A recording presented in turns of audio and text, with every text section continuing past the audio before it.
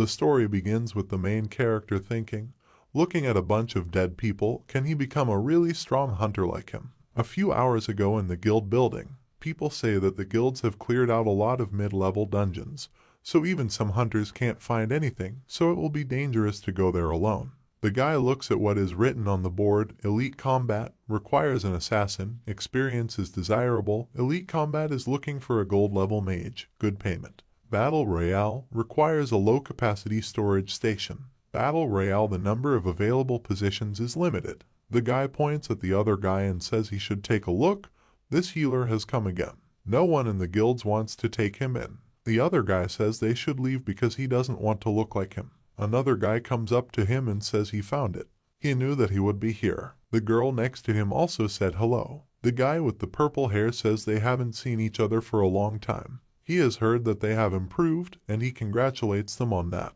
The girl says that they came to invite him to clean up the dungeon. The guy says that he found a dungeon. It won't be too heavy, so they could go together. The guy with the purple hair says that he has mana healer skills and will pull them to the bottom.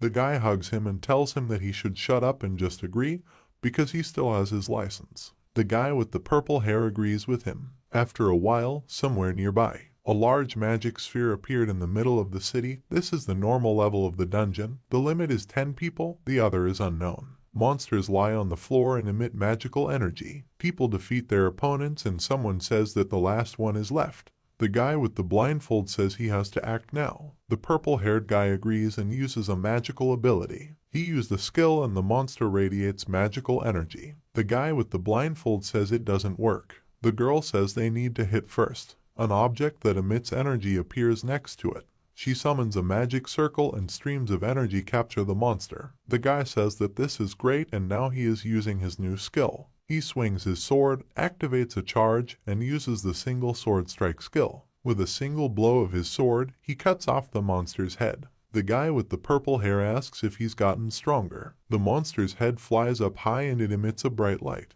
The guy looks at it and asks if he can ever be as strong as he is. The monster's head falls to the ground and begins to scatter. The guy puts the sword on his shoulder and says that the sword fell from this monster. The girl comes up to him and says that he is very lucky.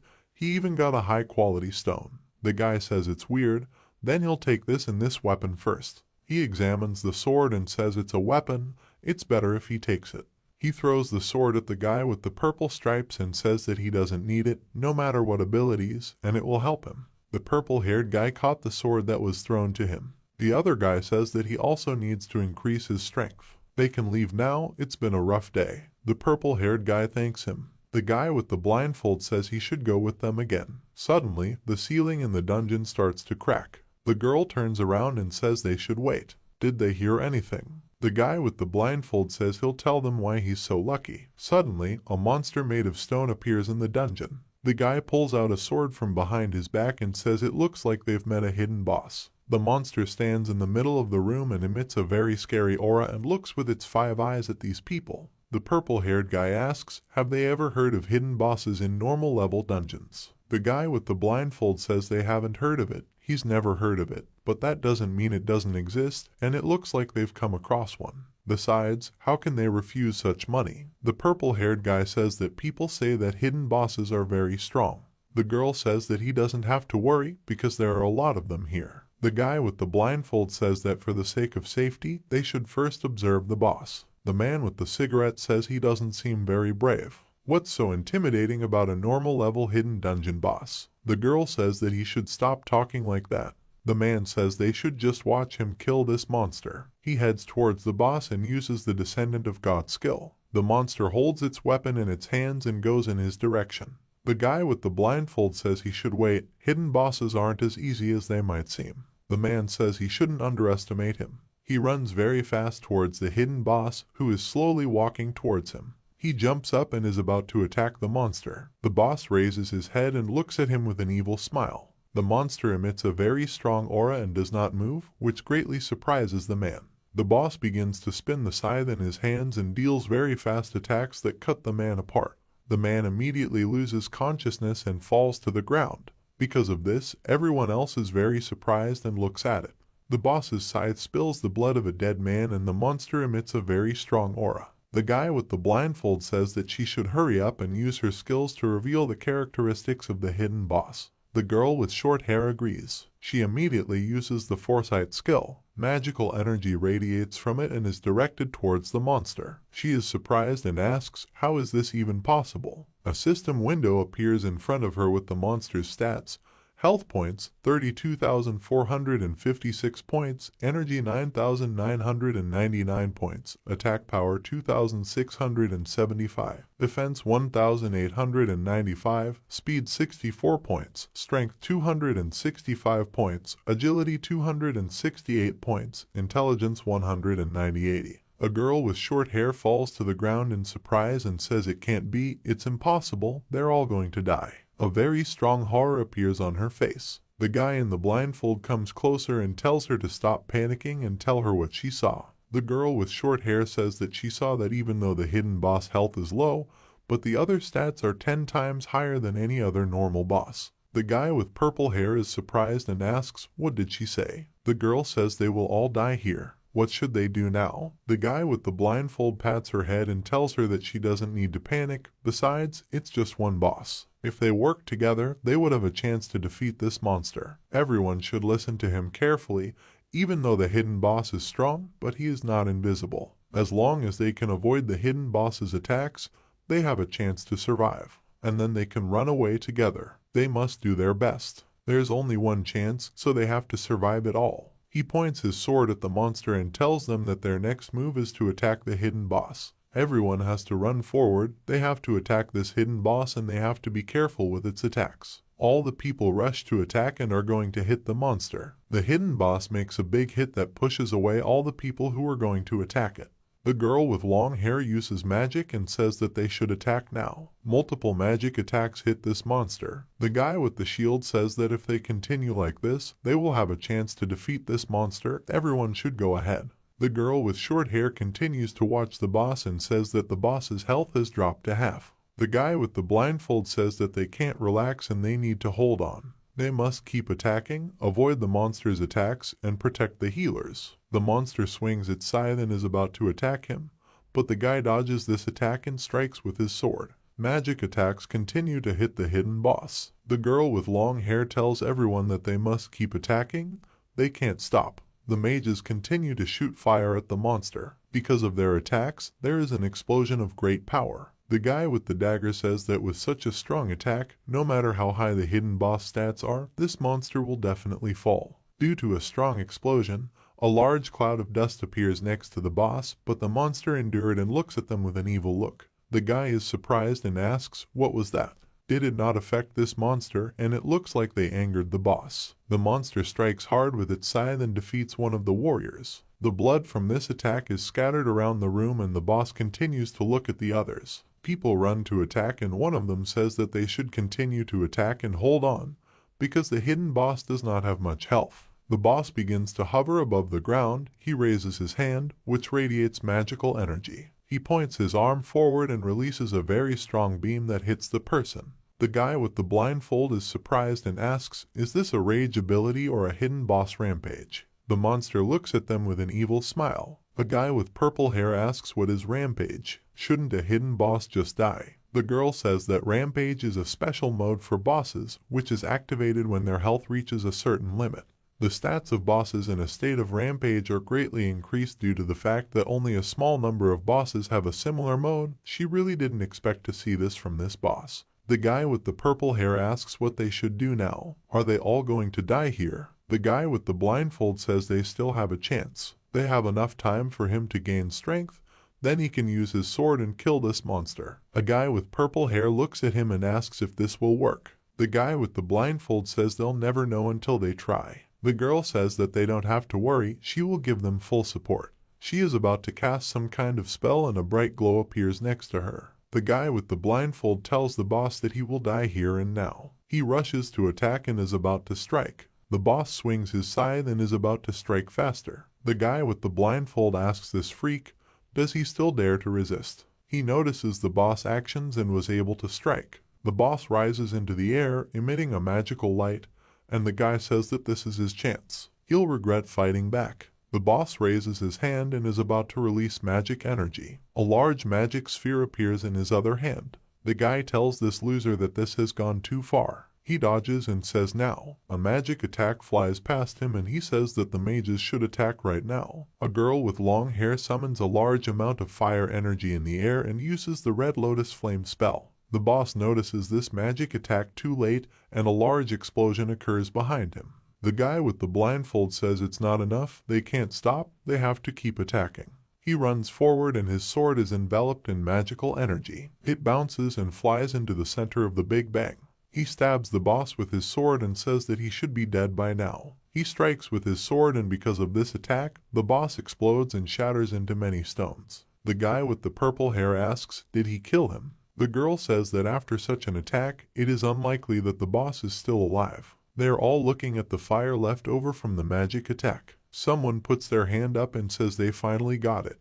The guy with the blindfold looks behind him and says that they finally made it. The girl with short hair is shocked and says that this is not so, he did not die. The fire clears and the boss is seen standing on his feet and smiling at them. The girl with short hair says that he is still alive, they should move back, he is still not dead. The boss starts running very fast towards the people and screams loudly out of rage. He runs very fast towards the girl with short hair and she says with shock that there is not even a single scratch on him. The boss almost instantly appears in front of her and cuts off her head with one blow of his hand. The girl's head falls to the ground and people stare in surprise at this very sudden attack. The guy with the blindfold says that they should not stand still and they need to run away. In a matter of moments, the boss appeared behind the long-haired girl. A guy with a blindfold and purple hair notices this and simultaneously shouts the word no, but the monster mercilessly kills the girl with a single blow of its hand. Immediately, he runs towards the humans to kill the others. Guys ask what they should do now. Can they do anything to this monster? The boss appears in front of 3 guys and defeats several people at once with great speed, after which he screams loudly with rage.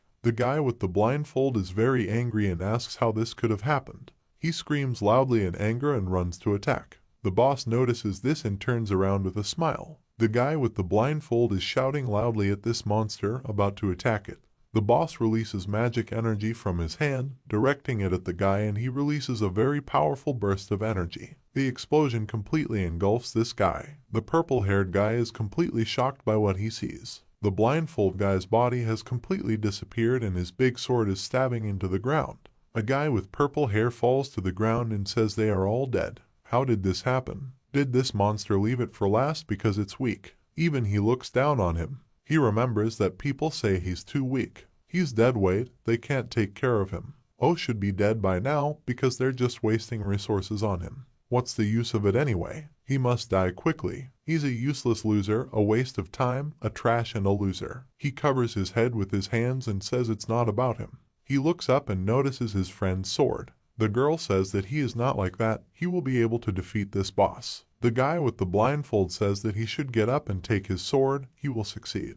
The guy holds a sword in his hand and asks if he can do it. In truth, if you're going to die, it's better this way. He sees the monster's shadow looming over him. He raises his head and says that he will fight for his life. The boss looks at him with disdain and beckons him over with his hand. The guy starts to get up and says that even though he's going to die, at least he's going to die for a reason. He definitely won't die like a weak idiot. He rushes to attack and is going to attack this monster. The monster throws a very fast punch and hits the guy, but he glares at the monster and tells the freak that he will die with it.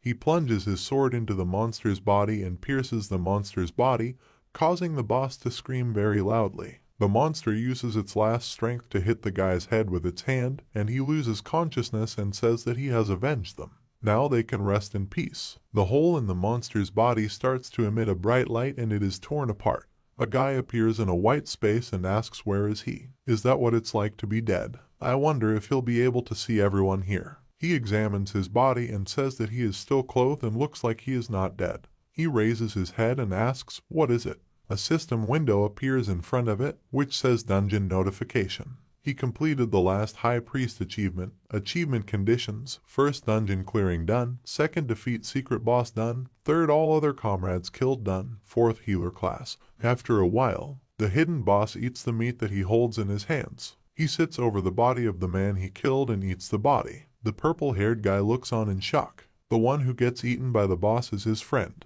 The boss turns around and looks at him, then gets up and slowly walks towards him. The guy is very afraid, looking at him. The boss stands in front of him and looks at him with a bright light in his eyes. The boss licks his lips while looking at him, and with a smile, he swings his hand and reaches for his head. Suddenly, the guy wakes up in bed and says that he had this dream again. This guy's name is Song Ran and he's a healer, but his abilities are extremely inefficient. Therefore, most teams reject him, making him the target of everyone's ridicule, until a few weeks ago, his only friends took him to a dungeon with a hidden boss where they sacrificed themselves to protect him. As a result, he was the only survivor of that dungeon. Although the guild didn't investigate the case, but people spread rumors about the cursed healer widely. They seem to tell him that he is not worthy of companions, but as an insignificant healer, he deserves this solitude. Song Ran opens the refrigerator and asks, "Is this all that's left?" The last bottle of water. It looks like he'll have to leave the house. He takes a bottle of water and drinks the contents. He says that besides, the place hasn't been cleaned in a month, and all he has left to wear is this. He puts on his hood and says that he must not be recognized. He leaves his house and walks through the busy streets of the city. He looks up from his tired eyes and says, "Here we go." He walks into a grocery store and is told welcome. One of the visitors asks if they have heard the latest news. Wounds someone walks past them and asks what news they're talking about. The guy says he was referring to those mass murders in the dungeon that happened a few weeks ago. It is said that only one healer survived. The second guy says he's already heard about it. He also found out that it was a healer who killed his entire team in order to take over the dungeon's rewards on his own. The guy asks, "Is this true? Is his information reliable?" The second guy says that of course it is. An older brother from the guild told him about it. The guy says that in this case, this healer is just a jerk. If he met him, he could easily kill him. The second guy laughs and asks, is he going to beat him up with that body? The guy asks, does he really think he can't beat the healer? He shouldn't look down on him. Ran brings the groceries to the checkout counter and says he will take it. The saleswoman greets him and tells him that the purchase price is 198 yuan. Will it pay in cash or by card? Ran hands her the card and tells her that he will pay with the card. She says he should wait a minute. She swipes the map and what she sees surprises her. She apologizes and says that there are not enough funds on his card. He can only buy bread. Ran says that in this case, he will only take bread. The girl holds out the bread and the card and says that here is his purchase. It may come again. He walks out of the store, looks at the bright sun, and says it's the first time he's been outside in weeks. It seems that in the future he can't count on joining the team to earn money. He doesn't have a team or friends, so what should he do? So, the only dungeon that he can go to alone is Ono, the beginner dungeon. Beginner's Dungeon, a man-made dungeon located in the center of the city that novice hunters used to learn and practice their own abilities. But since this is only for novice hunters, the difficulty level is almost zero. Of course, the payment after stripping is also very small. Ran clenches his fists and says that however, now he is not in a position to choose. In the end, it will save him from starvation. The guy who sees this asks the girl named Min, isn't it Song Ran, that useless healer? What is he doing here? The girl laughs and says that she doesn't know what brought him to the novice dungeon. Is he able to fight? Ran enters the portal and the system window says, welcome to the beginner's dungeon. He asks, has there ever been such a notification before? What is that? The system notifies that system testing is starting. He must accept. Congratulations on meeting the conditions. The dungeon will soon open an evolutionary mode for him. He'll have a good time in the dungeon. Ran asks, what is the evolutionary mode? And what is this thick blood mist? It's disgusting. His evolution blade responds to this. It seems that all this is happening because of this sword. I wonder what will happen next. A system window appears in front of him, in which it is written that the task of the beginner level, a small test. The goal of the quest is to destroy 100 earth elementals. Ran is surprised by this assignment and says that he thought there would be about 3 of them. Where did so many of them come from here? It looks like the blood mist is clearing. He is surprised by what he sees on the floor and asks what is it. Stone hands appear from the ground and elementals begin to rise. Ran looks around and says it's bad. The monster appears next to him and swings to strike with its own hands. Ran asks, since when did earth elementals get so big? Their attack power also increased. He dodged the attack and says that even so, these monsters are still very slow. Apparently, this task will not be easy. It's very large, but since it's a beginner's dungeon, the elementals shouldn't cause much trouble. He should try his hand at it first. The sword in his hands disappears and he says that he will not use this weapon again. He will defeat it with his bare hands. He was going to check how strong he was. He punches and fends off the monster's attack, and magic sparks appear from its attack. The monster immediately swings again and is about to strike again. The monster and Ran both swing and throw punches at the same time, releasing a large amount of magical energy. He says that this monster is more powerful than he thought and looks like he can't handle it with his bare hands. He summons the sword and says it's time for the evolutionary blade. The monster, meanwhile, has already raised its arm back and is dealing a very strong blow. Ran tells this piece of dirt that it won't work against him. He strikes very fast with his sword and destroyed the elemental in one blow. He says it's weird, it's like he's gotten stronger. Or was it just his imagination? The monster's body is shattered into pieces and wounded, it got rid of one. Who will be next? He notices that 2 more earth elementals have appeared and says that it looks like he won't be given time to rest. He uses the basic strength enhancement skill and says that they shouldn't underestimate the healer. It also uses a basic speed improvement and a basic stability improvement. A huge crowd of earth elementals is coming at Ran and he runs towards them. He lands a quick blow with his sword and cuts off the arm of one of the monsters. He is surrounded by a crowd of monsters, which he kills one by one. Ran kills monsters that attack him in a crowd and a lot of system windows appear, notifying about his level increase. Ran is standing in front of a monster that swings its arm and is about to attack it. His eyes are bright and he says that this monster is the last one left. It bounces and the monster misses it. He cuts off the monster's head with a single blow of his sword. The system notifies that its level has been increased. Beginner level task, small test completed. He received an award. Ran plunges his sword into the ground, panting as sweat runs down his face. The system notifies that the reward for the task Earth Essence, note, can be combined with weapons. Ran caught his breath and says that he finally got rid of these monsters. He didn't expect it to be so tiring. Beginner level task, small test number 2, the goal of the task is to destroy 100 water elementals. Ran is surprised and asks what does this mean. The system notifies that the evolution blade has a base attack power of 10 points, no attributes, healer class requirements, special effects, attributes and abilities can be improved based on available materials. Ran asks, what is this Earth Essence? Is this the only reward for the task? He's never heard of it, so why do you need it? The system notifies that Earth Essence is a crystallized earth energy that emits a thick and strong aura. Use, combined with a weapon, the effect is unknown. Ran holds this item in his hands and says that it is a valuable item, but he does not know why it is needed. Right now, he doesn't have time to study and he doesn't know how difficult the next task will be. If this continued, he would definitely die here. He looks up, notices a very bright light, and asks what is it. He covers his face with his hand and asks, what's going on here? He is surprised by what he saw and says that this is a strong snowstorm. Why was it snowing so suddenly? He remembers the water elementals and asks, is it because of the mission? Ran sees a lot of objects falling from the sky and asks what is it?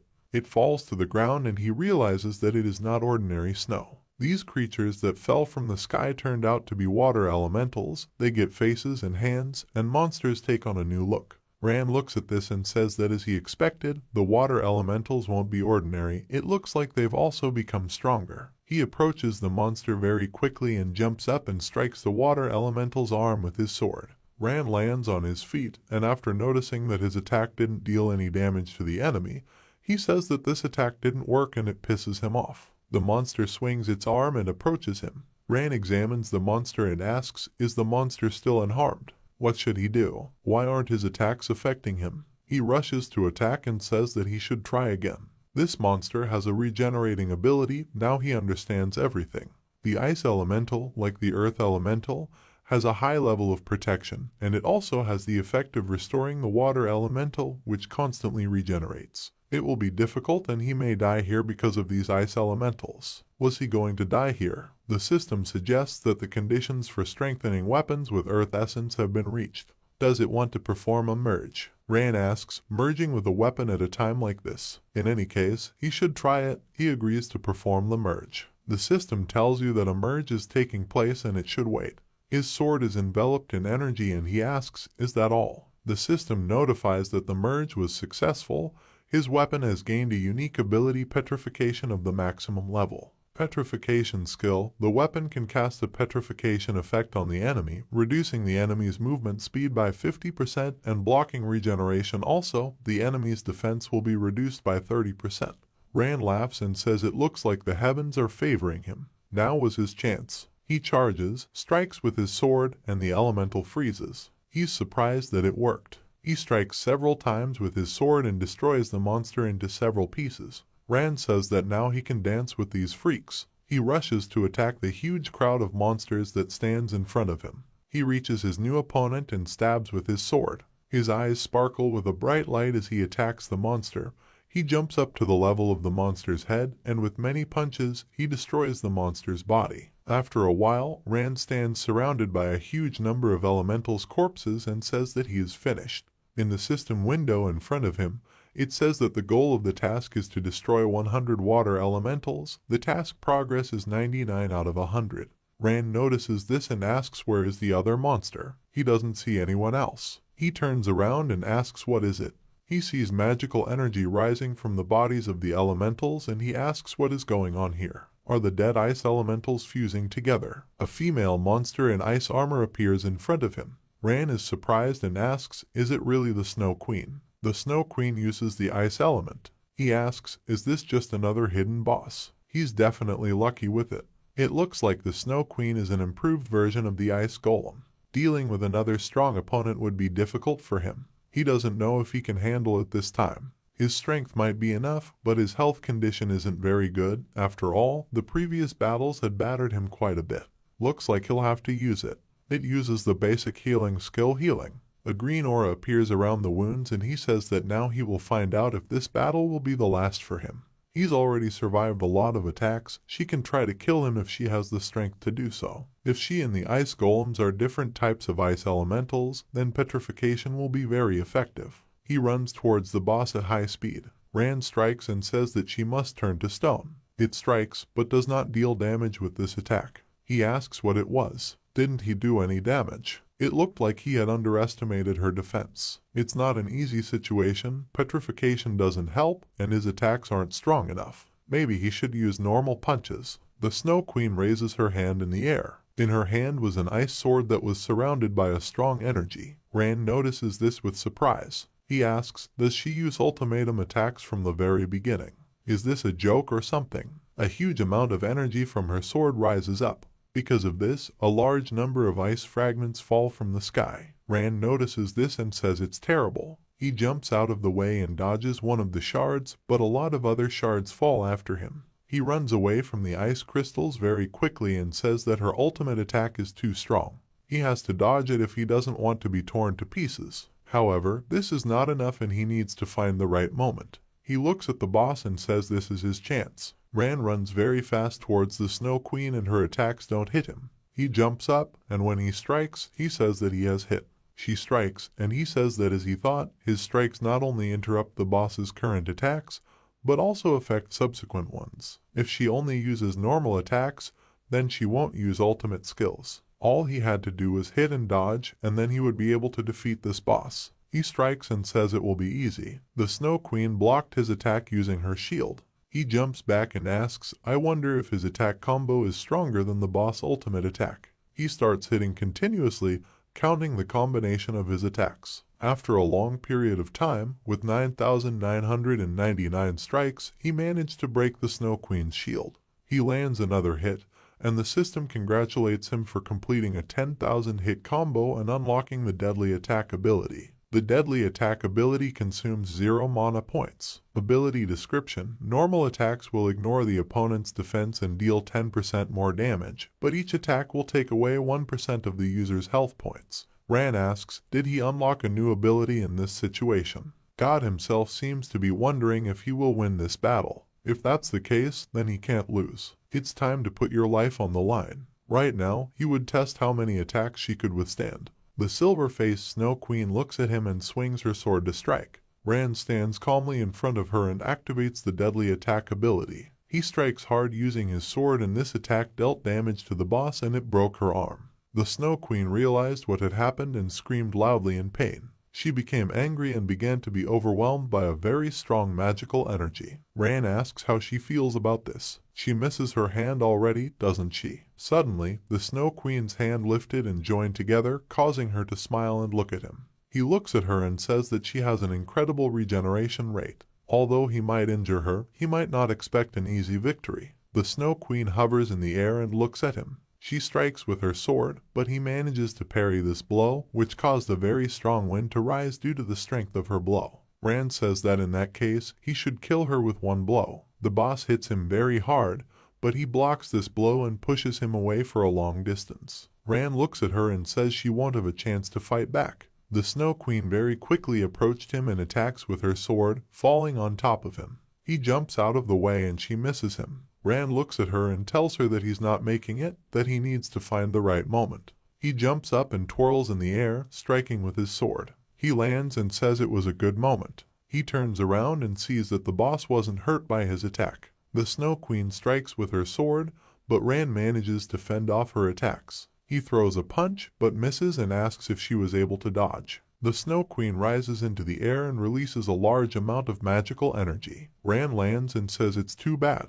The boss's eyes are filled with a very strong energy. He says that he can't let her use her ability. This time, he would definitely kill her. A lot of ice shards fly in his direction and he says that she must go to hell. Both of them struck out with their swords, which caused a strong explosion of magical energy. The Snow Queen soared and says that he finally succeeded. He slowly walks on the ground while shards of ice fly around him due to the boss body being destroyed. The system congratulates him on completing the beginner-level task small test number 2 and he receives a reward for it. Ran asks, what did he get this time? The system notifies that the task reward is water essence. Note, it can be combined with a weapon. Water essence is a shard of ice that radiates cold. A merge is available for his weapon. Does he want to perform a merge? Rand says that of course he agrees. The system notifies that the merge was successful. His weapon has gained the unique ability of Ice Therapy of the first level. Ability Ice Therapy. Each attack of the user restores 0.1% of the health reserve. Health recovery can be reduced by negative effects. Rand asks, isn't just 0.1% meaningless? Well, it's better than nothing. Fortunately, this ability can be improved. He's been here long enough, and it's time for him to get out of here. The system notifies that there is an exit from the dungeon and it must wait. After some time, he exits the dungeon through a large portal. The guy says that someone is coming out of the dungeon. The girl asks how it is possible that there is not a single scratch on it. Rand asks, is there something wrong here? Could it be that they are members of the League? Why are they here and what happened? Had someone been hurt? The difficulty of this dungeon is extremely low, then how could they get such injuries? He turns to the portal exit and looks. The guy runs out and loudly says that someone should help him. Rand looks at this and asks, what's going on here? He approaches the injured girl and apologizes, asking if she can tell us what happened here. The girl asks if he hasn't heard about it yet. Something very strange has happened. Rand asks, is something very strange? The girl agrees with him and says that a few hours ago, she and the team wanted to train their new abilities. They had recently learned it, but it was all very strange. Just as they were practicing, a cloud of black smoke suddenly appeared above the ground. They immediately suspected something was amiss and started to retreat, but everything happened too quickly and they didn't have time to leave. After the smoke cleared, the weak monsters became incredibly strong. They surpassed them by several times, so they could only run away.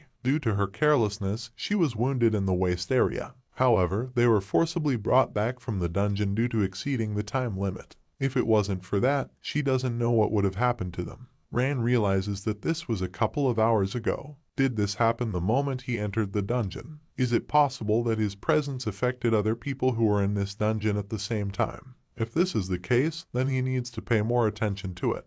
Rand thanked her and says he understood everything. He thinks it looks like he can't go into the dungeons whenever he wants anymore. A group of people appear who say that they should disperse. Their guild has been sent out by the League to deal with the current situation. People say it's the Huangtu Guild, the biggest guild in the city. This time there are a lot of them, even more than necessary. The guy tells the team of healers that they should come here because there are wounded people here. Another guy tells the task force that they need to be prepared because they are going to enter the dungeon. Rand looks at them and says that they have so many people that they don't seem to need his help. He needs to get out of here. The girl notices him and says that he is an old acquaintance of theirs. What was he doing here all by himself? He should let her examine him in case he got hurt. No one wanted him in their group, did they? It's so sad. Rand passes by and gets angry and asks how dare he ignore her. Was he already running off to his nanny? She apologizes and says that she forgot about the fact that she is already dead.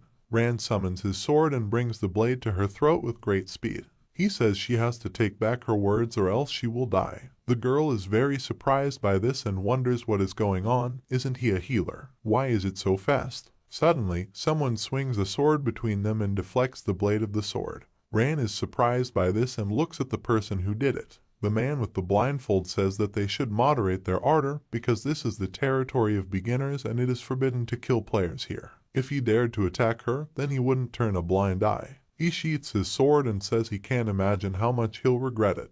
Does he want to take a chance? Rand looks at him and thinks he knows him. He's one of the Huang Tu guild leaders, the head of guild affairs, and has at least a diamond rank. It would be better if he didn't run into it. He leaves and says that's the way to go. He hopes they don't see each other again. The man says that he should wait because he hasn't finished speaking yet. Killing players is not allowed here, but it is allowed elsewhere. The girl says that he is right, it is allowed to kill players in the arena. She thinks that she was too relaxed during his attack. Surely some damned healer couldn't be on par with her. She asks what he will say about this if he has the courage. The man with the yellow hair asks she won't do that, right? It doesn't make sense. Rand leaves, agrees to her suggestion, and says that they will meet in the arena. The arena is a place where hunters are allowed to conduct deadly duels. Most hunters come here to sharpen their combat skills. There are two types of battles. One is peaceful sparring, limited in time, and the other is a fight to the death, which ends only after the death of one of the fighters. Rand entered the room, following behind the Huang Tu guild. Suddenly he looked away and looked at something questioningly. They were the guys from the guild who had a lot of sparks around them and sharp axe blades in their hands.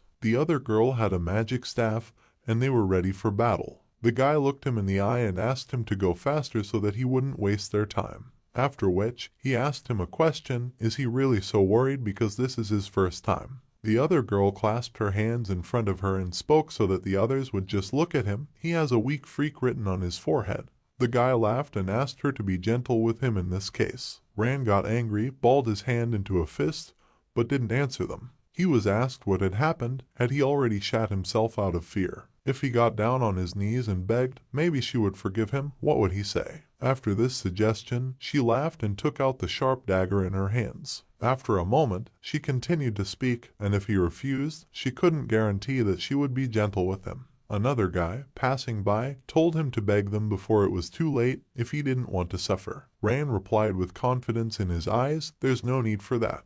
At this moment, a guy came up to them, who greeted them and explained that he was the manager of this arena. Before starting a fight in the arena, they must register and choose the type of competition. The girl approached him and replied, of course this is a peaceful sparring.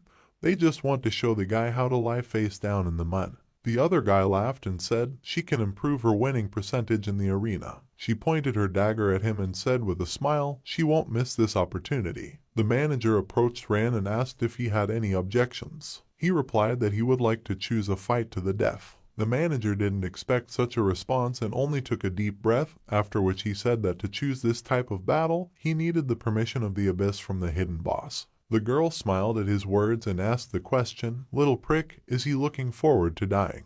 Does he want to join his friends as soon as possible? He probably doesn't even know what abyss resolution is. He took out the roll of paper in his hand and asked again, are they talking about this? The manager told him that this was exactly what he needed. Some strange guy after seeing what he saw told the others to look at it. This guy has the permission of the abyss. It will be interesting to watch their fight. At this moment, the girl was dumbfounded and asked again with a frightened expression, where did he get this from? It's only a bronze rank. The other guy also got angry and asked again, he couldn't possibly have defeated the hidden boss. He stole it, didn't he? The girl continued to say in a dumbfounded state that it was simply impossible. The guy looked in his direction without saying anything and Rand asked them a question, now they can fight to the death. The manager replied, of course, if he has the permission of the abyss, then the other party can't refuse him. The girl looked at him with a deep frightened look and thought, no, this jerk couldn't have killed the hidden boss, he must have obtained permission through some sneaky trick. She shouldn't worry, she'll definitely get through it. A strange guy called the rest of the guys to watch this fight and said, here, everyone should go here. He had heard that someone was about to fight to the death. The other guys started to get closer to him and he kept trying to persuade them, seriously, you can't miss this. He had never seen a deathmatch before, and I kept trying to persuade the guys to go and see it. It must be some kind of blood feud. Who knows? Maybe it's because of the winnings. The system window shows Song Ran, healer, results, 0 wins, losses, draws. Liu Mei Lai, assassin, results 16 wins, 0 losses, 2 draws. Mei Lai turned to him and asked, well, kid, did he see her results? Is he already regretting his choice? He shouldn't worry, she wouldn't tear his corpse to pieces. The surrounding people looked in their direction in puzzlement and wondered, is he a healer? Is this some kind of joke? There's nothing to see, it's not worth their attention, they'll just kill him. Mei Lai said with a smile as she looked into his eyes, baby, she's starting. She swung her dagger right at him. He didn't move and spoke. She constantly says some nonsense. How tired he is of it. After saying that, he took out his sword and was fully prepared for her attack. She looked at him with a menacing look and said, trash. He's going to die today. After these words, she rushed to run and attack him. The surrounding people watched with bated breath what was happening in the ring. At this moment, a girl from the crowd went around to answer the incoming call on the phone. She said, is this the boss? It's her, Xiao Bai. Beads of sweat began to roll down her face from fright, and she said, even though this is a fight to the death, what can you expect from a bronze rank? The boss yelled at her to do what he told her, stop talking this nonsense. She threw down the phone, waved her hands and replied, okay, I understand, she will start right now. At that moment, she started the live broadcast from her phone and wondered why he always did that, but there was nothing she could do about it. When she started broadcasting, she said loudly to the audience, hello everyone, she's Tang Xiao Bai. She'll be broadcasting a live broadcast of the deathmatch right now. They should not forget to like and subscribe. When the fight between them started, all the people started shouting various exclamations from overflowing emotions. Mei Lai stopped a few meters in front of him and thought, he doesn't know when to stop. Then she said, today, she'll show him what it's made of. After that, she abruptly began to offend in his direction, saying that he would see the incredible speed of the killer. As she approached, she began to wonder what a shame it was that a pathetic healer would dare raise a sword against an assassin. But that was all he could do. Ran remained motionless as she laughed at him and said, trash, with his level, he wouldn't even be able to see his shadow. She laughed again, and he looked her in the eye and said, really? After asking the question, he chuckled. She raised her sharp daggers at him and wondered, is he still so cocky? Well, it's a pity that you have to use your abilities on such trash. It's a pity. Next to her, she was rushing around him quickly, but when she got close behind him, she decided to use the backstab ability. Ability description, an active ability that requires hitting an opponent in the back to activate. Increases the chance of a critical attack by 15%, increases the attack power by 15%, and applies a stun effect to the victim for 1.5 seconds. There was a fierce fire in her eyes and she wished he was dead. At this moment, he only averted his gaze in her direction, then turned around abruptly. His eyes lit up with a magical color and he was able to easily dodge her attack. The surrounding people were very surprised by what was happening and started asking questions. Did he dodge the backstab? Wow, he's really lucky. Had the killer missed? Someone answered this question with confidence, and they think so. He turned to look at her and wondered, so this is the amazing speed she was talking about. Unfortunately, it's too slow for him. She looked after him and said, it's strange, he's only a bronze rank. But he rejoices early. At that moment, she recalled the system window with their data and thought, even though he was able to dodge her backstab, his rank is still much lower than hers. She would crush him without even using her abilities. She went to attack him again and shouted loudly, here. This is the difference between their ranks. She pointed her gun at him. He intercepted it with ease and said to her, it's strange. She doesn't look strong. She was dumbfounded after what was happening and looked at him with frightened eyes. That's impossible. He shouldn't be told that he's hiding his real rank. The surrounding people watched them with bewilderment, and one of the guys said, it seems that this healer is strong. He is confident in his abilities. Mei Lai looked at him with a malicious look and thought, okay, since he's not as weak as everyone says, she'll take him seriously, she'll destroy him. She used an innate ability and everything around her lit up with a bright red color. She took advantage of the mist of deception, swung her sword and said to him he was stronger than she expected, but he couldn't stand up against his innate abilities. He reached out through the fog and asked her, "Fog, thick as water, it doesn't want to upset her, but her innate ability is pathetic." After saying that, he pointed his sword and mentally said, "Petrify." He made a sharp movement with his hand several times and the surrounding people did not understand what he was doing at all. Someone laughed and thought, "It looks like this is the so-called legendary Fog. Is he swinging his sword in frustration? This assassin's ability is incredible." One of the girls opened her mouth in surprise and told the others to wait. They should take a look. It looks like the fog is slowly clearing. Does this sword swing help? This is some kind of joke, right? The fog is slowly disappearing.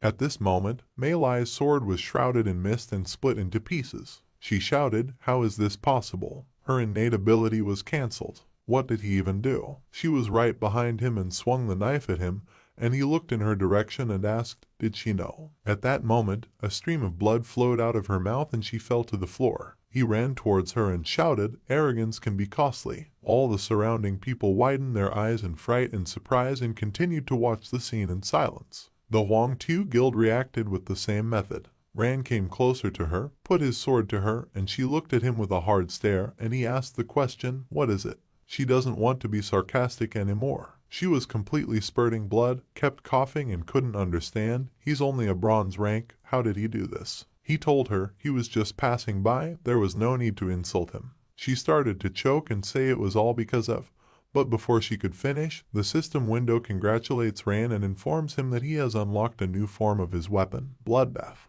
His weapon has a skill mode activated, paired possession. He saw it and spoke. He reached his domain by defeating the assassin.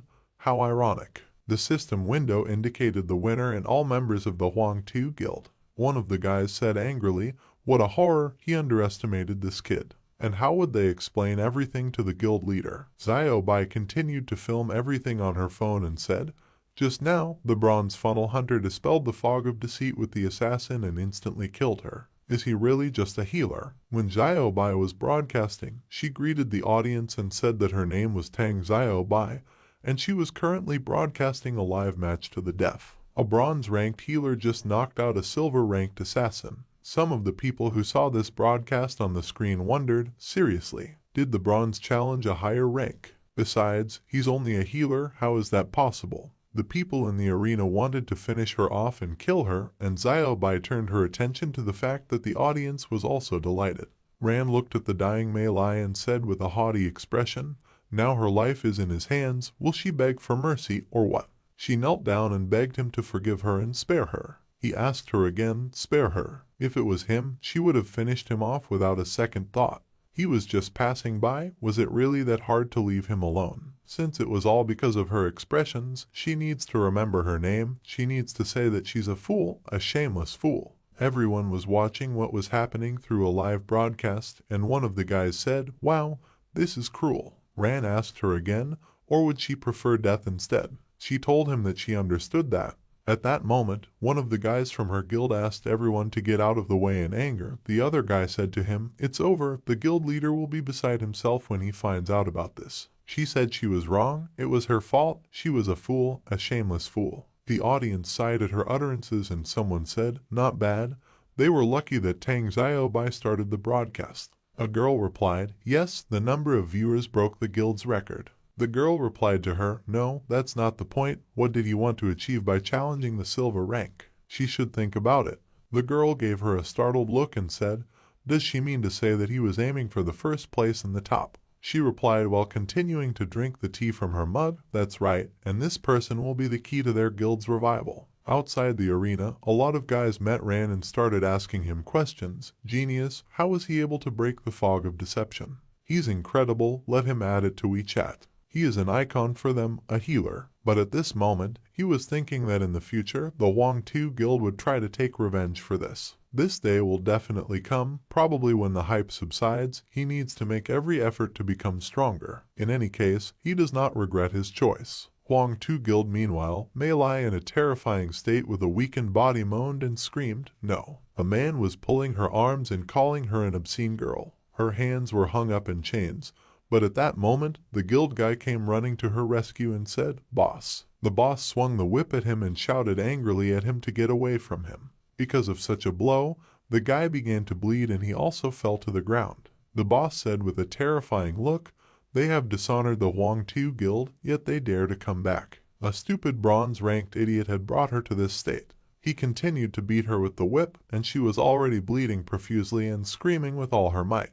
He approached her closely and said, "She doesn't like being a fool. They should find out their lives are worthless compared to the guild's reputation." At this moment, a sinister dog barked loudly and the guy turned around at this sound with a frightened expression on his face, after which he looked at Lu Mei and realized that she was already unconscious, so he hated her so much. The boss's eyes were burning with a bright sinister color, and at that moment, a strange guy with a hat and red hair was sitting on a chair behind him. He fingered something in his hands and asked him again, why wouldn't he sell it? What would he say to that?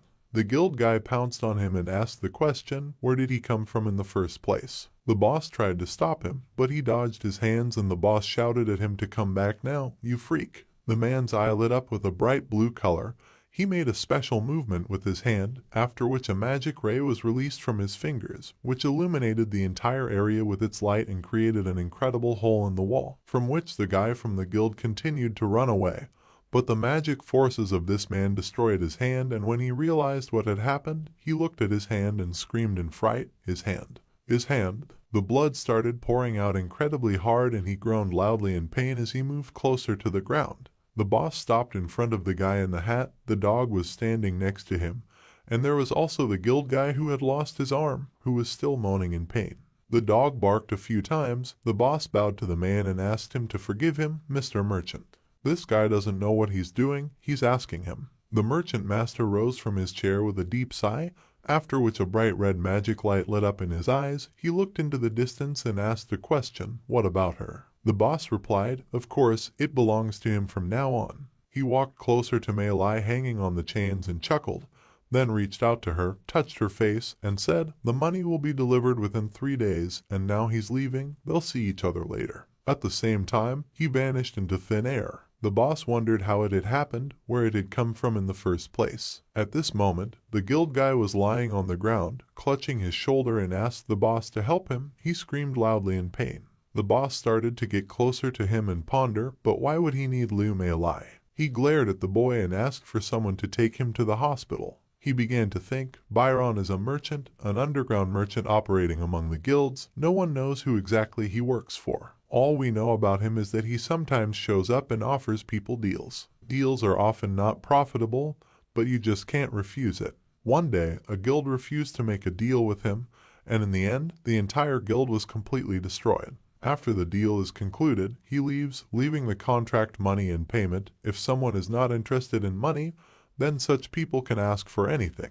He sat down on the chair next to the barking dog and continued to think. The deal wasn't so bad after all, but he had lost 2 guild members. He expressed a menacing look on his face and said, this bronze-ranked healer must die. At the same time, Merchant Byron had moved to some rural location. The weather was rainy, but there was lightning in the sky from a thunderstorm. In his arms, he carried Mei Lai, stepping on puddles and approaching the right place. Suddenly, he deliberately dropped it and began to examine something in his hand, and she moaned, lying on the ground from the impact. He took out a crystal from his pocket. The name of this item is Transformation Stone.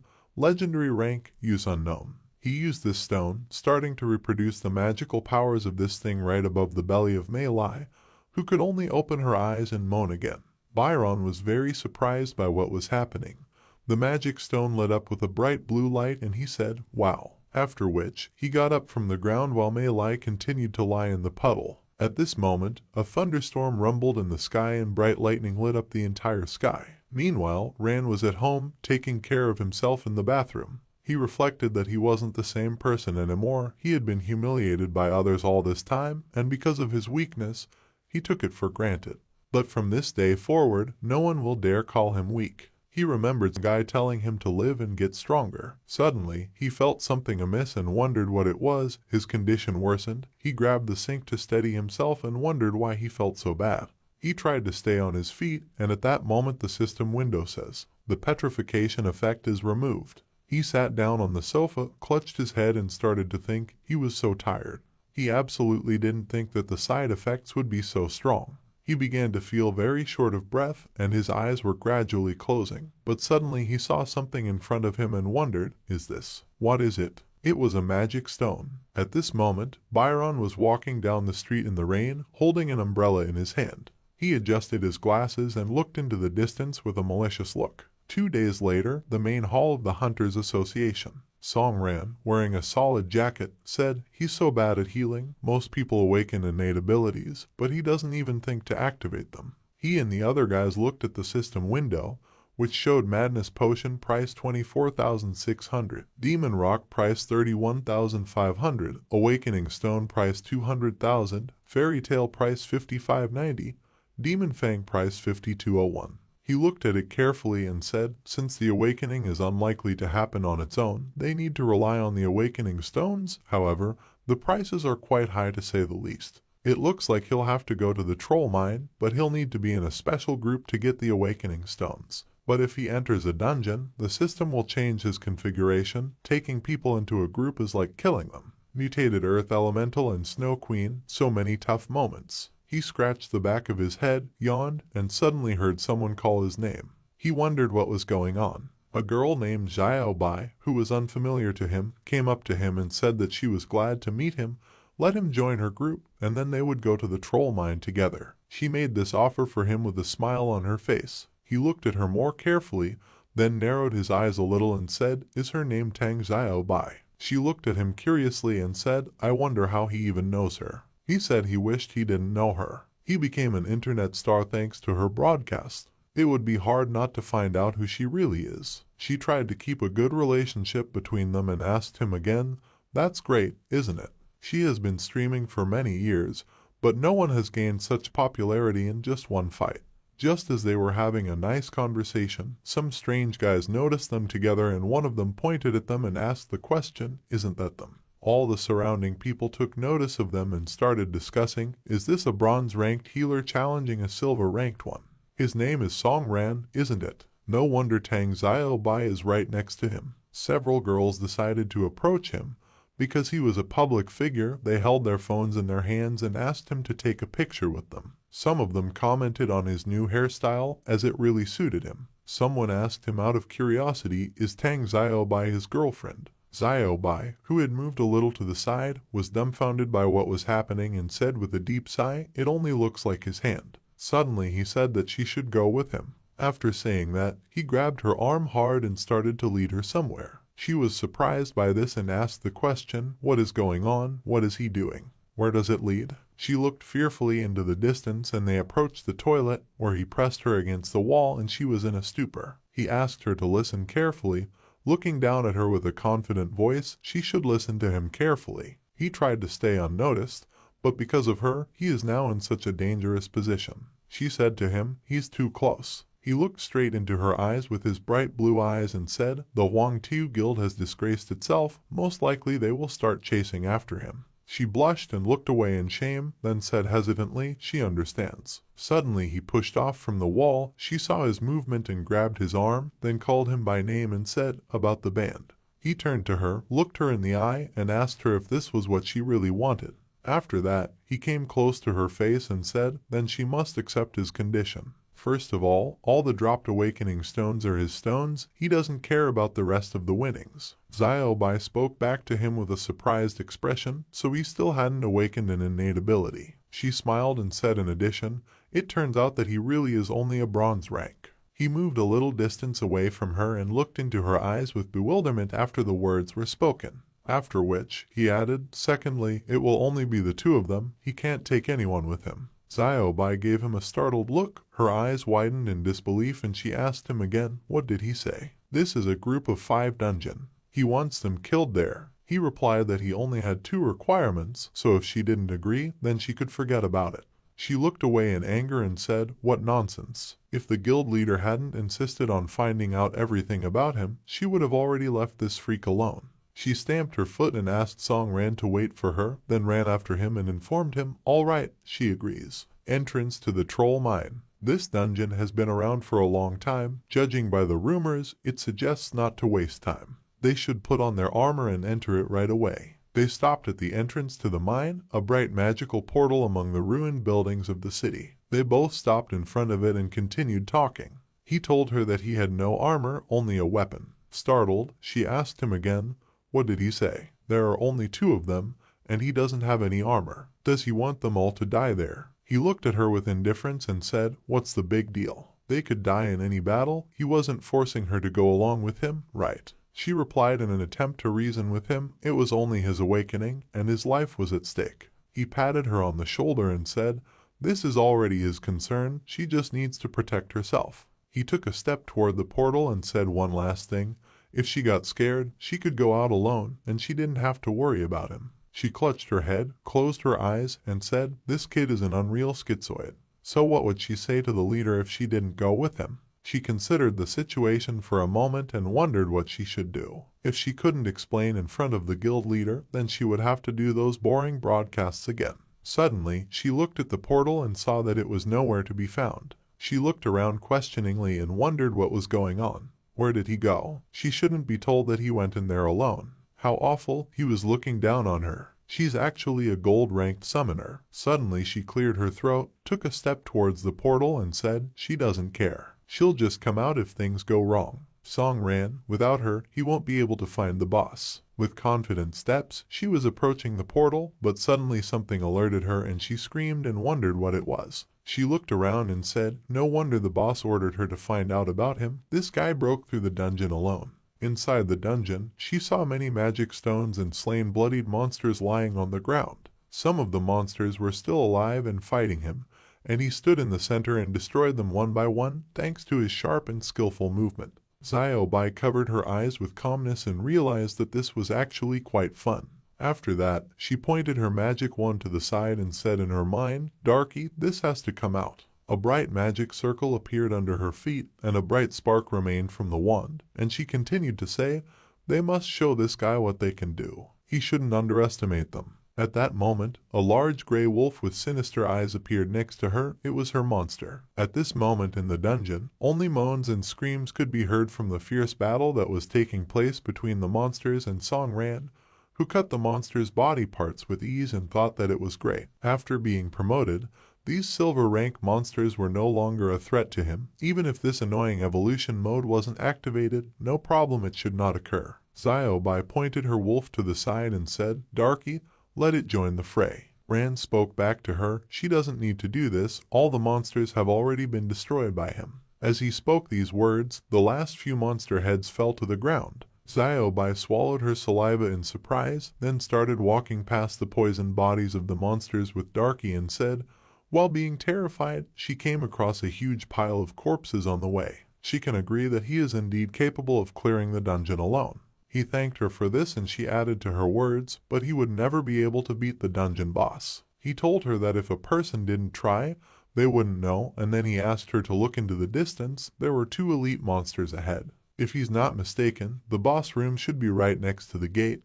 Although the previous monsters weren't very strong, the Lie Guards are already opponents of a different level. The boss room is right behind these 2 elite monsters. Is it ready for this? She spoke back to him with a serious expression that he didn't even have to ask. He pointed his finger to the side and informed her that in that case, he would leave these 2 monsters to her. If she can't do it, then what about the others? She told him that those expressions were enough, he should stop looking down on everyone. She pointed the magic stick to the side and called for Darky to go, and then they would show him what they were capable of. Darky barked loudly in response, then abruptly jumped and headed for the monster. Ran wished them luck. Bai ordered Darky to attack the monster's head-on and tear it to pieces. Darky continued to approach the monster at an incredible speed, opening his mouth, revealing huge fangs and bright magical eyes, after which he flew up and activated the shape change, the shape of a werewolf. Darky landed in the shape of a werewolf, swung his paw and hit one of the monsters, then continued his attack by swinging his paw. Bai then ordered the attack boost to be activated, after which the ducky's claws increased and it growled loudly and hit the monster even harder, then cut it into several pieces. Bai said, great, everything worked out well. Dake continued to swing his claws like sharp knives and bark loudly. Ran asked her a question with a sleepy expression. How much longer will this continue? Then he took a step, stepped on the remains of the monster, and said, he's actually in a hurry and they're so slow. He knows he'll have to get his hands dirty. Isn't it too long? With her abilities, this place is just an amusement park. Did she answer him when he managed to kill the second monster? How could he be faster than her? He has a bronze rank. He took another step and said, it's true, he has a bronze rank and his level has already reached 37, which is comparable to the gold rank, he just hasn't been promoted yet. Xiaobai asked him in disbelief, what did he say? Why wasn't he promoted? He replied, it doesn't matter, what's more important is that now he knows that she can protect herself. Now they have to fight with the boss. They both started for the gate and he stopped in front of it and said, but she should think about it again. If she walked through that door, there would be no turning back. She chuckled and said angrily to him, does he know that they've been through so many such dungeons? The darkies are much stronger than he thinks. This is a magical wolf, a very strong summonable beast that simply tears to pieces opponents of its level. He replied to her, okay, then he opens the doors. He pushed open the doors, which creaked violently. He went inside and thought about it, hoping that everything would go smoothly, but he just needed to get rid of those annoying noises. Xiaobai went to pick him up and told the darkies to follow her. They would show him how strong they were. Suddenly, she saw a blinding light and was surprised by it, and at that moment, they received a system notification. Evolution mode is activated, monster generation is initiated.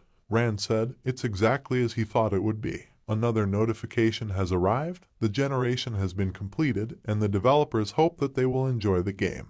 At that moment, the dust cleared and they saw a huge monster in front of them. Xiaobai's eyes widened in fright and she wondered why it was so huge. This monster was growling at them intensely and she continued to say, such bosses shouldn't exist in dungeons of this level. The boss laughed at them and said quickly, it doesn't matter, since they've already entered here, they'll have to kill this monster. It looks like the monster's main attribute is strength, it must be extremely clumsy. At this moment, the monster abruptly began to turn around in different directions and he continued to speak, strange, he has a feeling that this will be far from easy. Xiaobai blurted out, only he shouldn't be told that he was scared, why was he frozen right in front of the boss? He kept swinging his club around and suddenly she screamed in fright, Darky go. Darky rushed to run towards the monster, after which he took off sharply and the boss swung his club, but Darky hit the monster's chest and it screamed and Darky bared his teeth, after which the monster continued its attack and did not stop swinging his club, but Darky was able to knock down this boss and it fell to the ground. There was a fierce fight going on between the monsters. Xiaobai shouted to Darky that it was just a good fellow.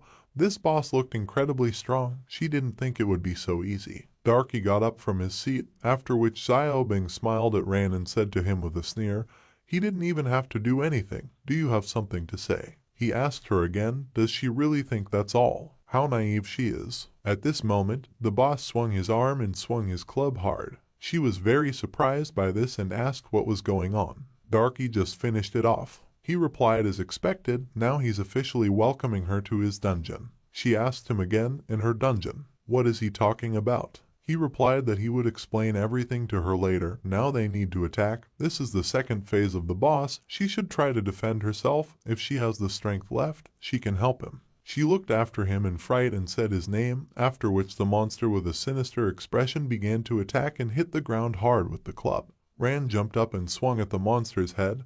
He kept swinging his weapon everywhere he couldn't hit. He landed and said, strange, his attacks don't really do any damage. Xiaobai stared at the monster and said, it looks like he knew this would happen from the very beginning. How many secrets does he still have? But from what she saw, he really is bronze rank. He doesn't even know that swords aren't effective against armored bosses. Only assassins and mages can kill such a boss. She doesn't know if it's possible to defeat this boss in its current state. Suddenly, she noticed something amiss and wondered with fright what was going on. The darkies. Darky went to defeat this monster, but the boss sharply hit this club and attacked Darky, which caused it to fall to the ground and lay in a bloody state. Xiaobai was very scared and said the name of her animal with tears in her eyes, but at that moment, the boss got even angrier and launched his attack, swinging the club at them. Xiaobai looked at the boss in fright and said, it's over, she didn't expect to die here. Ran wondered if it was just assassins and mages. I think I'll have to use something.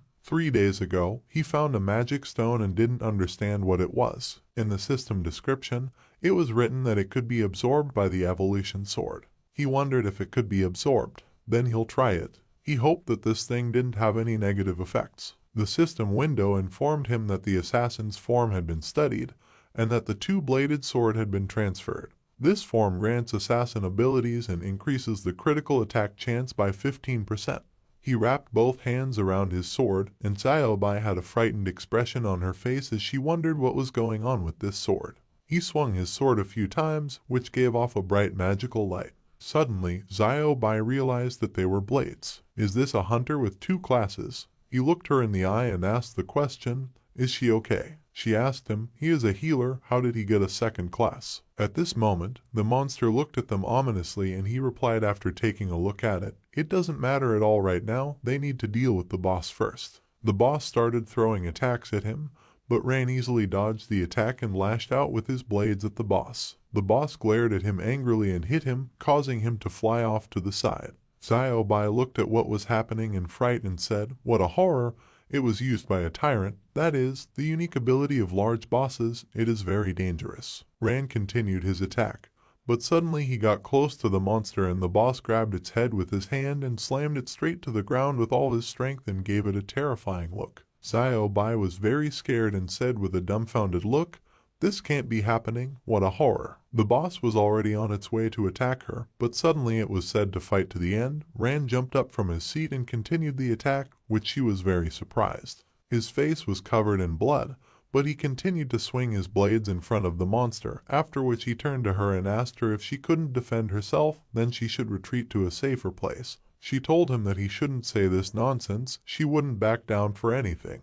Ran spoke back to her, "He can't put Tang Xiaobai in danger, we need to end this fight now." He stopped in front of the monster, who looked at him with a sinister smile, and suddenly raised his left foot and decided to step on Ran. But he in turn managed to jump up and point his blades at the monster from above, after which he struck at the monster, and this creature showed that it was dodging. Ran continued to attack and lash out again and again. Suddenly they were both dumbfounded for a moment and Ran swung his blade with all his might and hit the monster right in the head, after which the boss screamed very loudly, and Ran landed calmly and the system window announced a notification. The system notification, "The Troll Lord was defeated by a critical hit, is generated maximum reward.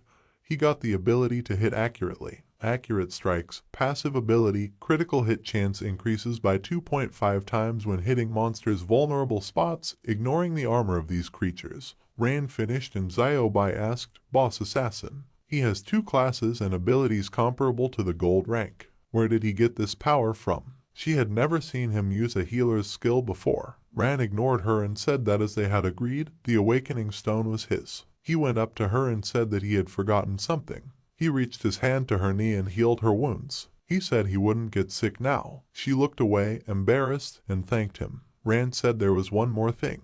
A dagger appeared in his hand, and with a sharp movement, he held it to her throat. He said that he wanted to learn something from her. Darky immediately barked and started growling at Ran. Ran said that he had heard that magic wolves are very loyal creatures. They are ready to protect the owner at all costs. It seems that she has a great partner. But she knows what will happen if it attacks him, right? Xiaobai was scared and told Darky to stop, but they can't attack him, they're no match for him. Ran put the dagger away and said that since she understood her position, he would put this one away. She'd only seen one of his fights in the arena, so he wondered why she'd followed such an incompetent healer into such a dangerous dungeon. "What are its goals?" She replied that her goals were actually simple. She was a member of the Clover Guild, and she had to find out if he was worthy to join the guild. From what she's seen, he's more than worthy. Ran asked, "The Clover Guild, a strange guild that is active in the media sphere." Xiaobai replied that they weren't what the rumors said they were. They chose the entertainment industry to keep the guild afloat. To make him understand, she would start with the Siege Company 2 years ago. At that time, the Clover Guild was the best guild in the city, even in the entire region. Back then, the leader was an alpha hunter, and there were many elite hunters in the guild. They were among the strongest in the entire association. That was until an unbalanced boss appeared in the area they were responsible for. The power of this plant monster exceeded all their expectations. They couldn't resist it. They had to flee from there in terror. Many elite hunters were killed back then. Seeing the growing number of people killed, their guild leader bravely stepped into the front ranks. Thanks to her alpha hunter power, she personally defeated the boss. With this, she saved their guild from destruction. Of the elite hunters, only one survived, their current guild leader. As a result, their guild fell from the top into the mud, and now the Hunters Association has forgotten all about them. In order for the guild that their former head sacrificed herself for to survive, they had to resort to things that greatly damaged their reputation. Their leader does not want to do this. All this time she was looking for a hunter who will lead them to glory again.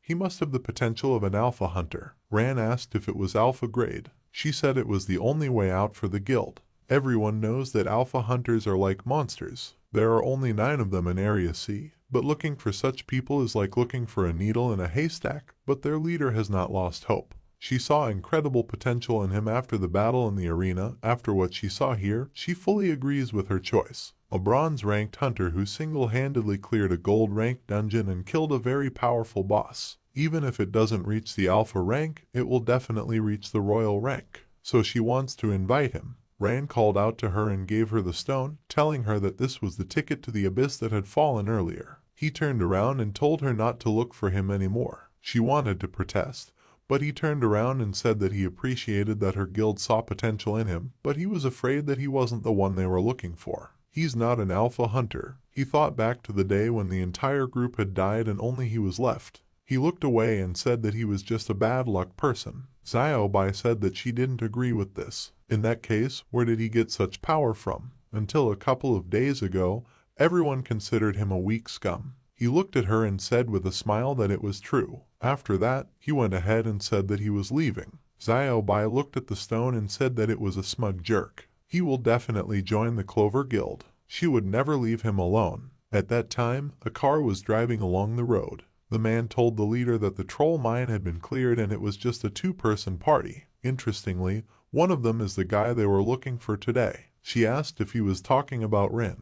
The man said that based on the association's data, he became very active after the test. A rookie dungeon, then an open battle with guild member Wang Tu, and after that, he single-handedly completed 11 dungeons in 3 days. Apart from sleeping, he doesn't rest at all. Such persistence is simply exciting. Still, in the past, everyone called him trash, which explains why he's so persistent. However, looking at how hard he tries, he remembers that person. She called him Liu and said that he could develop things beyond their control. Apparently, it's time to meet him in person. She pressed the gas to the floor and said that they would meet this awakened one. Some time passed. Rand was lying on his couch at home and said that it had been 3 days. Since he had been working hard all this time, his strength had increased dramatically. But after clearing the troll mine that time, his level had only increased by 1. It seems that the further you go, the slower its level increases. But at least he has accumulated quite a lot of hunter points. With his current abilities, he should at least be at the upper stage of the gold rank. He'll spend the next couple of days resting and planning his next move, and he doesn't know what innate ability he'll get from the Awakening Stone. Usually, an ability that belongs to his class is given, but right now, he's not even sure what class he has. He took the stone and said he shouldn't worry about it. It will only know when it activates it. He sat down on the sofa and looked at the stone, then he squeezed it and his body began to be enveloped in power. There was a bright flash and after a while Ran opened his eyes and looked at his hand and said that he had awakened the pumping treatment. This ability consumes 15 mana and recovers 1% of lost health every second after activation. At this time, its resistance to negative effects is reduced by half due to the properties of the healing shield. Rand said that there is a fundamental difference between resistance to negative effects and invulnerability to negative effects, and looking at this minuscule amount of treatment, he thinks that it looks like he really is a lousy healer. Suddenly, someone rang the bell at the door and told him that it was already so late. Who is it? He went to the door and opened it to see 2 men standing in front of him. Liu, he asked, is he Mr. Song Ren? Ran confirmed his words and asked, who are they? Liu Yi reached into his pocket and said that they were from the Hunters Association. He showed him his ID card and Ran saw that his name was Liu Xiaodong, the leader of the Central China Investigation Team. Xiaodong put away his identification card and said that since he was a hunter, he was asking for his cooperation in the investigation. He went into the man's house and said he hoped they hadn't bothered him too much. Ran asked him to wait and said that he would be happy to cooperate. But what had he done to make them break into his house in the middle of the night? Xiaodong said that he shouldn't play the comedy, they should know what happened. A group of 2 people cleared out the troll mine.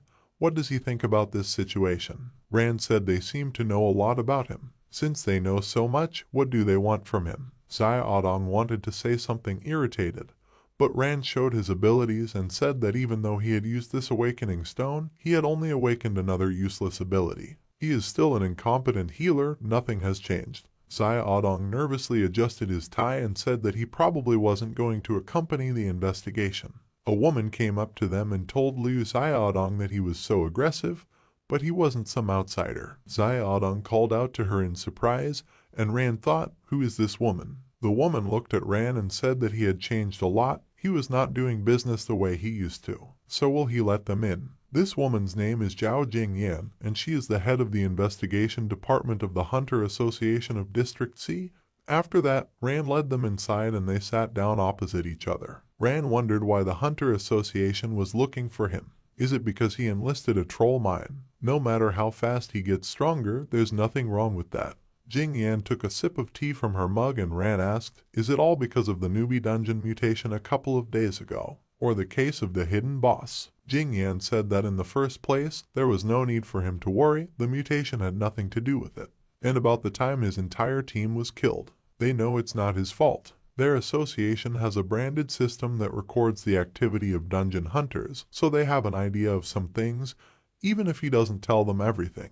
Let him answer as it is. Does he want to know the truth behind his mother's recent death? Rand was surprised and said that the investigation about this has not moved one iota. That's why he became a hunter, to find out the truth and get revenge. He exclaimed, "What do they know?" She said they couldn't tell him yet, because he didn't have enough hunter points. The hunter's points determine what data they can access. His mother's death is confidential. Given his current strength, he has a long way to go before he can know everything.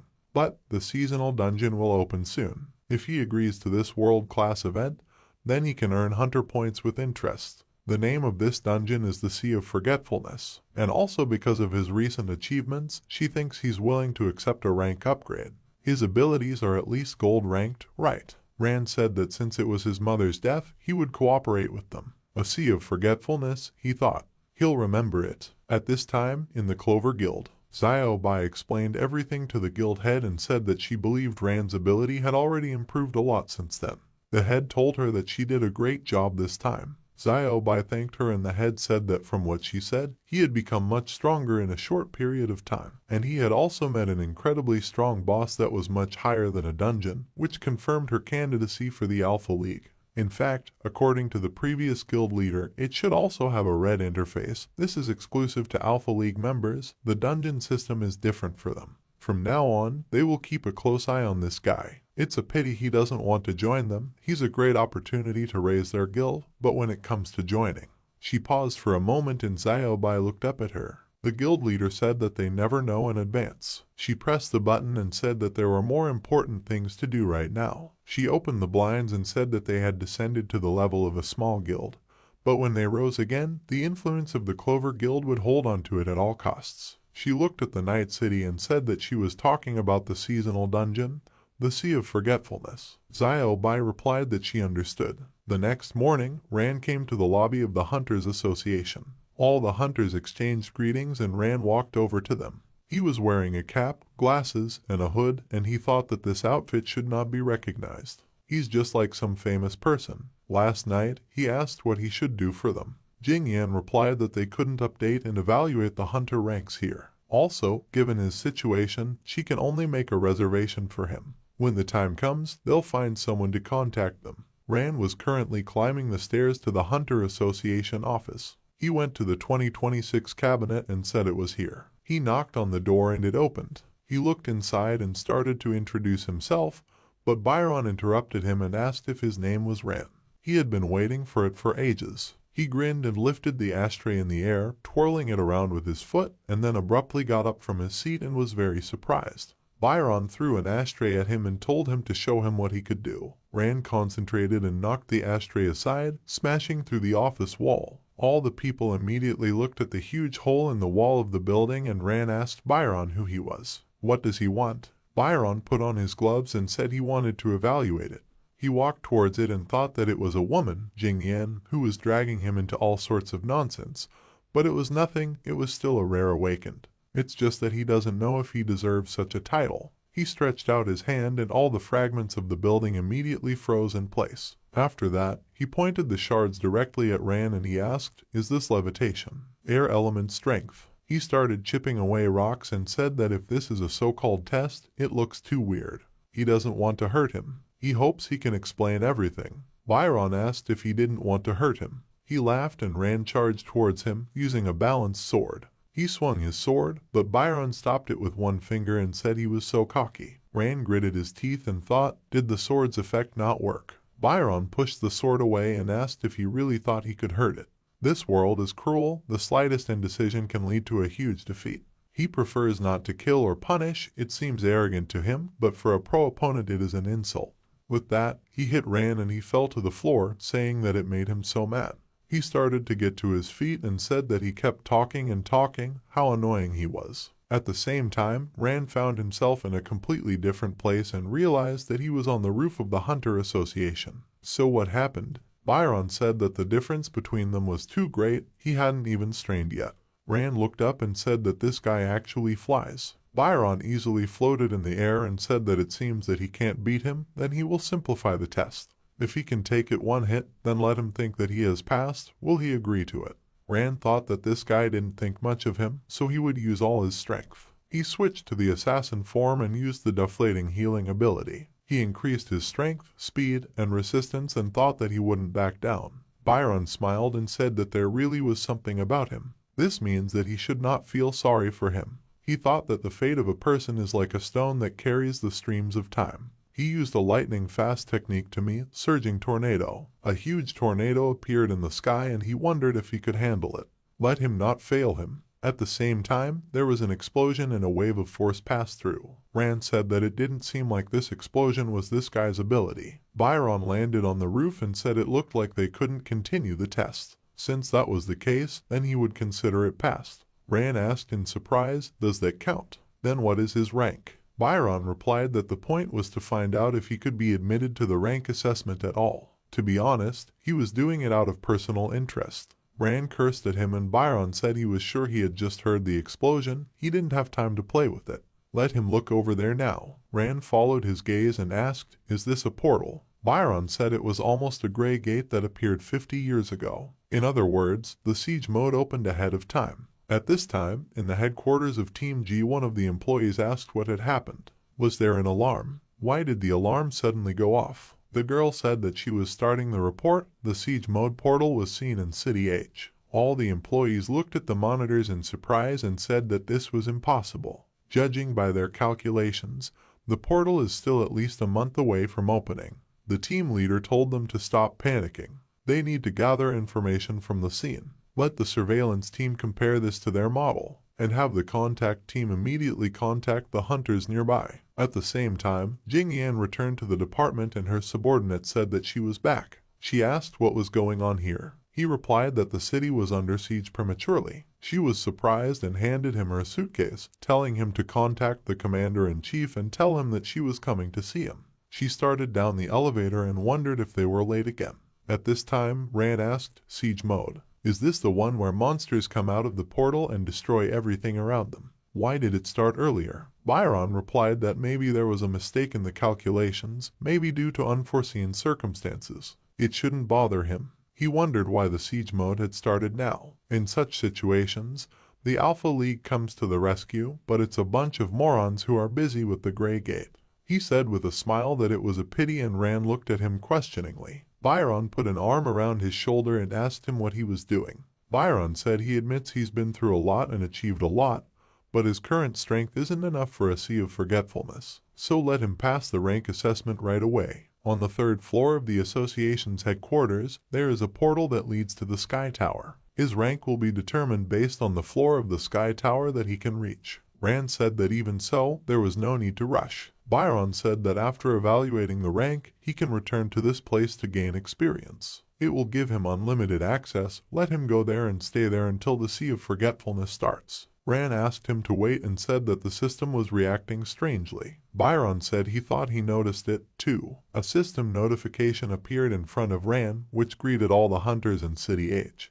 Due to the premature start of the siege mode, a siege monster suddenly appeared. Therefore, the Hunter Association offers a special reward that will be given to players who participate in the campaign for one monster. The reward will depend on the damage dealt by the hunter to the monster. The prize pool is 3 million points of the association. The live broadcast begins. Xiaobai greeted everyone on her broadcast and said that it was the gold-ranked streamer, Tang Xiaobai. Ran said her name in surprise and asked her what she was doing there. Xiaobai said that the siege monster had already destroyed everything here. As a responsible hunter, she would also join the fight. She hopes they will all support her with subscriptions. Donat is also welcome. Byron read the system notification and said that as expected, there is an emergency reward. He thought that since the Alpha League couldn't react quickly, they could only hope for the number of fighters, but that was how they arranged it. He looked at Ran and wanted to ask about the rank, but Xiaobai Zhang's voice rang out, telling her viewers not to worry, it's just a scratch. A huge number of hunters arrive, she will fight to the end.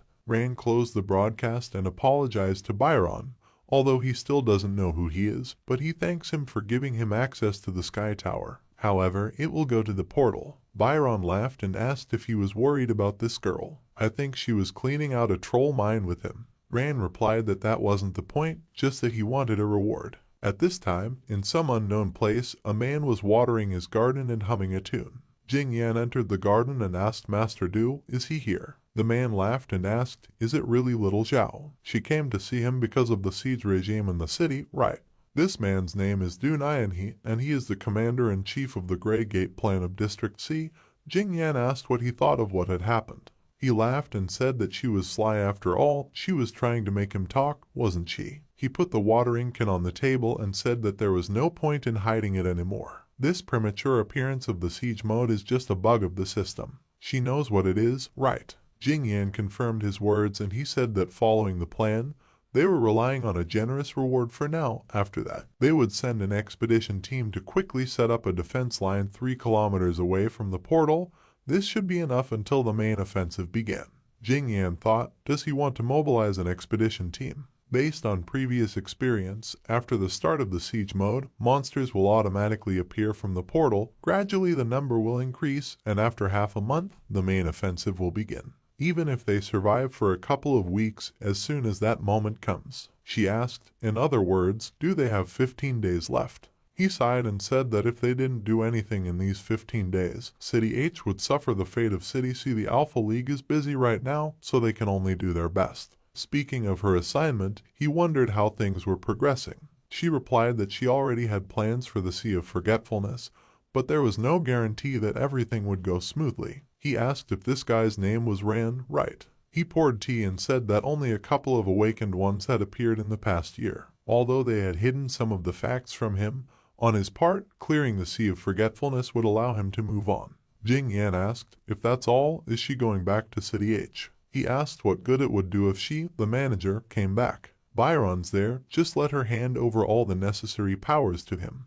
He had just received Byron's request for unlimited access to the Sky Tower for wounds. He thinks he also understands that if they screw up the Sea Dungeon, he's afraid they'll have to send Byron on a suicide mission. Jing Yan asked, is he okay? He sat down and said he was fine. Would she care to have tea with him? It's a busy time right now. At this time, the center of City H was in chaos. The monster attacked and the hunter told the guild leader that they couldn't break through his shield. He told them to stop talking nonsense, they all need to get ready to fight. Let them do their best. Not far from the event center, a car pulled up and the taxi driver said that it was very dangerous there, he could only drop him off here. Ran asked how much money he was charged. The taxi driver said he had a lot of work ahead of him. Let him forget about the money. If it wasn't for his injured knee, he would have become a hunter too. Ran pushed his way through the panicked crowd and thought that it looked like things were much more serious than he had anticipated. He looked at the giant and thought, so this is a siege monster. It's just huge. He took the form of an assassin and switched to blades. Suddenly he heard a child crying in one of the buildings and thought, is it a child? Was it locked inside? Bad business. The monster, hearing this, broke the building and the girl began to fall down from a great height and Ran thought, what should he do? At the same time, Xiaobai used her pet's incredible speed ability. After that, she used a werewolf transformation and her dog rushed towards the little girl. Darky grabbed it and landed with it on the ground. Ran turned around and Xiaobai said that she knew it was him. These two unique blades stand out. he's finally here. She looked at the camera and said that she thought Darky was worth it. Ran called out to her and asked her how she was. She replied that it was nothing for such a battle, just a small scratch. She showed him her wound and he grabbed her hand, healing it. While he was treating her, he asked how the battle with the siege monster was going. She replied that she was afraid that everything was bad. After the announcement, about 30 people came and they quickly organized a defense, but it soon became clear that their attacks were not effective. There are many high-ranking hunters among the newcomers, but the monster has some kind of defensive ability that significantly weakens physical and magical attacks, and the monster still has invulnerability to negative effects. They are still racking their brains over how to break through the shield. Ran asked, "A shield?" Darky sniffed his hand and Ran told it to help him. Darky looked up at him questioningly and Ran told him that they were going to have to throw him into the sky above the siege monster right now. Bai asked what he was up to. "It's a supreme rank monster." Ran replied that he didn't care, they needed to start fighting, and then he would figure it out. She agreed and said that if he insisted,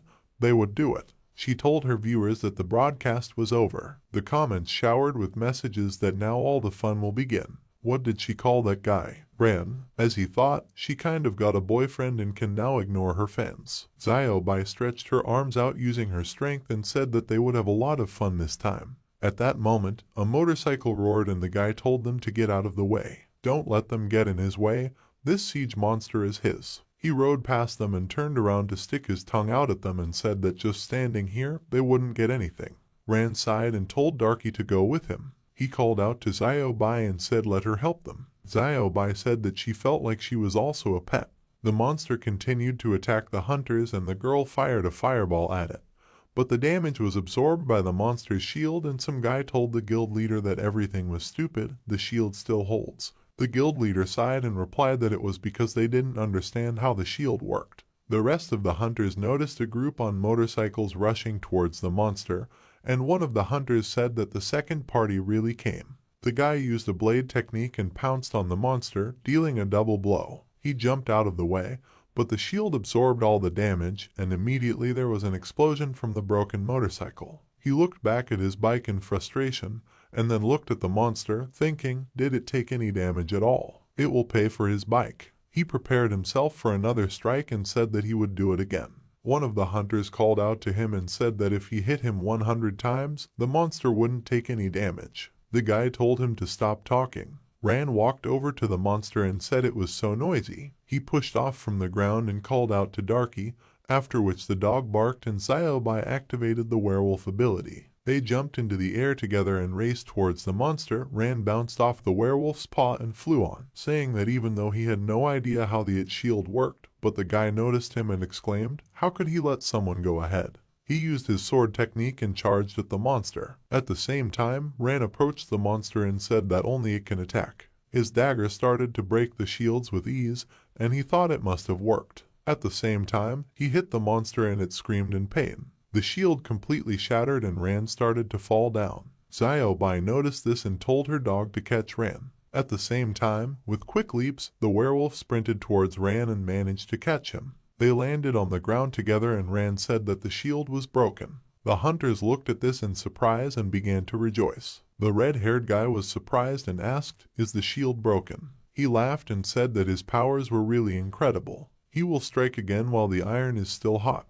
He braced himself for a dash and told the other hunters to attack. They got excited and one of them said that they were now attacking with all their might. They started throwing their punches at the monster's body and the red-haired guy used a blade technique. At some point the monster stumbled and the guy attacked, but he missed the target and asked in surprise, did he miss? The monster fell on its back and the red-haired guy asked, is the boss dead?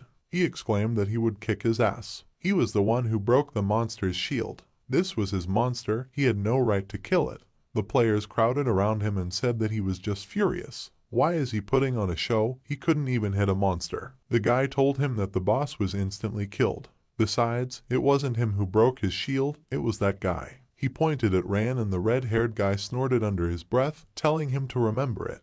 He'll kill him. Ran turned around and told him to do whatever he wanted. The guy said it annoyed him. A girl came forward and said that instead of getting angry, she was telling him to get out of here while he could. He looked at her in surprise and she told her robot named Bixie to switch to attack mode. She used the form of a quantum cannon and her robot transformed into a huge cannon. Someone in the audience said that this girl was so cheeky. This girl's name is Suki, and she's a new Huangtiu Guild technician, an architect. She thought that the time had finally come. Her palms were sweaty and her hands were shaking a little. Because of the stress, her heart is beating so fast that it's about to jump out of her chest. But she was already at this stage, and she took a deep breath and thought that there was no turning back. A couple of days ago, she came home and called out to her brother and asked, "Is he back?" She didn't hear the answer and thought, "How is this possible? It's just a simple dungeon. He should be home by now." She took out her phone and called him, but the answering machine said that the caller was unavailable, so she should call back later. She put down her phone and thought that it was already so late. Did he have any difficulties while clearing the dungeon? Now is the time. She has to do something.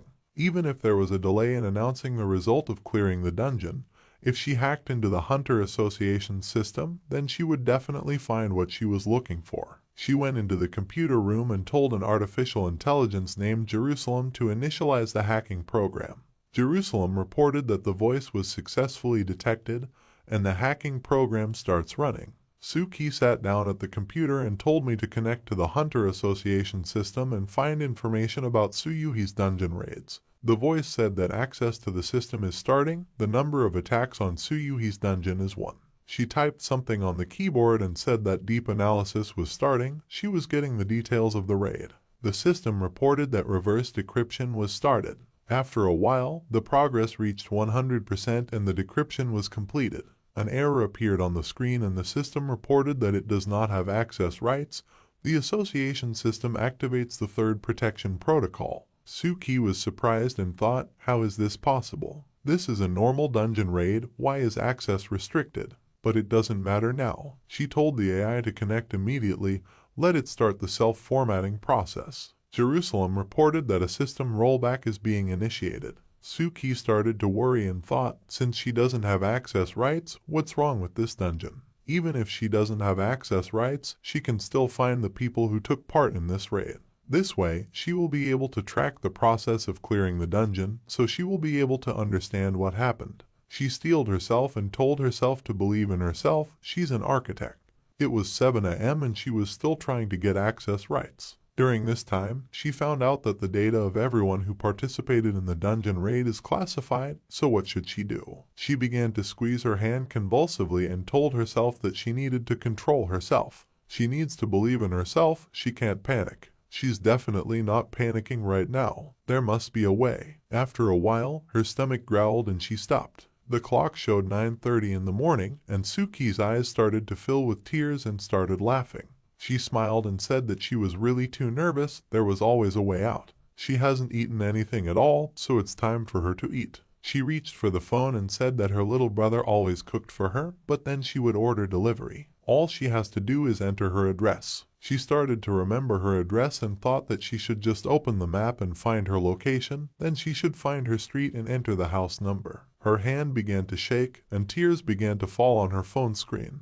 Tears started pouring out of her eyes and she said that's not how it's done. She clutched her head and dropped the phone, saying that everyone knows their address. Her robot flew into the room and greeted her with a smile. She picked it up and said that it turns out that she relied on her brother all the time. It turns out that without him, she can't even order food delivery. Suddenly, she received a notification that the streamer Zio, to whom she subscribed, was starting a live broadcast, and the broadcast was being displayed on the screen. A broadcast of her appeared on one of the monitors and Zio said that her name was Zio, and they were currently watching an incredible fight between a bronze rank and a silver rank. Suki watched until the moment when Ran had slain his enemy and said that she needed to dishonor her name. Let her say she's a fool, she's a shameless fool. Suki thought it was so vicious. Suddenly, the name Ran seemed familiar to her and she started typing something into the database while simultaneously watching the broadcast. In the system, she found that Ran participated in one raid yesterday and successfully cleared the dungeon. Suki clenched her fists until they bled and thought, why? Why is the data classified? Is he the only survivor? So he survived at the expense of others. She unfolded the blueprint on the table and said that now she understood everything. It's all her fault, all her stupidity and naivety. She apologized to her robot and said that from this day forward, it would exist for revenge. 2 days later, at the Huangtiu Guild, The guy entered the guild leader's office and said that a woman wanted to meet him. She says she wants to join the guild. She's an architect. The guild master said it was interesting. The guy asked if there were any problems with this. The head replied that he just thought it was funny. He patted his dog on the head and said that architects were only assistants in their difficult task. Instead of using hunter points as currency, they use silver association cards, which they received for association promotion points. Due to the fact that they can't use the system, they can only analyze monsters and their abilities thanks to a scientific approach and other methods. Roughly speaking, these are ordinary people who want to feel like hunters. Normal people don't need to deal with everything that has to do with monsters. Therefore, there are very few architects, about 5% of the population. Isn't it interesting that such a person came to them? Since she's here, let her come in. The guy agreed and called her inside. The guild leader tapped his finger on the table and asked, "So she's the architect who wants to join the guild?" Suki confirmed his words and the chief asked, what was her reason? She gave Song Ran's name and said that her brother was on his team when the incident happened.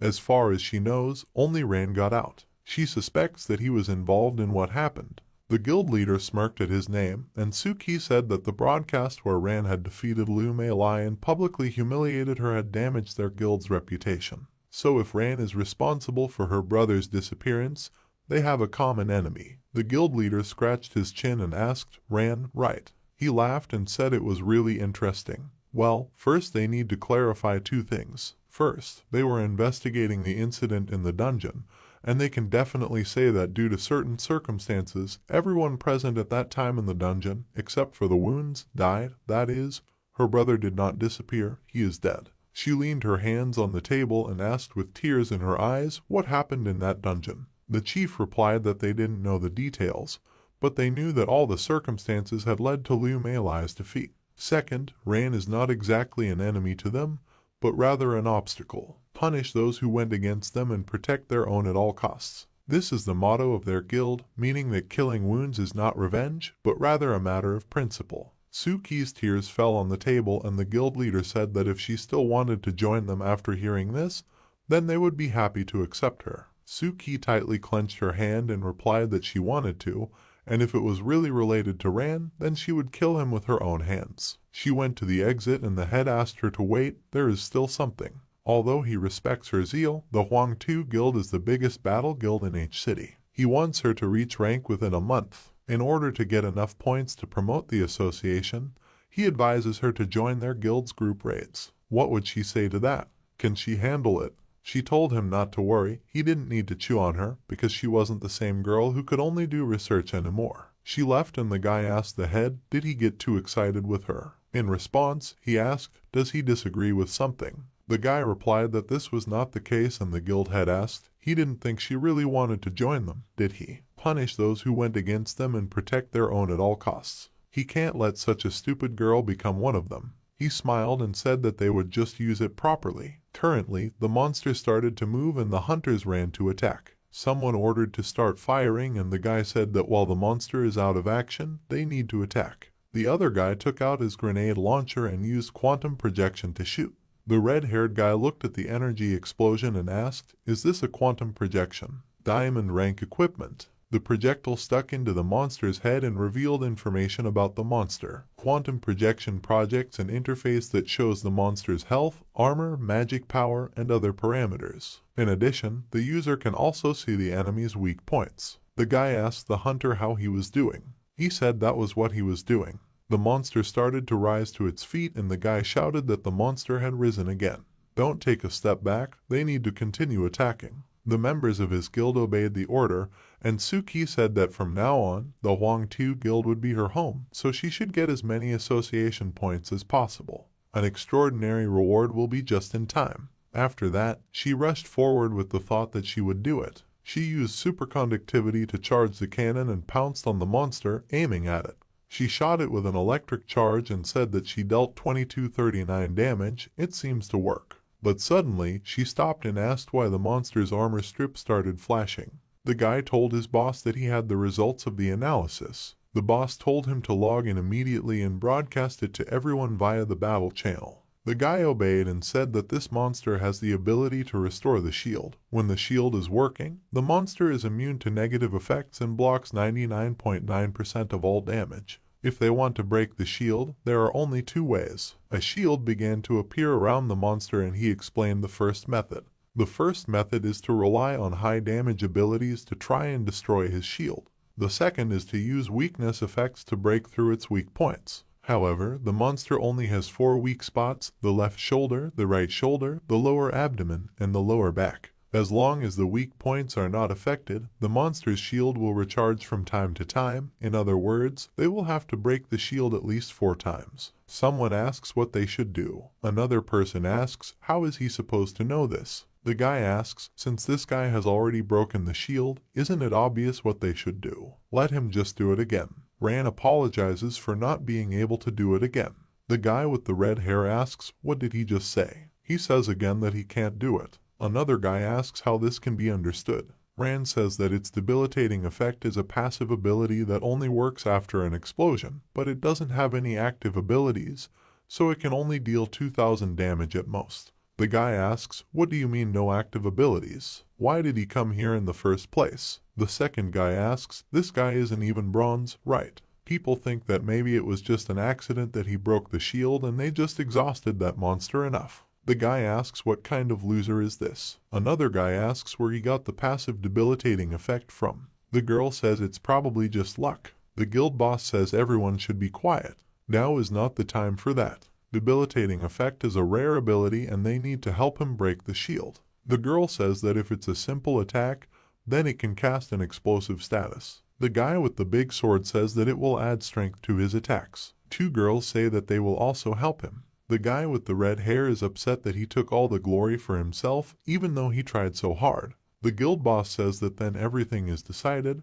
They need to gather their forces to help this guy. They must go all out and smash the monster's shield. Everyone agrees with his decision. Rand takes off his glasses and exhales. He calls out to Darky and Xiaobai, then runs forward and tells them to run after him. The man says that now he will put a buff on him. The people around him use the Seal of Fate, Sparkling Power, Archangel Power, and Overload abilities. Rand stops and feels a lot of power in his body. He and Darky jump onto a high-rise building. Darky grabs his arm and spins him around, throws it in the direction of the monster. Rand is flying and thinks that thanks to this power, he will definitely succeed.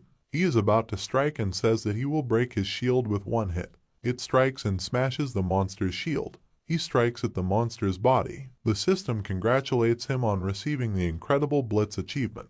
The monster's armor was completely destroyed in one hit. The system notifies that he has received the Phantom ability. Ability description: active ability, the assassin temporarily hides in the shadows. 1 second in the shadows, spends 35 mana. The shadow cannot be attacked, is invulnerable to all effects, can move freely around the location, but cannot pass through obstacles. Rand thinks that he now has an active ability, and this really surprised him. He says that, however, his mana pool is only 100 points and he can't use it for long.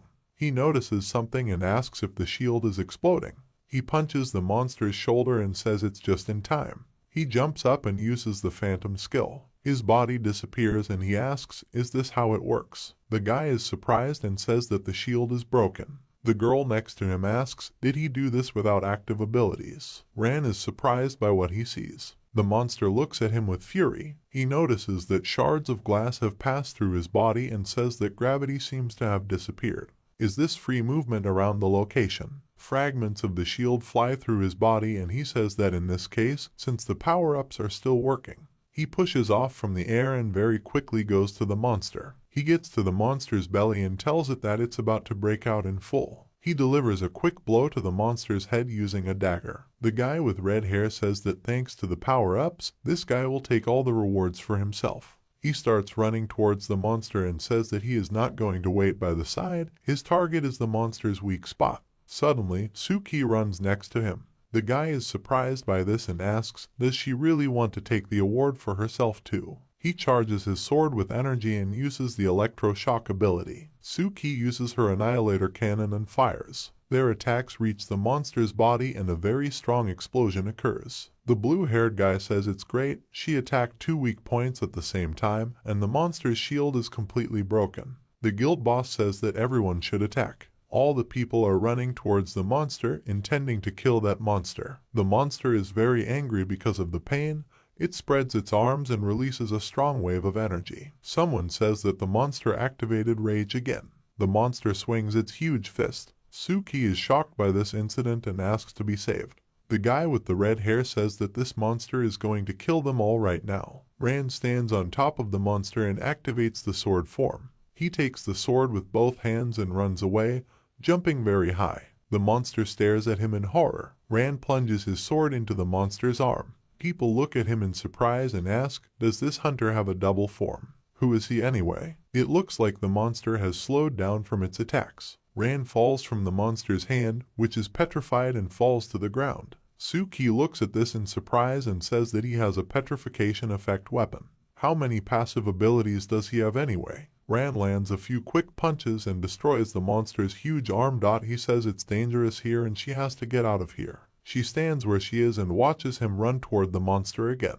The guy with the red hair says it looks like the monster's rage is over. The guild boss says that everyone should listen to his order. An all-out assault begins and they must run forward. Everyone immediately launched an attack and strikes at the monster's body while the mages cast their spells. The monster is in great pain as Rand attacks it. The system notifies that a siege monster has been defeated. The reward distribution process begins. Hunter Song Rand, according to the damage dealt, there are 164 contributions from the association. Based on the contribution points of the Imam Association, the beta room of the Hunter Association. Epic items are now available for purchase. The number of available entrances to the Sky Tower per month is 99,999,913. The current amount of Hunter points converted to money is 150,000 yuan.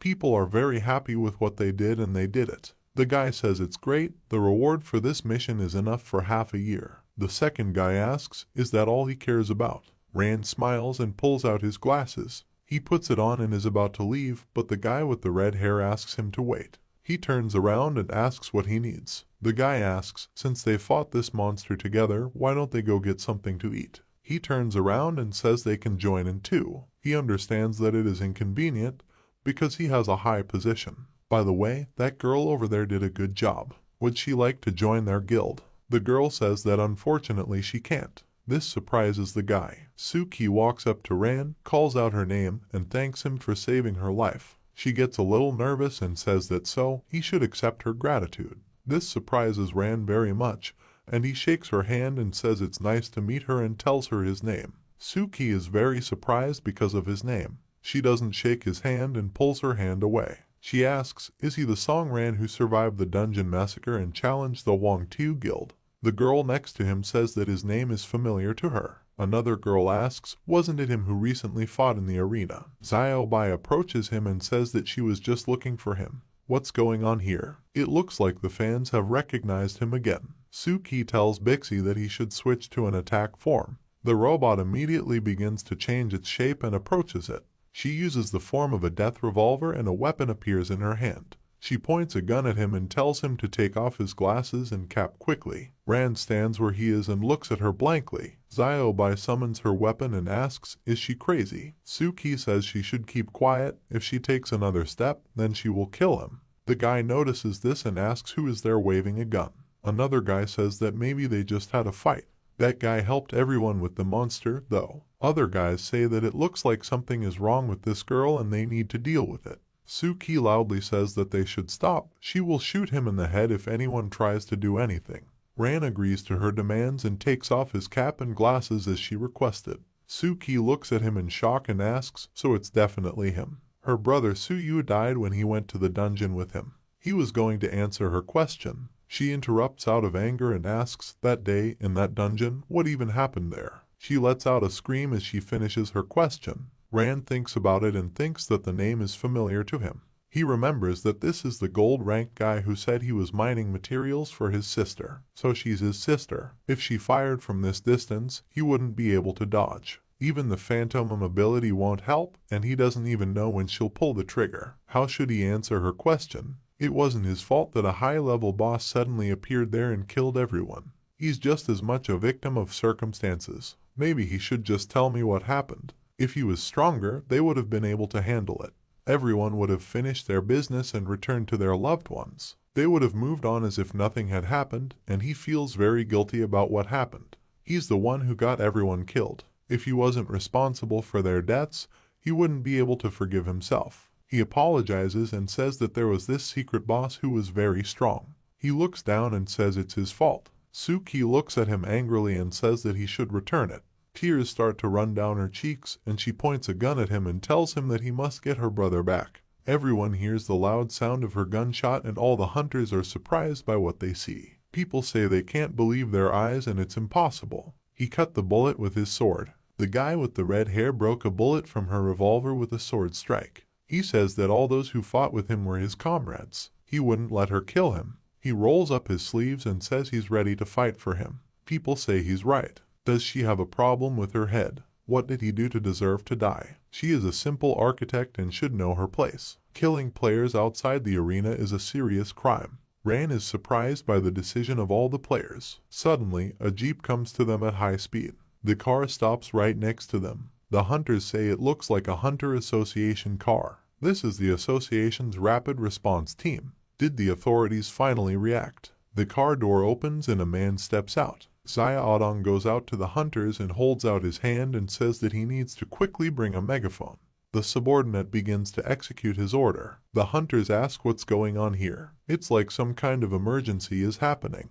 They want to talk to them and ask them to intervene in their situation. They should be quieter because it looks like that guy is going to announce something. Zaya Odong asks everyone to pay attention and says everyone should evacuate immediately. For unknown reasons, an abnormal deviation was recorded. It is expected that an anomalous portal will appear here very soon. In other words, this is the Sea of Oblivion and it will open here. People ask, so what if a portal opens here? Does that make sense? The guild boss loudly tells these idiots that they have to get out of here right away because if the portal opens. Before he can finish speaking, the monster's hand starts shaking and he grabs his stomach. At the same time, there are two guards standing inside the huge building.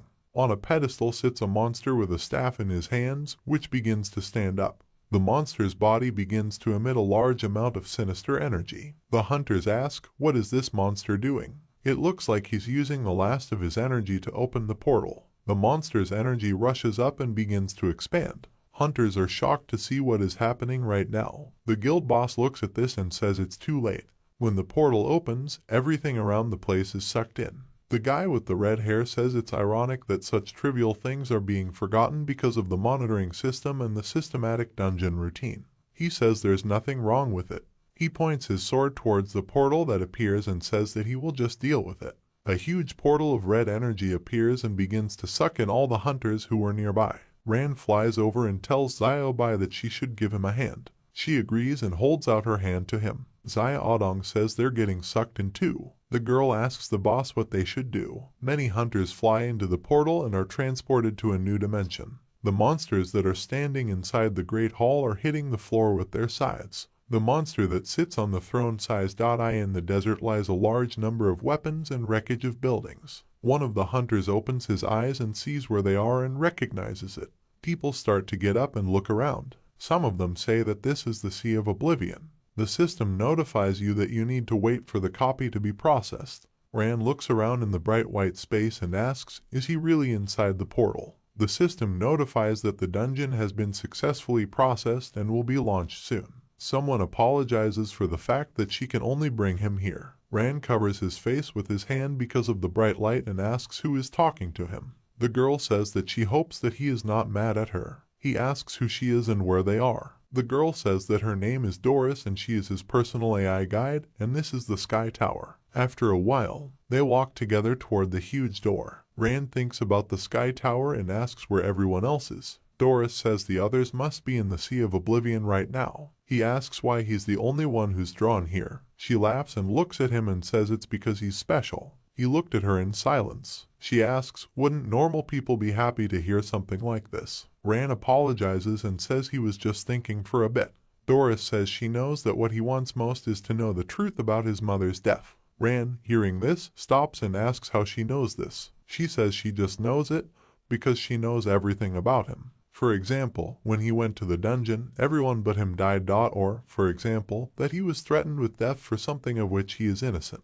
He may look calm on the outside, but he feels guilty about the deaths of his friends, doesn't he? So he does everything he can to atone for his sins. When he challenged the Huang Tiu Guild, before she can finish, Ran abruptly pulls back his hands and tells her to stop talking. He just wants to know why he was the only one teleported here. Doris asks, isn't it obvious that he's an awakened one? This means that he is more than just a hunter. However, he is too fixated on emotions, a sense of duty and regret.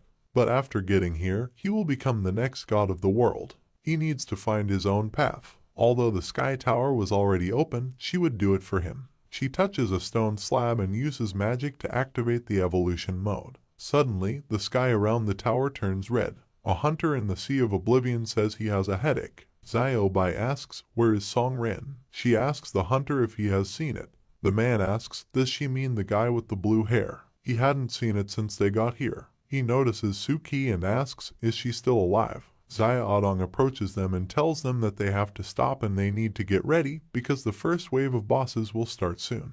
The guy with the red hair asks what he's talking about. Adong says he's not a hunter, but he's still a member of the association. He had read all the previous strategies and reports on the Sea of Oblivion. The first boss is coming soon, so they should be prepared for it. Suddenly, a storm starts right next to them. People cover their faces with their hands and say it looks like it's starting. This is a sandstorm that stops travelers. The god of the Sea of Sand will appear before the lost people. A monster with dark energy wings appears next to them and asks what brought them here. Adong says that here he is. This is Tao, the god of wisdom of ancient Egypt, who created the Book of Death and put his heart on the scales to distinguish evil from good. God asks again, why did they come here? Adong says that in other words, it is the guardian of the Sea of Sand. Tout says that the abnegated god appeared with the light of the world and on the same day shed a tear from which the human race was born, and his tear, bearing the human species, partially melted in the darkness and became the scourge of humanity. The great god Tout, the god of justice, appeared before them all. Hunters asks, what did he just say? The storm is getting stronger. The hunter says that things are bad because he has not yet recovered from the siege. Another hunter says that he should stop complaining because they are all not in the best shape. The guild boss says they should regroup as quickly as possible. The guy next to him says there is too much dust here. Will they go the hard way? The guy with the red hair looks at them and says that in this case, he will start first. He starts running towards the monster and Tout says that whoever holds the evil one will not be able to resist the weight of the balance. She'll take it. The book that levitated next to him closes. A strong ray of fire hits the ground and he says the word sentence. At the same time, Rand strikes with his sword and defeats the monster. Next to him are many more corpses of the monsters he killed. The system notifies that the Fire Lord has been defeated. The 9th floor of the Sky Tower has been successfully cleared. He says that fortunately, everything turned out to be much easier than he expected. Based on Doris' words, the Sky Tower is a unique dungeon divided into an infinite number of floors with gradually increasing monsters. On every 10th floor there is a boss, and if you survive, the hunter will be credited with clearing the dungeon. The reward counts based on the number of floors cleared. Rand passes through the portal and says that the 10th floor will be next. What kind of boss will he face? The first boss of the Sky Tower is the Red Soul Defender. The boss is sitting next to his sword, which is stuck in the ground, and says that at least someone has turned on the mode again. Rand twirls the dagger in his hand, is surprised and says that he has never met a monster that can communicate in human language. It's only the 10th floor, and he's already met a boss with advanced intelligence. Looks like the Sky Tower isn't as simple as it sounds. The boss says that this cursed mode opening condition has kept him locked up here for as long as he can remember. He can finally fight again. He stands up, grabs his sword, and says that not everyone is capable of this, but if he wants to go to the next floor, then he will have to defeat him, just like the previous people. Rand says he doesn't have to worry because he won't be here long. The 10th floor is just the beginning of his journey. The boss says it looks like he's underestimating him. He shouldn't compare it to regular bosses. Rand says that he doesn't think he's much different from other bosses, except for the fact that he knows a few words. He should stop talking and they can start.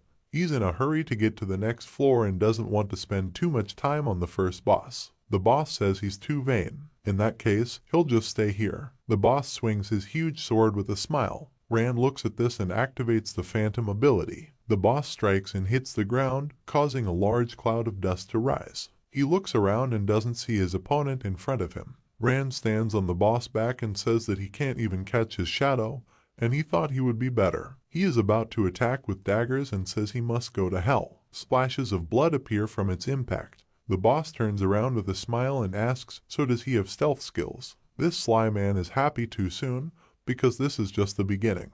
He stabs his sword into the ground and releases a very strong energy. Rand manages to put up a block and protect his body, but he is thrown back hard. He flies and thinks that it is the energy of a sword with the properties of fire magic and berserk. It's definitely a berserk boss. He uses his phantom ability and flies over the boss. At the same time, at the Clover Guild, the news anchor says that based on their sources, due to some circumstances, the seasonal dungeon in City X, Sea of Oblivion, opened ahead of time. They are now making contact with their correspondent. A system window appears in front of Jing Yan, notifying her that the Sea of Forgetfulness seasonal dungeon has been opened ahead of schedule. Interested guilds need to register for the cleanup. The news anchor says that judging by the traces from the scene, it can be said that almost everything around the portal formed was sucked in, including a large number of hunters who participated in the battle with the siege monster. The girl enters the office and says that they have received a message from the association.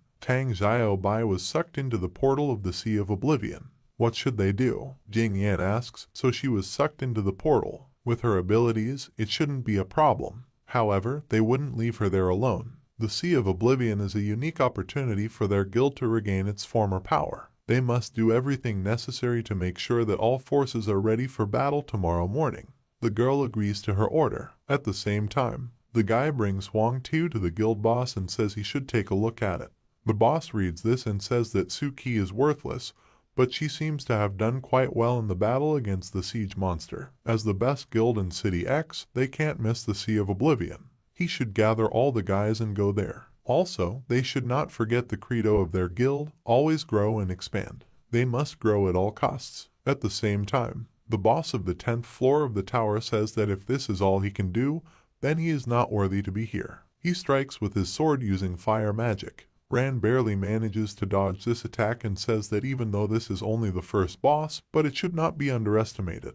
His new phantom ability will be very useful here. He jumps back, dodging another attack. He lands on his feet and the boss says that without this ability, he is completely worthless and he is disappointed in him. Rand bites his finger and says that he underestimates him. He spits out something and says that the only disappointment here is himself. He knew this from the very beginning of the battle because he doesn't have a strong demonic aura at all. He had already killed more than one boss that was much stronger than him. He was testing it out. In terms of strength, he is only at the Guardian level, and his fire energy is unnatural and also very weak. These are his conclusions. The boss is angry and says he is too arrogant. Rand says that the demonic aura of his sword is much stronger than his own aura. By the way, he said that he was imprisoned here. How did it happen? The boss says that his memories are very vague. He just remembers fighting everyone who came here and starting all over again. Rand uses his abilities and heals. He says that since he can't tell him anything interesting,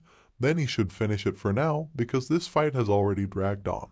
The boss is angry and tells this arrogant freak that he will tear him to pieces. He swings his sword to strike and radiates a strong energy. Rand says he has too much rage. If he wants to fight, then he won't dodge. The boss energy leaves small cuts on his body and he says that he will show him what absolute superiority is. He continues to slowly walk towards the boss, getting cuts all over his body. He prepares to attack, constantly healing every wound. The boss is surprised that he uses healing abilities and says that he is surprised by his professionalism.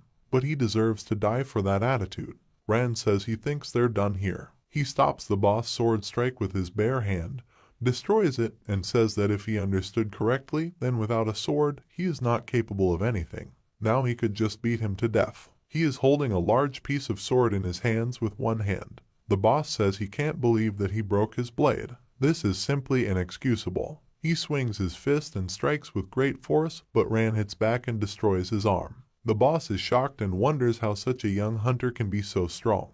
Looks like only the guys at the top can match up to him. Rand says that he has already told him that he is too weak. He only wanted to find out more about him in the Sky Tower. However, he was surprised by his determination. The battle is more precious to him than his own life, and he respects him for this, but he came to an end. He deals many blows with his daggers and after a while holds the severed head of the boss of this floor. He says maybe the demons have an obsession with fighting in their blood. The boss says that he is strong and can go further. He's lost, but somehow he feels relieved. He feels a certain similarity between them. There is no concept of time in this world, it only loses itself. His armor and weapons kept telling him that he was a monster that could only fight. Rand throws his head on the floor and says that, like he said, this is not the end for him.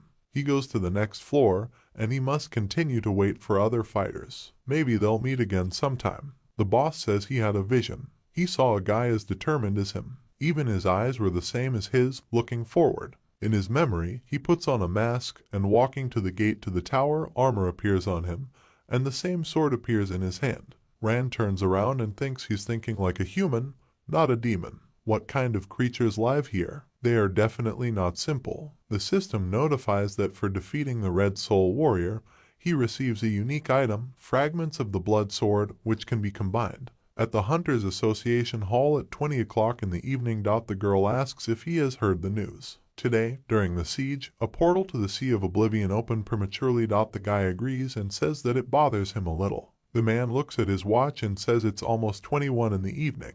This man is the vice president of the Dragon Guild, Sun Wu. At the same time, in the Sea of Oblivion, in the desert, a tornado appeared in the middle of the hunters. The hunter tells the president that he can't take it anymore. Someone says that the boss is surrounded and they can't get through to him. Xiaodong says that this is the ability of Tout, the blessing of the sand. If this continues, they will enter the curse phase. A guy with red hair asks what is the curse phase. Suddenly, he feels something strange. He falls to the ground and grabs his head because of the intense pain. Other hunters also experience severe headaches and lose consciousness. Some say that this is the beginning of the trial of Libra charges. Xiaobai says that she understood everything. The boss defends itself with a wall of sand and is about to attack. Hunters near Toot experience a severe headache, but not all. Xiaobai asks why it doesn't work for everyone. Xiaodong says it's because this spell works on a roll call basis. This is one of the 3 great mysteries known as the balance of sin. This works in such a way that the curse is applied to half of the players randomly, from which they die. Then it applies to everyone else until everyone is dead and the raid is over. To cope with this, you need healing or dispelling abilities. When the cure overcomes the damage, the squad will be found innocent and the curse will be lifted. The guild boss thinks about the treatment. He asks if they have enough strength to remove this curse. The girl says it's too hard. They had just fought a siege monster and they had very little mana left. They can't do powerful healing spells. The guild boss says there's another way then. They need to deal with the Sand Sea Shelter somehow. Xiaobai asks, does he mean this protective barrier? The guild boss says that's exactly what he means. The best strategy in such a situation is suppression by the power of the gods, meaning a strong hunter with advanced skills needs to continuously attack it.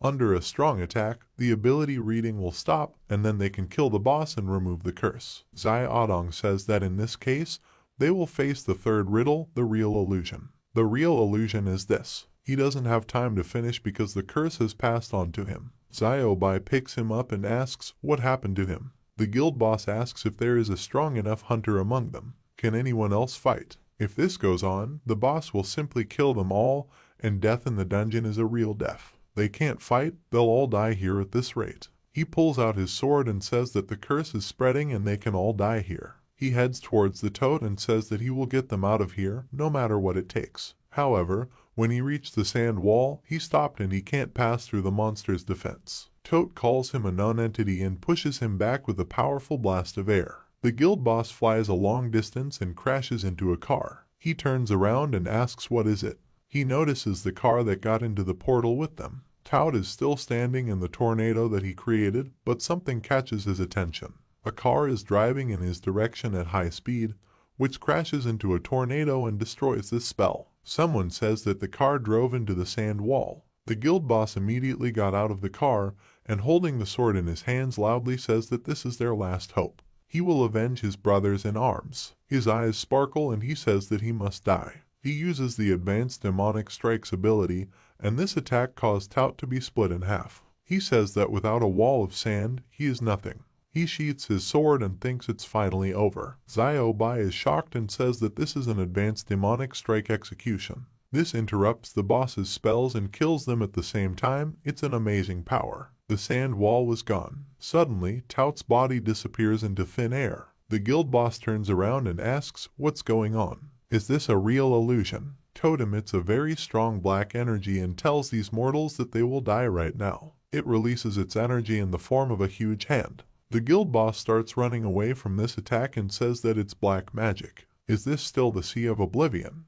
It looks like he's finished. Darky runs very fast towards Tout and knocks the staff out of his hands with his attack. The guild boss stops and wonders if the ability's use has stopped. Now he understood, even if it was only a shadow to break the Book of Death, but Xiao Bai's pet was able to stop the boss ability from being used. It turns out that the only real illusion ability is the staff. That's exactly it. He says she should tell her pet not to give the staff to the boss. His weakness is that staff. Without it, the real illusion will be removed. Xiao Bai says that she understood him. She loudly tells Darky that he should throw the staff to her. Her pet obeys her and immediately grabs the staff and throws it to its owner. Xiao Bai raises his hand and catches that staff. Suddenly, her consciousness shifts and she sees a woman before whom a huge number of people are bowing. One of these people holds out a staff and then the bodies of the dead appear behind the girl's back and there are scales in front of her. Xiao Bai says she knows what needs to be done. She knows how to defeat this boss once and for all. Tout is shouting very loudly and his eyes are glowing. A book appears in front of him and he reads a spell. The souls of the deceased must follow the parting words of the great god and come from the other side of the river. Crows emerge from the bodies of the hunters and head towards him. The guild boss asks what she's doing. Xiao Bai says that this is the dark magic of Hell's Revenge. After reading it, it collects the lives of all the damned and deals a fatal blow across the entire field, applying an instant death effect on all enemies affected by it. The staff begins to emit streams of light energy. Her eyes light up and she asks Guardian Tout, "This is his last trump card, isn't it?" The guild boss says that it should retreat because the boss is going to attack. He is blasphemy. This is the end of the false gods. She uses the powers of the staff and releases strong energy. The guild boss looks on in surprise. Tout's body is pierced by a stream of white energy and his body is torn apart due to this magic. Xiao Bai says that this is a dungeon with a unique story mode.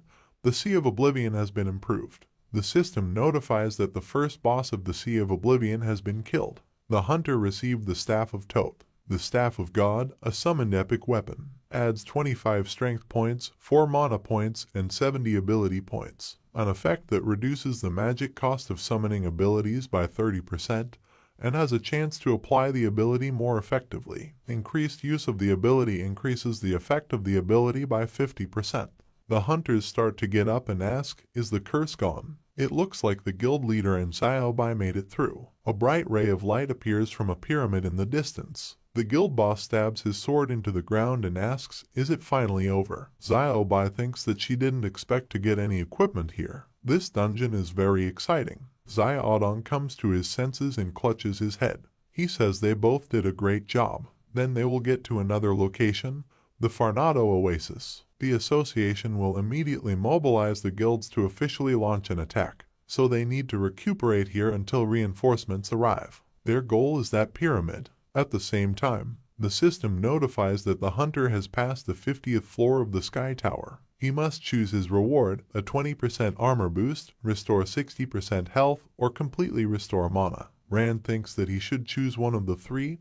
After so many floors, he has already understood the structure of the Sky Tower. In simple words, starting from the 10th floor, every time he defeats a boss, floors 19, 29, 39, and so on give certain rewards. Some enhance its characteristics, and some simply restore resources. However, on this floor, everything is very similar to the real world. Maybe you fought a monster here. Perhaps he will choose recovery. The further it goes, the harder it gets. Now even the entrance floor with ordinary monsters is difficult for him to pass. Even if he chooses armor, he's not sure if it will last for many levels. So he decides to restore his mana. From the 10th floor, he hadn't met a single boss talking. They were mostly trolls and undead. However, that berserk warrior impressed him. What is this strange creature? Is it all because of his evolutionary mode? It's like there's a secret hidden in this tower. Rand stops and says that the boss of the 50th floor is here. He can already feel its power hanging in the air.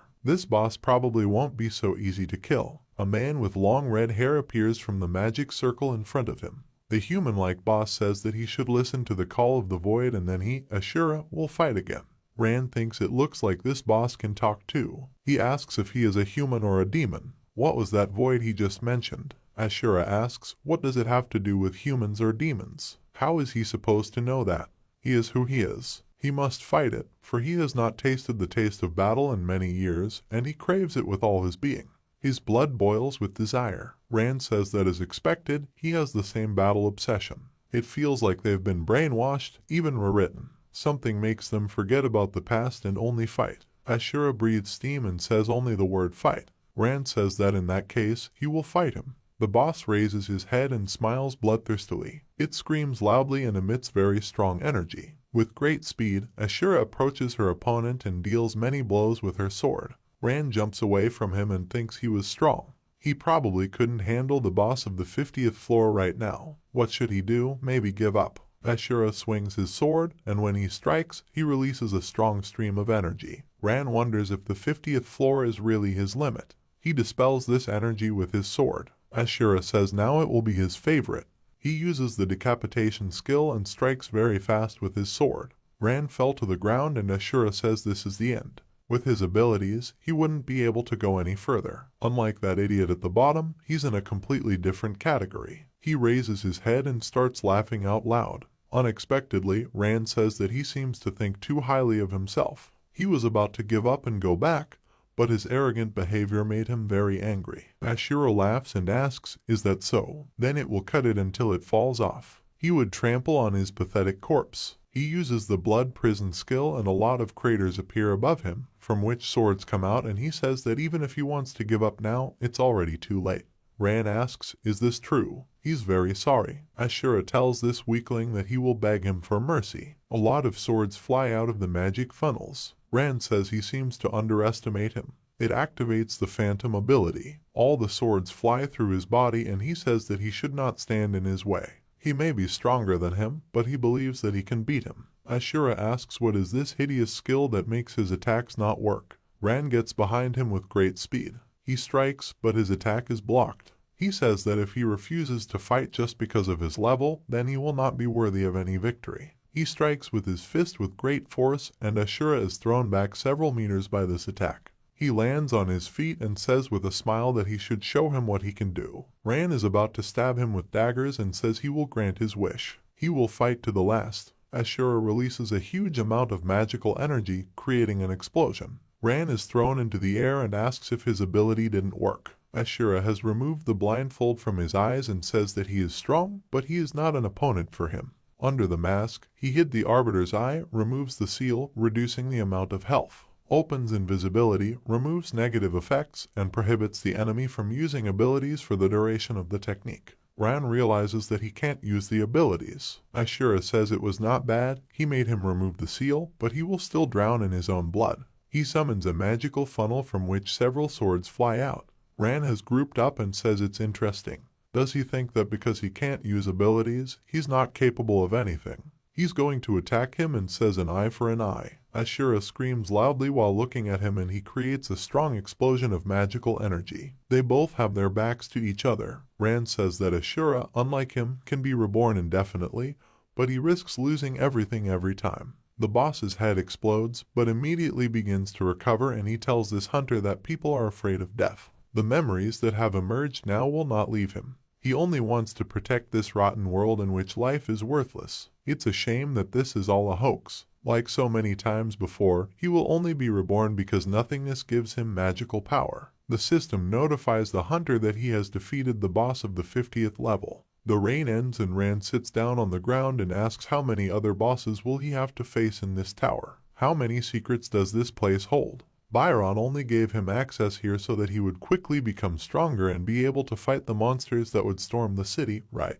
The further he progresses, the more questions he has about this world. He raises his head and says it's time for him to leave. With a level 60 boss, H definitely won't be able to handle it anymore. The system asks, does he really want to leave the dungeon? Ran presses a button to confirm his decision. He says that next time, he will definitely reveal the secrets of this place. He was transported to another space, and as soon as he appeared, he immediately heard a voice. Doris says that he is amazing, he was able to reach level 50 on the first attempt. Ran is surprised that his wounds have healed. She says that thanks to winning several difficult fights, his level has grown very much. When a hunter leaves the tower, they immediately receive experience points. Now she will announce what and how much he received in the end. Based on the number of floors he completed, he had earned a total of 250,000 experience points, 1,300,000 bonus points, as well as items, the remains of the Blood Blade, Ashura Hilt, Demonic Fang, and Spiritual Metal.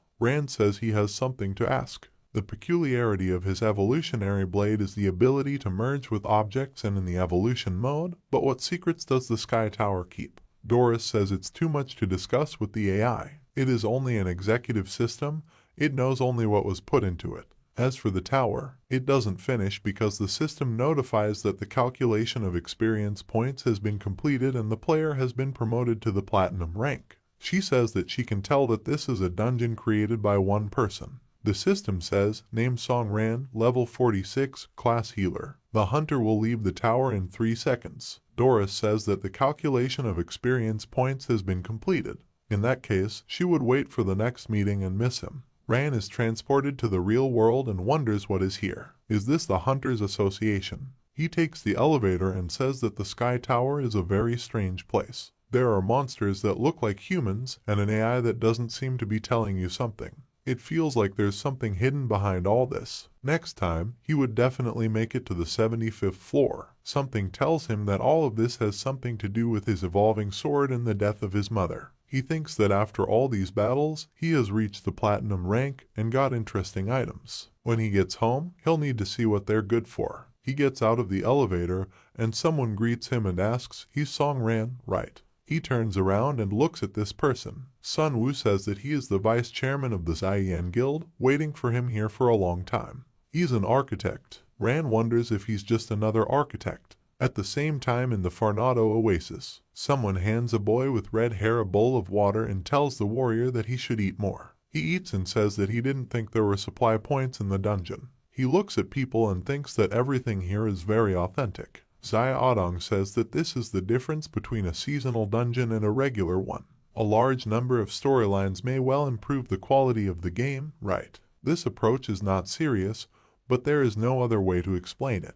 After midnight, you can start your retreat. This dungeon appeared in a difficult time. To get through this, you need to develop a strategy and then deal with the main problem, storming the city. Based on the data from the association's manual, the operating mechanism of this dungeon should be as follows. First, in the 8 Pyramids dungeon, the mode of passage is called the Decisive Battle of the Gods. Completion is counted when the pyramids are completed. They had previously defeated the Guardian, the god Tout, thus unlocking the outpost in Farnado Oasis. When Xiaobai defeated Tout, she won the right to participate in the final battle of the gods. A jewel encrusted in Xiaobai's staff, a shard of the Chosen One, symbolizing Tout. The man clears his throat and calls out to the warriors. He says the village chief wants to talk to them and solve the mystery of the Sahara Desert. The headman tells the warriors that in the previous battle, their heroine, Xiaobai, defeated the great god Tout and won the right to participate in the decisive battle of the gods. Now a new challenge awaits them. To win the final battle of the gods and save people from unbearable suffering, they need to defeat 7 more gods. Xia Odong says that according to the association's instructions, they still need to collect other shards of the Chosen One.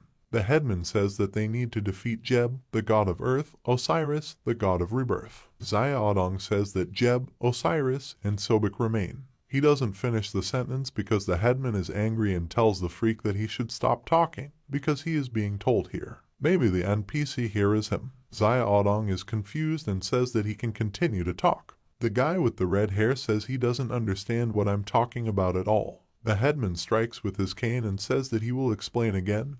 When they overcome one god, they need to pass one pyramid. Only after they pass all the small pyramids will they be able to reach the Great Pyramid and take part in the final battle of the gods. regarding information about the final battle of the gods. That was a long time ago. At the beginning of all time, the Sahara was ruled by the god Ra. In his time, people enjoyed peaceful labor and tranquility, but all good things end sooner or later. After the appearance of the other 8 gods, Ra fell into a deep sleep. In the struggle for the place vacated by Ra, they launched a war with each other and the world was plunged into chaos. In order to reveal the true god, they started a decisive battle of the gods. Only the victorious one will become the master of the desert and the god of peace. As the years pass, the god of peace, the ruler, must change. Even ordinary mortals began to challenge the gods. Those who defeat the old gods will receive shards of the chosen ones as proof of their newfound divinity. And then the battle of the gods will begin again, and the Sahara will find a new master. However, they still believe that in times of darkness, someone will awaken who will settle this eternal conflict.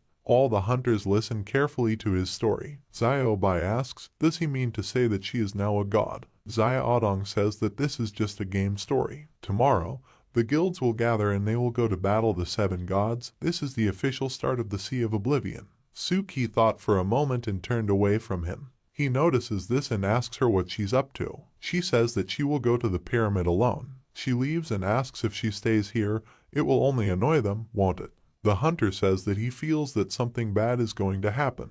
The guild boss says that he still thinks that it undermines their team spirit. A guy with red hair asks if it is possible to complete the pyramid alone, as he thinks. Xiaodong says that few people are capable of this, but in theory it is possible. The pyramid mechanism can be adjusted based on the number of people. It sets the level of difficulty, but even so, the risk of dying alone is many times higher. The guy gets up and says that in this case, he will also go to the nearest pyramid. Xiaodong asks, did he also decide to go alone? The guy says that it is unlikely that any of the participants will agree to support him. That's how they trust him. At the same time, Ran asks the architect how he knew he would be here. No one knew that he was in the Sky Tower. Sun Wu says that of course he didn't know, but he used some tricks. For example, a system backdoor. Using the physical parameters of a person, you can find out which dungeon they are in.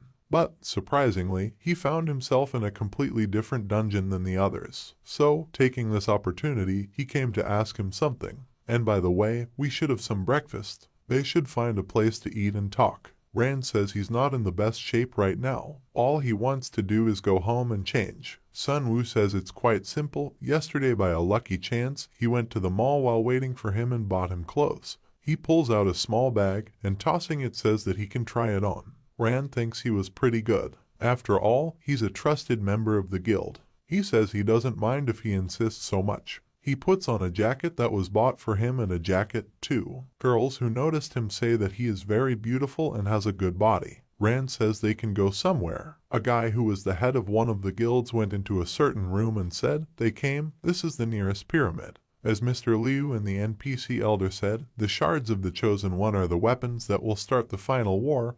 Only the one who is called a god will be able to get this weapon. It turns out that only he has the right to take possession of the fragments. He must bring his guild to the top. He can't disappoint his colleagues, he has to do everything perfectly. He entered through some huge doorway and looked around, but only his footsteps could be heard. He saw the torches burning on the wall and wondered if this was an arena. Suddenly, someone came out to him at the top of the stairs and said, brave warrior, he's in good shape. He is the son of Jeb, the protector of the great Ra, and the god of power and war, Seth. The creature was getting closer to him, and one of the god's eyes lit up with a bright light. He pulled out his sword and introduced himself too.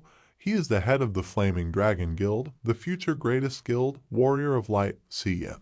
At this moment, he thought, what a shame, why would he need to play along with this monster? God Seth reacted with silence, but after a moment replied, fine, and didn't meet him at the right time. It's time to start the battle. If he overcomes it, he can come further. Yan looked at him with a sinister expression and said, he shouldn't think that he's worth anything, after which he made a sharp movement with his hand and said, ultimate barrage of light. After saying that, the movement of his sword caused everything to light up with a bright light, and Seth was wary, but easily repelled this attack. Yan asked him again, how's that for him? Maybe he needs to repeat it. Seth replied angrily that he was just an impudent bug, and then the battle continued between them. Seth started releasing dark magic. Yan was very scared of it and said, it's not good. This guy is too strong. At this moment, everything glowed with the bright light of a fierce battle.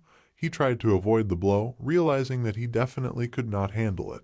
He stopped and said, "This is at least a diamond-level power. Is this the difficulty of the Sea of Oblivion?" Seth replied, stopping in front of him, "A powerless being, how dare he challenge the god of war to battle? He won't survive this fight." At this moment, Yan abruptly jumped up and shouted at him that he shouldn't be underestimated either. He started to attack, the monster froze in anticipation, and after a moment, Yan pointed his sword at Seth, but he hit him in the jaw with his hand, causing a lot of blood to spill, and he flew up into the sky. Seth shouted at him to get it right. Everything around him shone with a magical light. Yan started coughing up blood. Seth turned to look at him and said, "These are the last seconds of his life." Yan fell to the ground head first and lay in a pool of blood, but he managed to say that he was much stronger than he expected. He tried to stand up, knelt down and said, "Without Hiller in the team, it's hard to beat the boss alone." He never imagined that he would go one-on-one with him. What a horror! It's time for him to drink the potion. He took out a flask of red liquid and brought it to his mouth, after which he drank it in one gulp, turned to Seth and thought, "The boss of the Sea of Oblivion is incredibly strong. What's with that girl now?" Suki, meanwhile, wondered what was going on here. She was in some huge hall with a special object drawn in the center and said, "Bix changed the battle mode.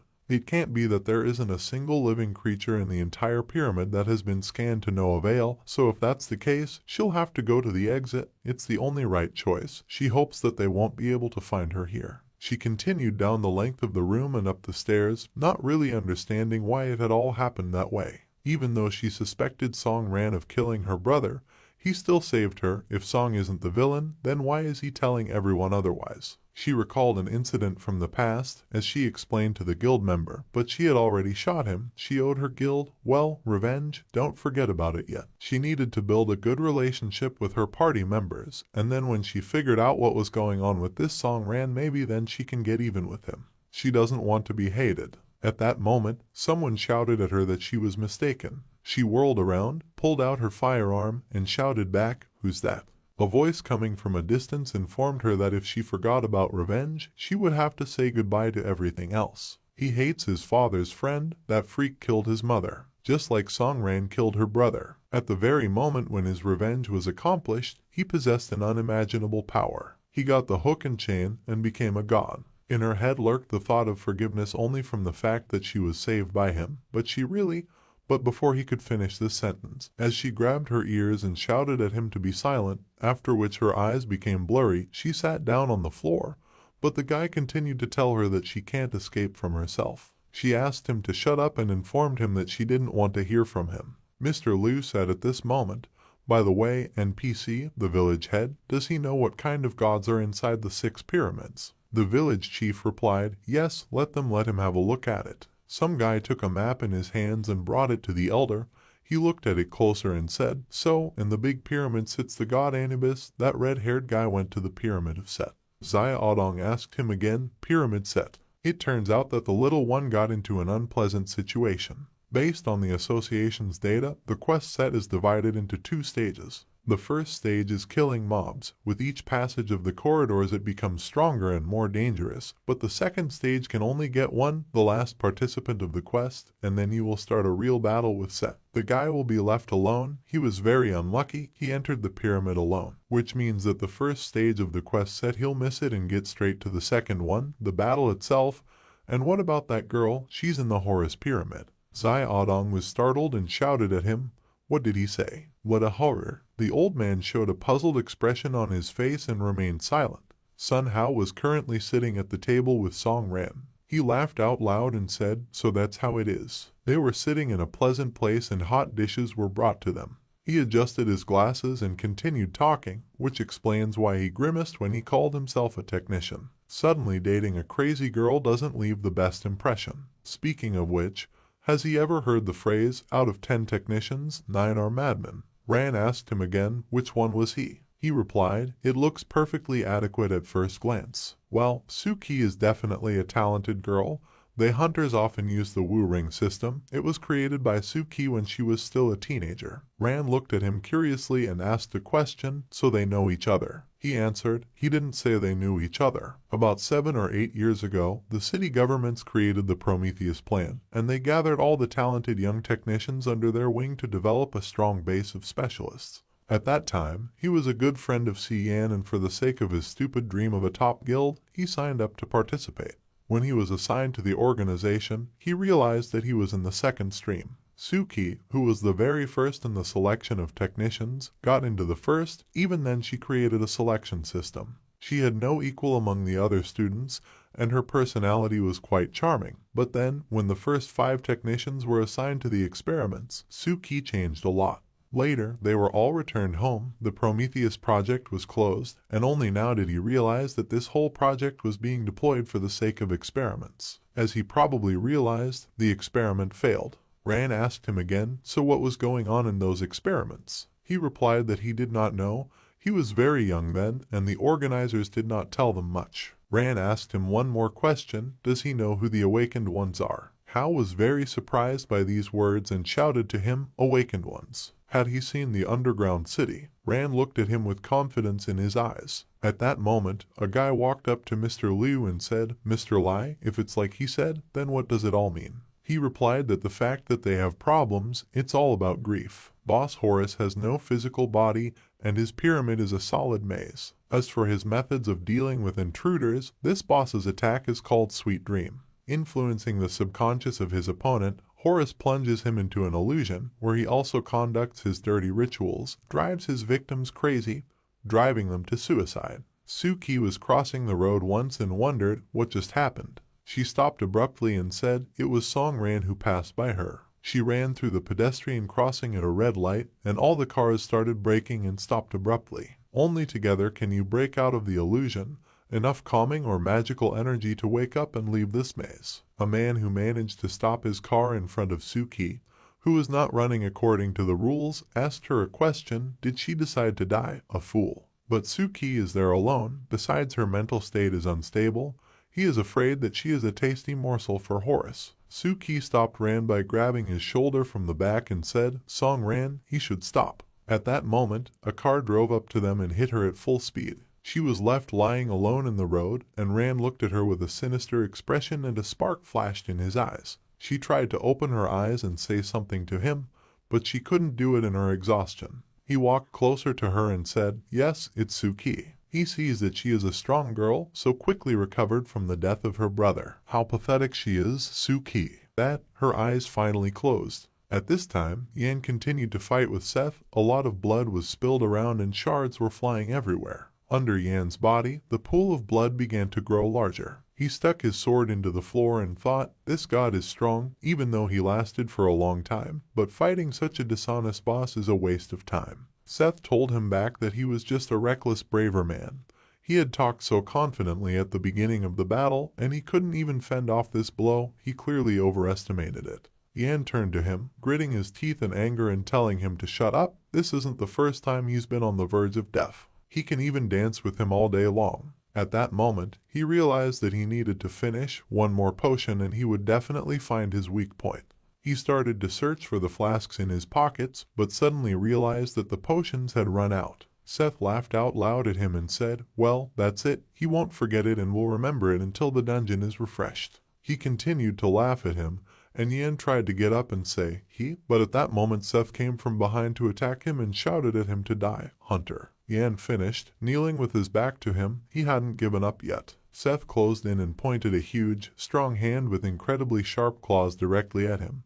But at that moment, a shadow flew over Seth, swinging a sword at him. Yan wondered as he held his stomach, is this really the end? What would happen to his guild? After his words, someone's blood was spilled. It was Seth's blood, whose arm was cut off by a wound that appeared out of nowhere. Yan looked at him in surprise and said hopefully, Song Ran. Ran stopped in front of the sinister and huge Seth, then said, see Yan, he owed him for that bullet. Does he remember that? At this moment, he applied the healing technique while looking at him, and Yan's entire body was filled with a bright magical light that would heal his body. He laughed and asked him a question. Where did it come from? He replied, Song Hao sent him here. He had plans to go through the Sea of Oblivion, but he expected to get here a little later. When he talked to Song Hao, he informed him that he likes to go through everything alone, so he asked him for one favor: help him pass this test. Sun teleported him to the Sea of Oblivion right at this point. Incredible technique. His deputy is a great master. Yan easily got to his feet and said, Song Hao, it's good that he got some help. He already thought he was going to die here. Okay, less words. They need to deal with this boss. For the sake of his goal, to become the best guild leader, he went through all the tasks alone, has not teamed up with anyone for a long time. He feels that it will be fun. Ran agreed with him and Seth said, another little guy? What a mess this is going on. He raised his hand skyward, created some sort of magic ball and said, breaking the order of battle and queuing, for this he would punish them both. They should not forget who he is, the god of war and power. How many weaklings do not gather in a team? It will not do anything. He threw the elemental discord spear at them, and everything was flooded with bright light. The spear landed on the ground and opened up the underworld. A bright ray of light pierced the entire area and he spoke, today they will learn what a real battle is. A lot of shrapnel flew around, a strong wind rose, and nothing could be seen because of the bright light. Rand said, it seems that because of his interference, this monster has become stronger. Yan replied, this boss is too noisy. Suddenly, a lot of monsters with sinister bright eyes appeared in front of them. Rand wondered what kind of frenetic ability this was. The bosses in Sea of Oblivion were many times stronger than normal ones. Yan pointed his hand at him and asked him not to be afraid of this. No matter how strong this horn god is to me, he is only one, and they will defeat Seth in no time. Suddenly something alerted him. He stopped abruptly and thought with a frightened expression on his face, what a horror, this is inhumane. Seth, he can make people lose their temper. At that moment, so many such monsters appeared in front of them that they couldn't be counted, and he said, what a huge army of dead people this is. Will they be able to rest today? Each of the monsters had spears in their hands, and the creatures were smiling ominously as they charged. Yan and Ran approached each other and Yan said, my friend, in this battle, they will have to cover each other. He doesn't seem to be able to. Ran replied to him after some silence, if he wants to give up, then this is not the right time. The monsters came close to them. Yan was dumbfounded by what was happening and said, it doesn't matter. Until now he was thinking about how to get out of here as soon as possible. But now they just have to fight. Rand spoke, it wasn't over yet, and after saying that, his eye lit up with a bright magical light and he used the power of the balance blade and activated it. After that, he said, they shouldn't give up so quickly. Yan together with him abruptly ran and said, attack, my friend. Ran appeared on one side of the skeletons and said that these skeletons are very weak creatures. The only problem is the number of these monsters. Yan replied, that's right, he is sure that the army will go on indefinitely.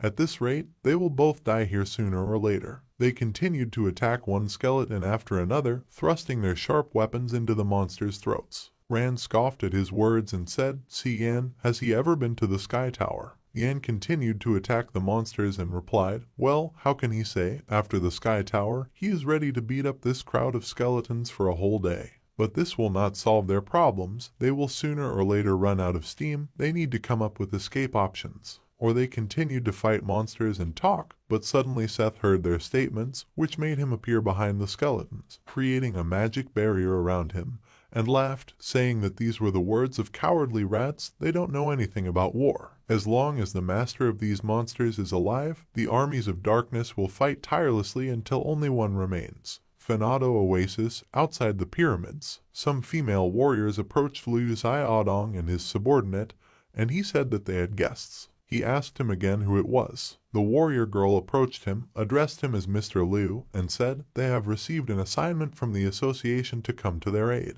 Zio Bai walked closer to them and said, the guild master has finally arrived. She would have liked to say that the situation was over, but before she could finish, she saw a girl in front of her and realized, this is the Clover Guild. The head of this guild is Lu Jiao, and the Jiangcheng Guild, whose head is Jai Siyuan, has also arrived. Xiaodong said, that's fine, with their help, they can quickly clean up this Sea of Oblivion. Suddenly, a man came closer to them and said with a smile, how many cockroaches would not gather in a pile, they would still remain cockroaches. This voice didn't alert the others, and he realized, this voice, Huantu, stop, it's right next to him. Huangtu Guild, head of the Zhengjiu Guild. Jiu said that for the sake of the association, he had found strong allies from abroad. Guild Master Lu, They haven't seen each other for a long time. Who knew that just because I'm the host like her after rising up, she would become such a cold-blooded woman? She scoffed at his words and he continued to say, "Woman, where is her respect? I still have videos where she leads a live broadcast," and now he would like to introduce them to his friends from the First Echelon. First Echelon 9 in formation, Wang Fin. First Echelon 2 in formation, Luo Wen.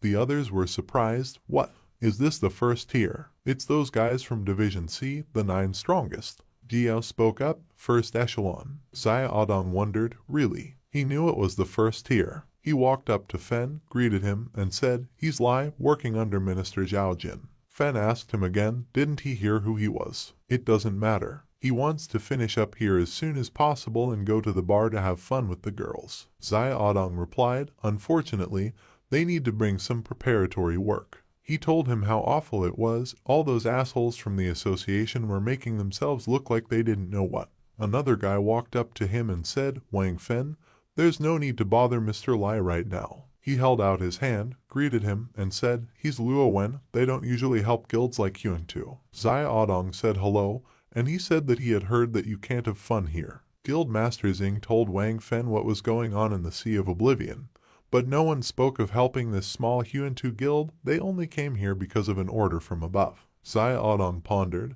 The order from above, 2 first-tier fighters are already exceeding the standard tasks. What happened in this underground city? At this moment, Ran and Yan continued to fight the monsters, running from place to place. Ran turned to see Yan and asked him a question. Did he hear what this boss said? Yan replied, yes, this AI is not like the others. Ran replied, no, that's not the point. Breaking the order of battle in Q and the last sentence, until there's only one left, he thinks he's talking to the system of this dungeon. Yan asked him again, right. Suddenly, he abruptly ran at the monsters and answered him, yes. He thinks that this sea of skeletons around him is one of the stages of building the system of this dungeon. The second proof that this is the system is that he didn't receive the notification of the dungeon change, which means that the boss can control the dungeon itself. Yan spoke back, then it turns out when he said until there is only one left, that there should only be one fighter left to fight him. It turns out that when he entered the dungeon, he immediately went on to fight the boss. Wait, he seems to have thought of something.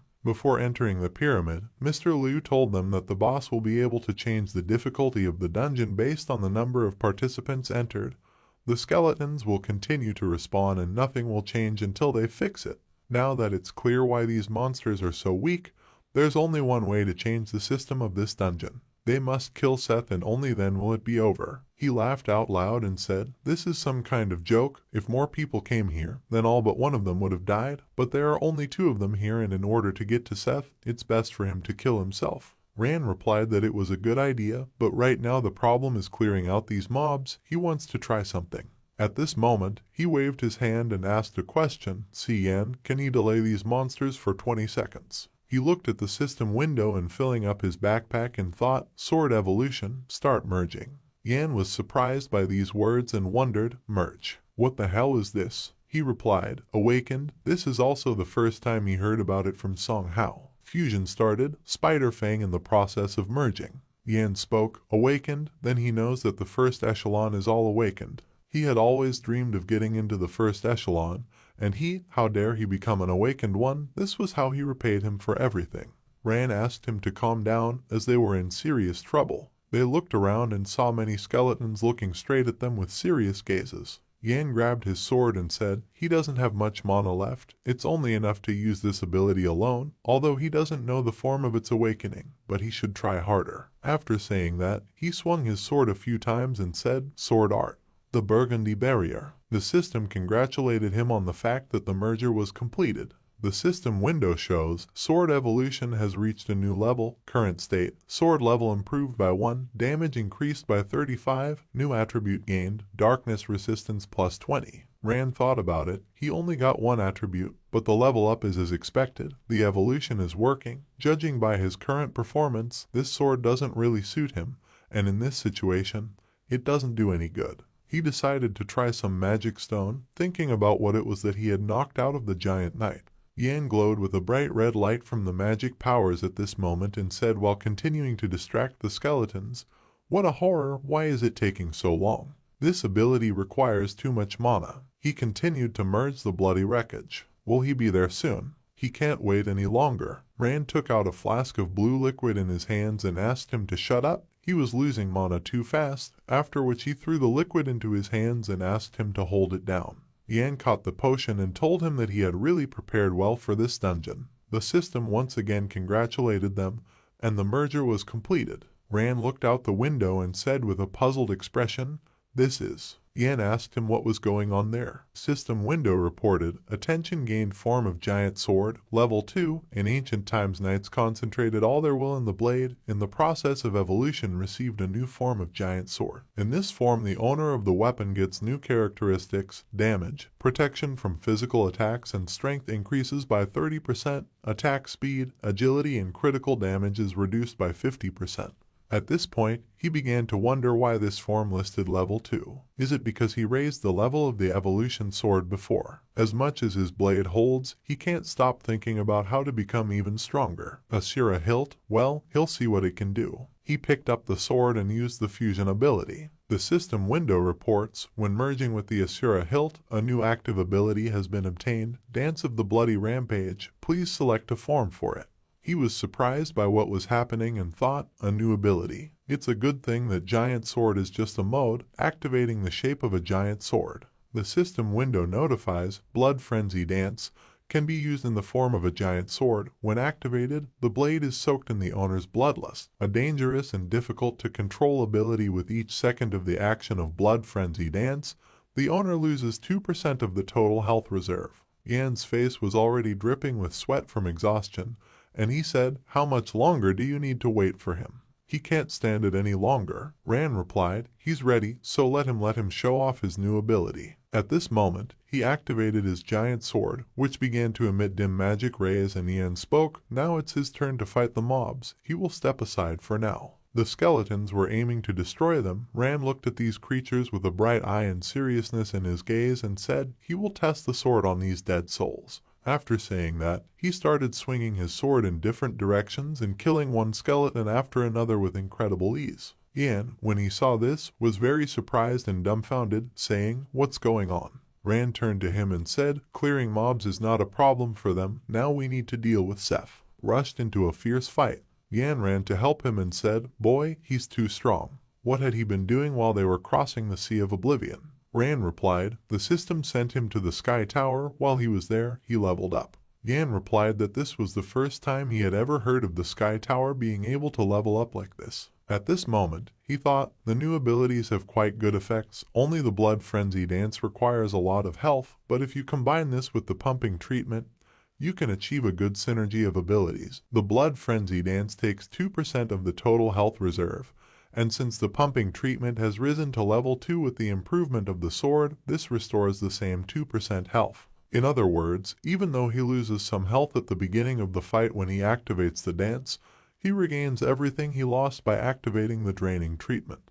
The only problem is that draining healing drains his mana, so the only way to win here is to finish the fight as soon as possible. They continued to fight fiercely, and suddenly Rand got closer to Seth and told him to attack with his sword, then told him to die. Seth told him back, the nameless boy, does he really think that if he gets close to him, he can kill Seth himself? Suddenly, the sword hit his body and his blue blood began to spill out. He asked in surprise, "What's going on?" It was Yan who stuck his sword into him and asked him a question, so he didn't expect this, Seth. He had been waiting for this moment for a very long time. Seth told him, "That's how he hits from the back." He grabbed the tip of it and informed him that he would definitely not be able to escape from it now. Red-haired, he can replicate that ability he showed them, Death Blow. At this moment, the entire area was lit up with a bright blue color. Yan was dumbfounded by what was happening and Seth laughed and told him to feel death entering his muscles and bones. Rand started shouting, "See Yan."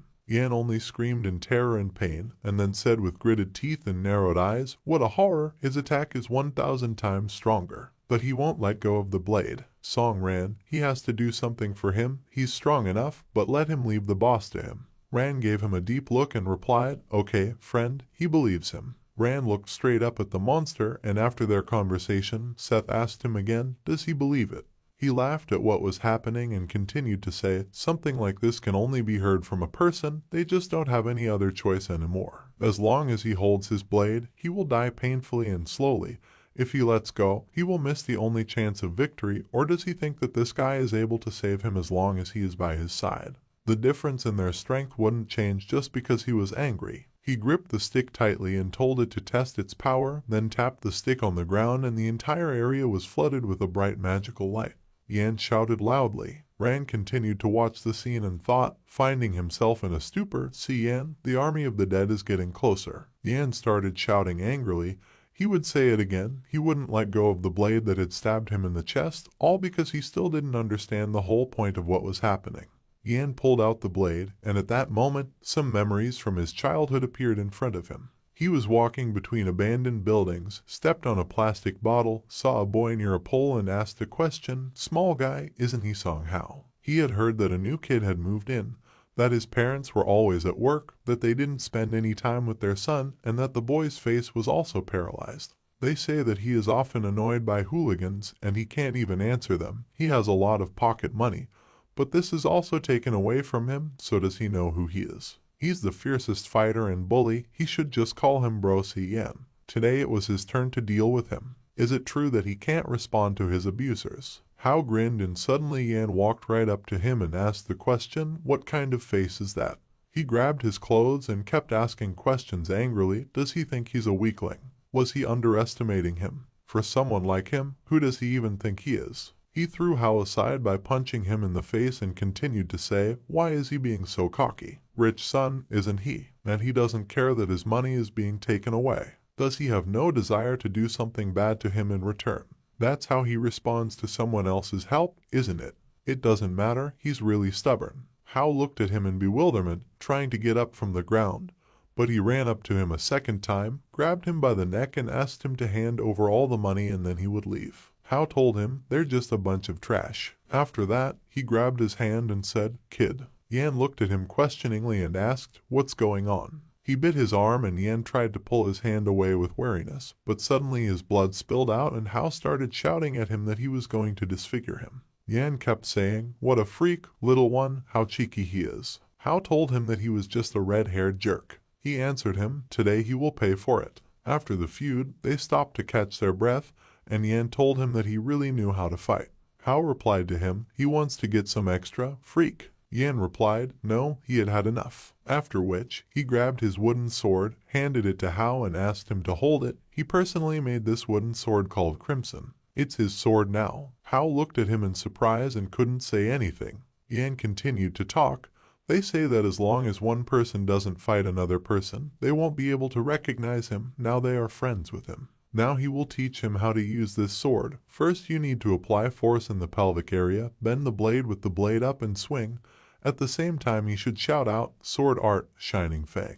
He showed him the right moves. Hao took the sword in his hands and said with a sneer, "Shining Fang, what a terrible name." Yan laughed at his words and said, "It doesn't matter. He should remember that if someone else is bothering him while he is ready to fight his enemies, he will come to his aid just like this blade." At that moment, a guy came up to them and grabbed his sword, after which he addressed him as a little guy and asked the question, "He doesn't think that he is a hero with this wooden stick, does he? And this is probably his girlfriend." Another bully guy came up to this guy and together they dragged Yan and Hao by their clothes on the floor. The guy continued to talk. He had problems with money. He would like to borrow from his girlfriend, and after meeting him, he became so cheeky. The other guy said to Hao while grabbing him that he should give them all the money and not move. Hao shouted loudly for them to take his money, but didn't touch Yan. The guy threw it on the ground and asked the question, "What horror, why did it become so bold?" At that moment, they broke their wooden swords in half and the guy started talking. Also shouted something about the art of the sword. Does he think he's a hunter? With such and such a toothpick in your hands. The other guy chuckled and asked him, he really decided to scare them, right? They stomped on the remains of the wooden sword and continued to say that they could be dealt with in just one blow. After that, they left, continuing to mock the guys and how Yan decided to become a hunter, what kind of jerks they were. Yan's face turned purple, and he apologized to Hao with a sense of shame. He started to pick up the remains of the chopsticks, then Hao grabbed his shoulder and said, "See Yan, is he okay?" He replied that he was unable to protect it. Hao called his name again and asked him to stop, then said he thinks he's a star. He didn't think he was fit for this world, no matter what others did, no matter how much they bullied him. He didn't pay attention to it. He thought it was just a small matter, but he taught him how to fight. He raised his foot, but Yan walked away from him. After a while, in a busy place in the classroom of the school, some guys stopped at the window and began to discuss, "You need to look there. That guy from the next class challenged a high school student to a fight. Wow, the same guy who was always beaten up by everyone. What's his name? Hong Jiao. It seems that he ran into a rich, excellent student today. Oh, grab it." Yan, in turn, was sitting at his desk, pen in hand, and flipping through a page of his notebook. The guys continued to discuss what is in his hands. Is it a wooden sword? What sword? He collected it from the wreckage and wrapped it in duct tape. The guys started laughing at him and didn't understand where he got this garbage. Yan heard these words and looked back in the direction of the window. On the square next to the school, Hao grabbed a wooden sword and stopped in front of the same high school student who recently took money from him. He approached him and said, he sees that he really got a lot of nerve. Is it all his red-haired friend who trained him? What scum they are, he will show them their place. His legs are shaking. He has no desire to ruin their ATM. Hao's legs were really shaking, as was his entire body, and he asked him not to talk so much. Today he would avenge Xian's sword art.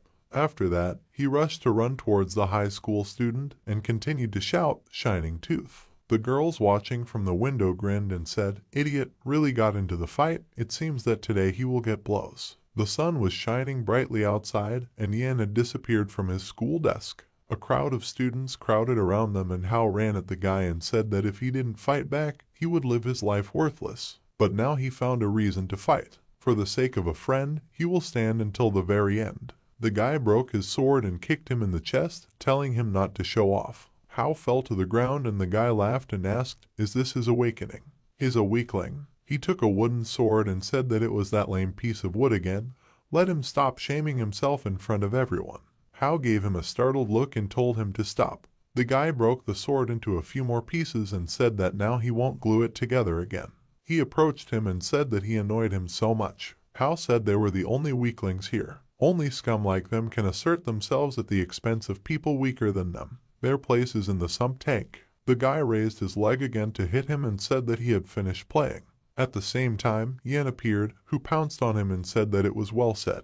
The guy quickly turned in his direction and Yan kicked him in the face, telling him not to dare denigrate his friend's awakening. Hao called out to his friend with a smile, and Yan told the guy that he was a dumb jerk. What was he thinking? He couldn't beat his friend alone. The guy wiped the blood from his mouth and said it was him again, the red-headed runt. He lashed out at him and told him to mind his own business. He hit him in the face and Yan fell to the floor, and the guy told him to try kicking him again. He grabbed his face and said they were two brainless suckers. With that, he slammed Yan's head on the floor and put his foot on it, saying that he should admit that he was a weakling. Yan said that he would tell his mommy. The guy swung and told him not to get into trouble. He wanted to hit him, but Hao ran up behind him and hit him between the legs. The guy opened his mouth in pain and Yan started to get up. He also approached the guy and slapped him in the face, saying that let him die. The guy flew off in the distance and Yan said that he just sucks at fighting. Blood flowed from the guy's mouth, and Hao picked up the sword parts and told Yan that his sword was broken again, but he would fix it. Yan said that he should apologize. He promises that he will never let go of the blade again. He must become a hunter. He will have his own guild. Hao smiled and said that since that was the case, he would become a better technician. If his weapons or armor are damaged, he will definitely repair them. They punched each other's fists, said they had a deal. Yan returned from his memories and said that his presence was just a small nuisance. It's not what it used to be. Even if he stopped his blade 100 times, he would never back down again. This is its main principle. His blade began to crack and he used a divine gift, the Crimson Tear Pact. At the same time, a powerful force began to erupt from the blade and Seth screamed. There was an explosion and Ran asked, does he use the strength of the blade, turning it into an explosive projectile? Seth started to disappear and asked with a laugh, is this what they call the hunter's path? For the first time, there were opponents who were able to defeat him in the team. But what's the point? He will appear here again, fully restored. He had experienced everything. He had seen an incredible amount. New times are coming soon. He almost disappeared and said it was going to be hell for them. With that, he and his entire army disappeared, and the system congratulated the hunters that the number 2 boss of the Sea of Oblivion, Seth, was defeated. Ran approached Yan and said that he was a good fighter. Yan told him to stop, all thanks to his mana. With it, he was able to activate his last ability, but he missed something. Ran asked, "What is it?" Yan said he was very stupid. He had once seen Xiaobai discard all her equipment and was able to defeat the boss, so he wasn't afraid of smashing his blade because he was going to pick up what would fall out of the boss, but who knew that this thing would fall out of it. He pointed at the magic shard and Ran said it was better than nothing. He had killed it, so it was his. Yan said that he can't fight anymore, and they can only open the rest of the dungeons with this thing, so he asks that he go through the rest of the dungeons for him and save the shard of the chosen one. Let him take it, open the gate, and when he passes the dungeon, then let him return it to him, then Hao will make him a new sword. Ran picked up the shard and was very surprised to see that the system reported that it was a shard of the chosen set. Epic. This is a special artifact of the Sea of Oblivion. This is the power of the god set. Fusion is also possible. Ran thought he might be able to connect the shard to the sword. He told Yan that since that was the case, he would take it. He asked if he'd heard Seth's last words. He said that new times were coming soon and hell for them. Does he think such speeches are installed in his dialogues? Yan agreed that these were very strange words, but it didn't matter now. They'll go through this dungeon the old-fashioned way. Suddenly, the system reported that abnormal changes were detected.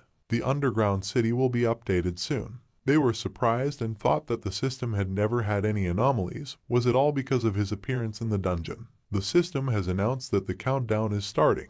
A thundercloud began to gather around the top of the pyramid, and one of the hunters asked Mr. Liu, did he hear that voice? What's happening? He replied that he did not know. There were no such cases in the history of the association. Wang Fen said that there were so many problems, and that's probably why they were sent here. First it's a door, now it's seasonal. Liu Wen told him to shut his mouth. He knows the consequences of such talk. Before the trio left, he was assigned to look after 2 people, Ran and Suki. Their target is them. Wang Fen chuckled in displeasure, and in the meantime, the countdown reached 3. The huge doors began to open, illuminating the monster that was sitting on the throne, and then the countdown ended.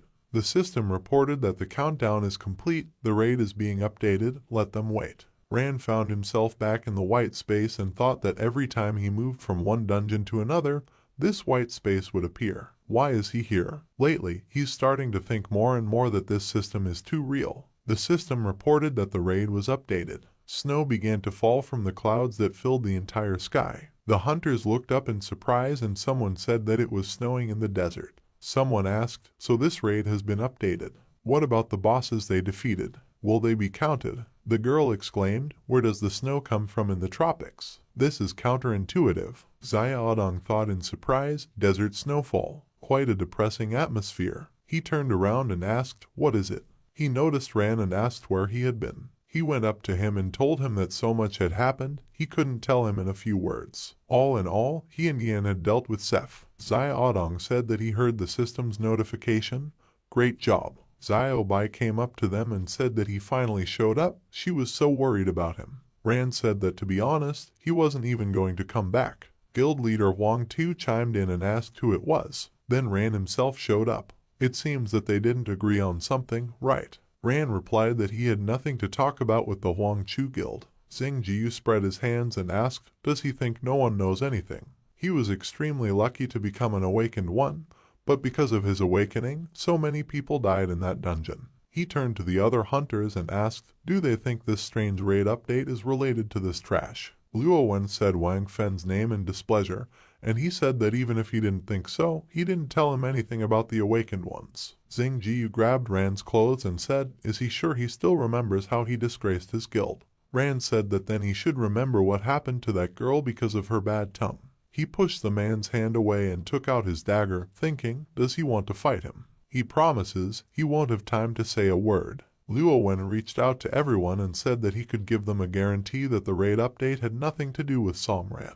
As an awakened one, he can sense the activation of the trial mode. He tells them this on behalf of the first echelon.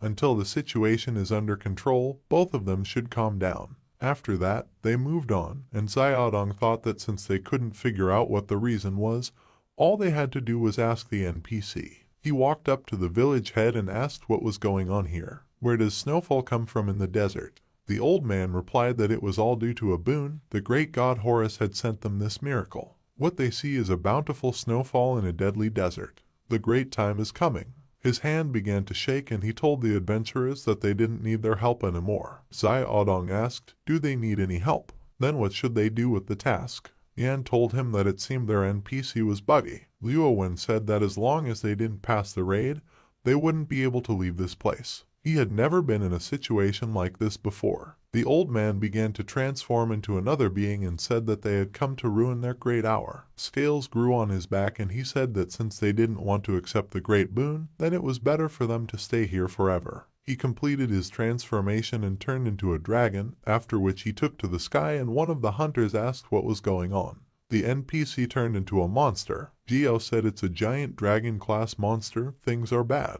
Wang Fen said that it was some kind of earth dragon, they would easily deal with it. The dragon continued to soar in the sky and Jiao asked Mr. Liu, what should they do? He replied that they needed to attack. All hands go to battle. Wen said that huge dragons have very precise directional attacks. Dragon breath and air attacks are best for low-level hunters to dodge, and let the high-level ones keep their aggression to themselves. The dragon gathered a clot of energy in its mouth and released it directly at the hunters. They started to fight back, and Xiaodong said that the situation was out of control. They urgently need to find out what happened in the Horus Pyramid. Who is ready to go there to check? Ran volunteered and said he was afraid things didn't go according to plan because of him. If he's involved in this, then he should go. Xiaodong asked who else. Xing Jiu smiled and said that it was all related to him. That stupid girl had done something again, and he should go with him. After all, she's a member of his guild. Wen said he was against it. This guy has a problem with his wounds, so he doesn't trust him. Xing Jiu snorted and said that he didn't care. Wen said that he offers to go to the Horus Pyramid to him and Ran. Whatever happens in the pyramid, he is one of the first-tier participants. He will be able to stabilize the situation. Wang Fen will take command here. Wang Fen said they didn't need him here. He told Xiaodong not to be afraid. This thing wasn't even close to being compared to dragons. Let there be at least 100 of them. It's nothing to him. Xiaodong agreed and said that they would do as Mr. Luo said. After that, Ran and Wen went to the pyramid and Wen gave him an interested look, and then he asked, is it true that all the hunters died in the raid because of his awakening? Ran confirmed his words, and Wen said that then the raid mode changes to a test when you first wake up. Because of the sudden increase in the difficulty of the dungeon, such deplorable events occur. This is a frequent occurrence, albeit a terrible one. But he shouldn't be ashamed of it, and the problem with Suki isn't entirely his fault. Ran agreed and said that Deputy Cian had told him about the awakening. But he's not here out of guilt. He turned to Mr. Luo and said that he was in the first tier, so he was also an awakened one. When this happened to him, was it a similar situation? Wen asked in surprise, with him. After a short pause, he replied that he had gone on a raid as part of a young guild with other newcomers. Although the raid was low level, it brought quite a bit of rookie death. He called out to Ran and asked, when did he become an awakened one? Did any other changes occur to him? For example, the desire to kill, detachment, cruelty. In a word, doesn't he feel like he's suddenly become a different person? Ran replied that he thought so. Wen said that this is the fate of any awakened person, madness. At first, his vision of the world changes, and then, with increasing strength, negative emotions take over him, even the first echelon. He asked, has he ever been to the Sky Tower outside of challenge mode? Ran asked what kind of place it was. Wen replied that it was a grave for all losers. Suddenly, he noticed something and turned around, exclaiming that there was a horde of mobs. Apparently, after the update, the Sea of Oblivion has changed a lot. When he went through this raid, there was never such a large number of mobs. Ran took out the evolution sword and Wen told him to wait, let him display the power of the first echelon. Let it feel the circulation. He began to move his hands and said that everything in the world is like a river, but even a small pebble can disturb the peace of the world. The monsters continued to advance, and Wen spread his legs wide and said that he could destroy hundreds of forms without physical existence with a single blow. His eyes lit up and he extended his hand forward, releasing a powerful stream of power that pierced through the monsters' bodies. Ran looked at it with admiration and thought that it was incredibly powerful. With one blow, he wiped out the horde of monsters. Nightmarish power in the hands of one person. It can replace several guilds at once. This is what the first-tier representatives are capable of. When finished his attack inside as the monster heads exploded, Rand thought that he had so much to learn. It's just a pity that he has no idea which direction to go in order to rise up to his level. Wen turned around and asked, why was he frozen? It's time for them to do more important things. Rand came back from his thoughts and said that he was coming. He followed it and thought, first echelon, then he'll catch up with them soon enough. After a while, at the Horus Pyramid, they reached the entrance and Wen said that here they were. There's nothing suspicious to be seen from the outside, but even so, they shouldn't relax. Rand agreed with him and wondered what was going on here. At this time, in the center of the pyramid was Suki, which was under the rule of Horus. She said something about common sense, logic, information, observation, inference, and analysis. Now she understood. With the help of tentacles, she rose above the ground and said that she understood the truth of this world. Rand saw it and said her name, but then he stopped and asked if it wasn't her anymore. Wen had told him not to make any hasty moves. She was under the influence of a monster. He looked at her condition and, remembering the battle with the monster, thought that he seemed to understand everything. That's why the trio contacted him personally right before sending it. The commander-in-chief told him that on this mission, he must ensure the safety of Songran and Suki. But if he suddenly finds the situation getting out of hand, then let him do everything in the public interest. He came back from his memories and saw Rand walking forward and told him to stop. This is the battle he will take on. Suki, no, that creature must be destroyed. Suki noticed Rand walking up to her and asked, isn't he Rand? She laughed and said that she knew he was coming to see her. She kept repeating his name, sticking out her tongue crazily, and said that he had finally come. She attacked him and told him that he knew what an eye for an eye meant. In this gloomy pyramid, in an unfading tomb. Rand dodged the blows and Wen said that the situation was getting out of hand. He thought that the creature's speed was too fast, even he couldn't see its movements. He mustn't stall for time, otherwise Rand will die. Suki continued to attack and said that in this sea of hatred, the only thing she was waiting for was revenge. She kept throwing punches that he fought off and she said that he was the only one she was waiting for. As the sharp spike approached, he used the phantom ability and all of Suki's punches passed through it. He jerked back and jumped away, landing a few meters away from her. He said he knew she was angry and hated him. He is ready to ask for forgiveness because it was all his fault, but he doesn't want her to accept his apology in her current state. Suddenly, a part of Suki's consciousness was awakened, tears appeared in her eyes, and she said Rand's name. Wen noticed that she was slowing down and quickly approached her, saying that this was his chance. He used the form of a mountain river cleaving punch and pushed it straight into the wall. The hoop on her thighs split open and her lower body separated. Rand asked if she was dead. Wen replied that this was not the case. He was afraid that things were not as simple as they thought.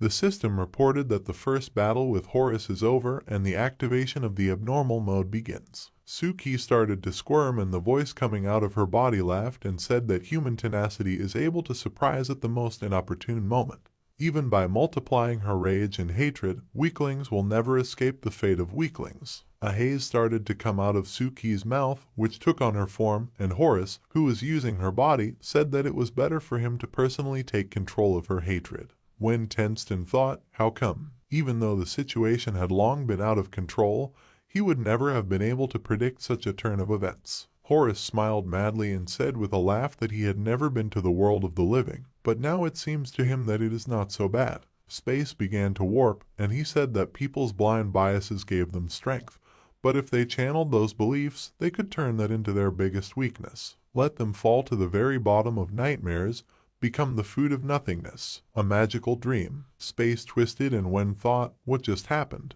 Magic dream illusory. Horus attack. But he doesn't feel that his body is in a dream world. But what about Rand? He quickly turned around to look at Rand, but he only saw his blank stare and Horus said that it was all nonsense. He had already landed in prison and was now wandering in the darkest and most terrible world. Wen quickly turned around and told Horus that he was his enemy. Let him drop his tricks. Horus laughed and said he was so funny. How did he manage to sense the origins of his power? Nothingness, dark and seething, and he should have known right away that he wasn't interested in him.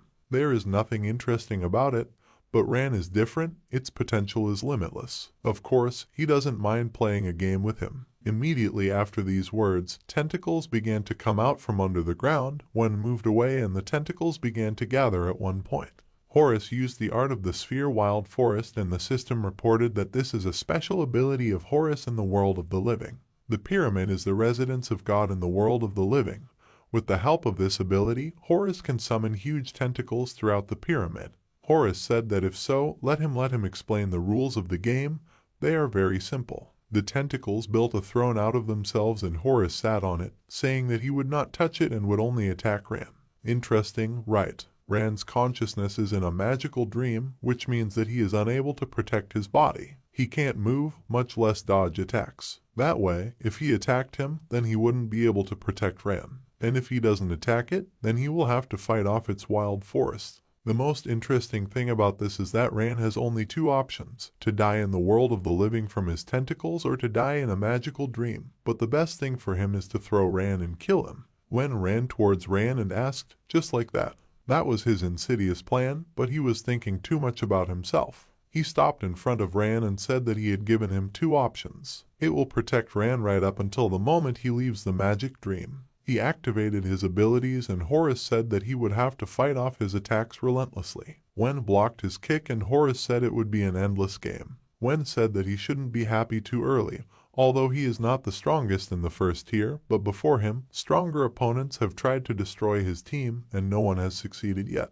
He reached for his sword and said that once he unsheathed this sword, his battle sphere would become impenetrable. Horace asked, is there no way he can get rid of his false hopes? They, the people, are really very strange. Wen didn't agree and thought that he had once lost a loved one. Then he just woke up, and the raid immediately switched to test modes. Back then, he thought that he would be able to complete it quickly with renewed vigor, only when he went ahead, he caused too much damage to his comrades. Many newcomers died in that battle. If this is the fate of an awakened one, then what is the point of such a force's existence? He thought about that day more than once, because he was a tank. If he gave all his strength to protect his comrades, then he would be able to save them all. Protection. Ever since then, this blade has existed for the sake of preservation and protection. He used the mountain river technique, destroying mountains. Here it is, his way as a hunter. High-level sphere technique. The peculiarity of it is that being in another high-level sphere technique, it neutralizes all enemy attacks. Mountain smashing is a sphere technique that is activated with the huge sword's ripple, which ripples every 0.5 seconds to repel all incoming enemy attacks. Also, the sphere technique increases the protection of all allies located in the territory of it by 30% of the total protection of the sphere owner. Wen took a step forward, and at the same time, all the tentacles were cut into several pieces.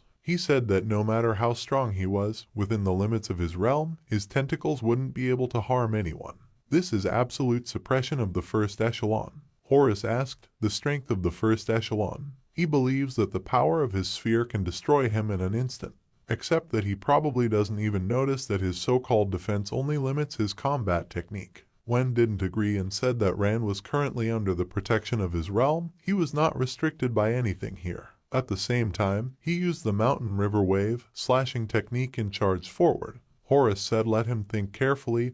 Does he really want to kill him? Wen had already launched an attack and thought, really? He deliberately missed, and Horace said he could see his brain was still intact. If he killed him, Ran would lose his mind, and even if he returned from the dream world, his soul would be filled with chaos and despair. The tentacles reached out to Wen, and Horace asked, well, since he had no way back and had pinned him down from the other side, then let him show him what the first echelon was capable of. Wen continued to fend off his attacks, and he said that he had been holding out under his attacks for so long.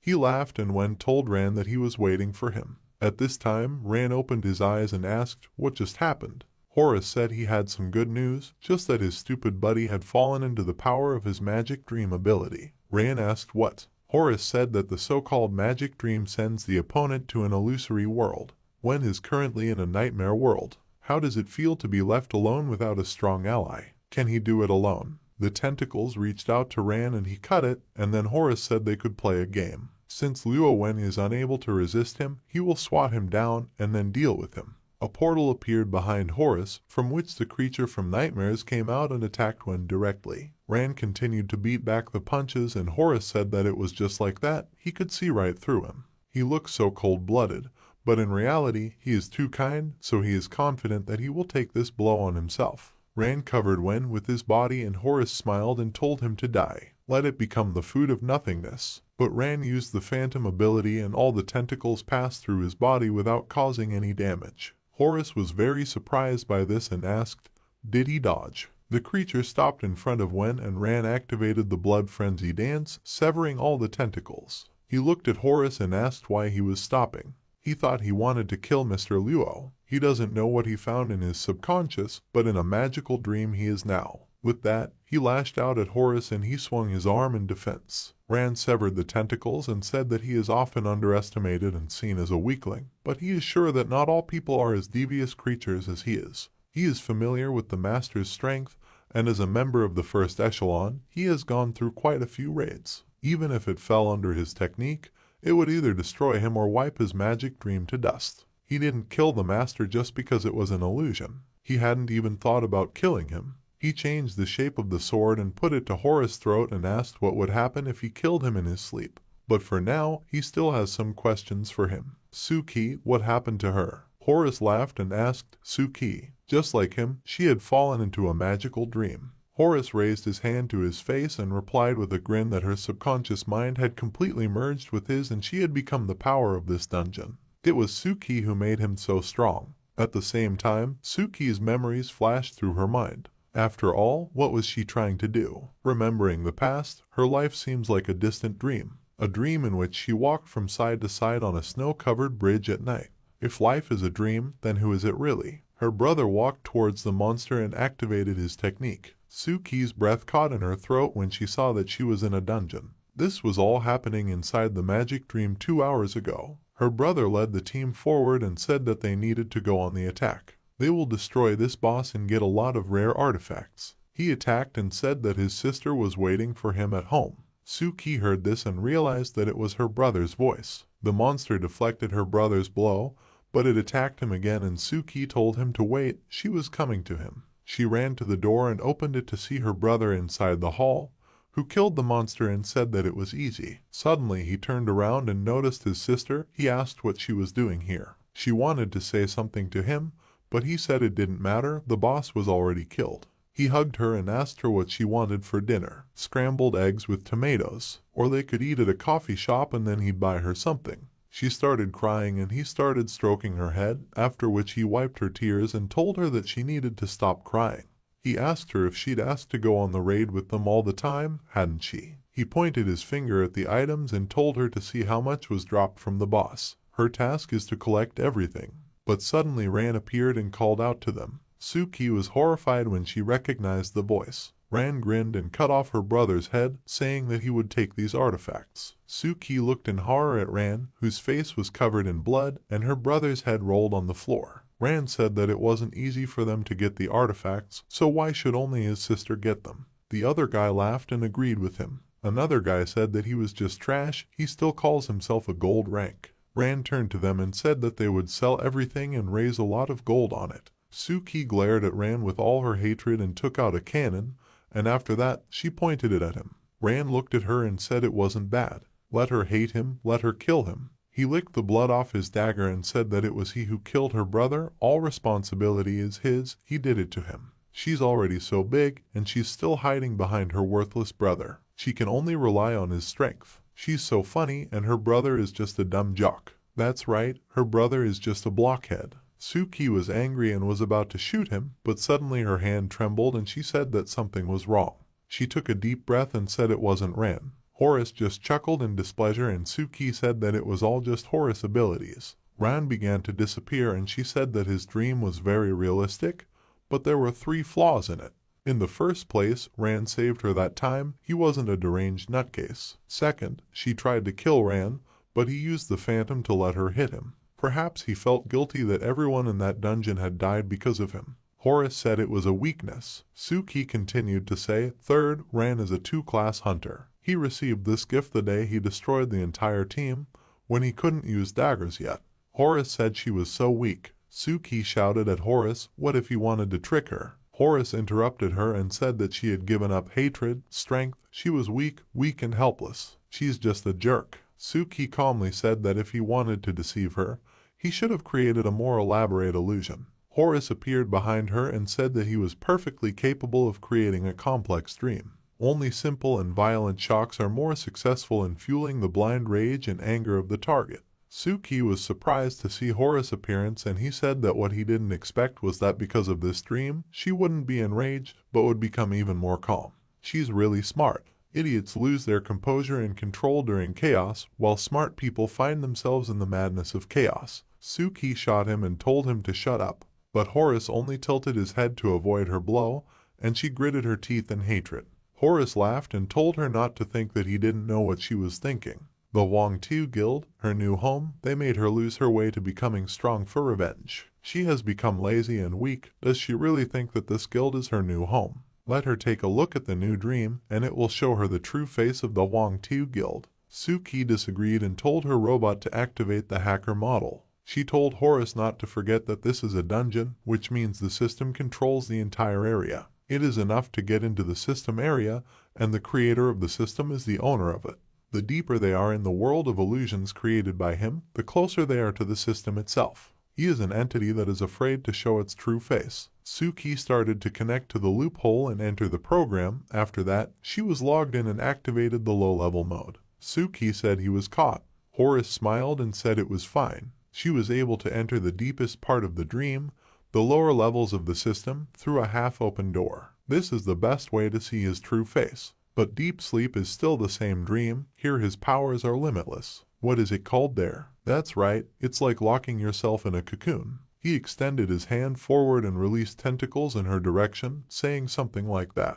Suki pressed a button on the keyboard and said that it was no use. The tentacles were gone, and she said that when she was 13 years old, she was able to easily erase the entire system. She managed to erase some parameters. Deep sleep is the weakest point of the system. In other words, they are both omnipotent here. Horace was surprised, and Suki told Bix to activate the fantastic form. Guns appeared in her hands, and she said that the code name of this one is the Spirit of the Key of Borders. Her clothes had changed, and her hair had turned white. She called out to Horace and told him to die. She attacked him, firing a hail of bullets at him, after which her guns fell silent and only dust remained of the Horace. The dust dispersed and a fragment appeared in place of the Horace. Suki asked, "Is Horace dead?" She approached the shard and reached out to it with her hand, saying that it was a divine Horace shard. She took it in hand, but suddenly the energy of the shard began to enter her body and she was horrified. She felt Horace take over her body, and he asked if she really thought she could defeat him. Her anger, her prejudices, her volatile feelings now belong to Horace. It's probably her fate if she wants to ask why. Probably because they have the same reason. Suki thought that the knowledge was continuously flowing into their brains, monsters, humans, hunters, awakened ones, and more, the challenge mode. So this is the true face of their world. But she doesn't want to. Currently, inside Rand's magic dream. Horace asked, "How's it going?" Why did he stop talking? Rand kept his eyes fixed on Horace, and he said that he knew what he was thinking. It's easy to kill him, but the dungeon will regenerate him, but Suki's consciousness will disappear forever. That way, he would kill a human, but is she a human? It's up to him. Tentacles began to wrap around Rand's legs, and Horace said he was weak. Right now, outside of the magic dream, he's protected by his stupid boyfriend, but he can't kill him for the same reason. Not being able to bear the burden of killing a person is the strongest and most false weakness. The tentacles continued to wrap around Rand's body, and Horace said that only his current weakness determines the fate of his friends, Suki and Luo Wen. His time to think is running out. Either he would kill him now and show the power of the awakened one, or he would vanish into nothingness, eventually coming to the same conclusion. Rand lowered his sword and said that he never thought that he didn't have flaws and weaknesses. Horace looked at him questioningly, and Rand told him that he had received an E rank in the first hunter assessment. When he became a hunter, he was forced out of everything. He had already accepted the fact that there was no place for him in this world.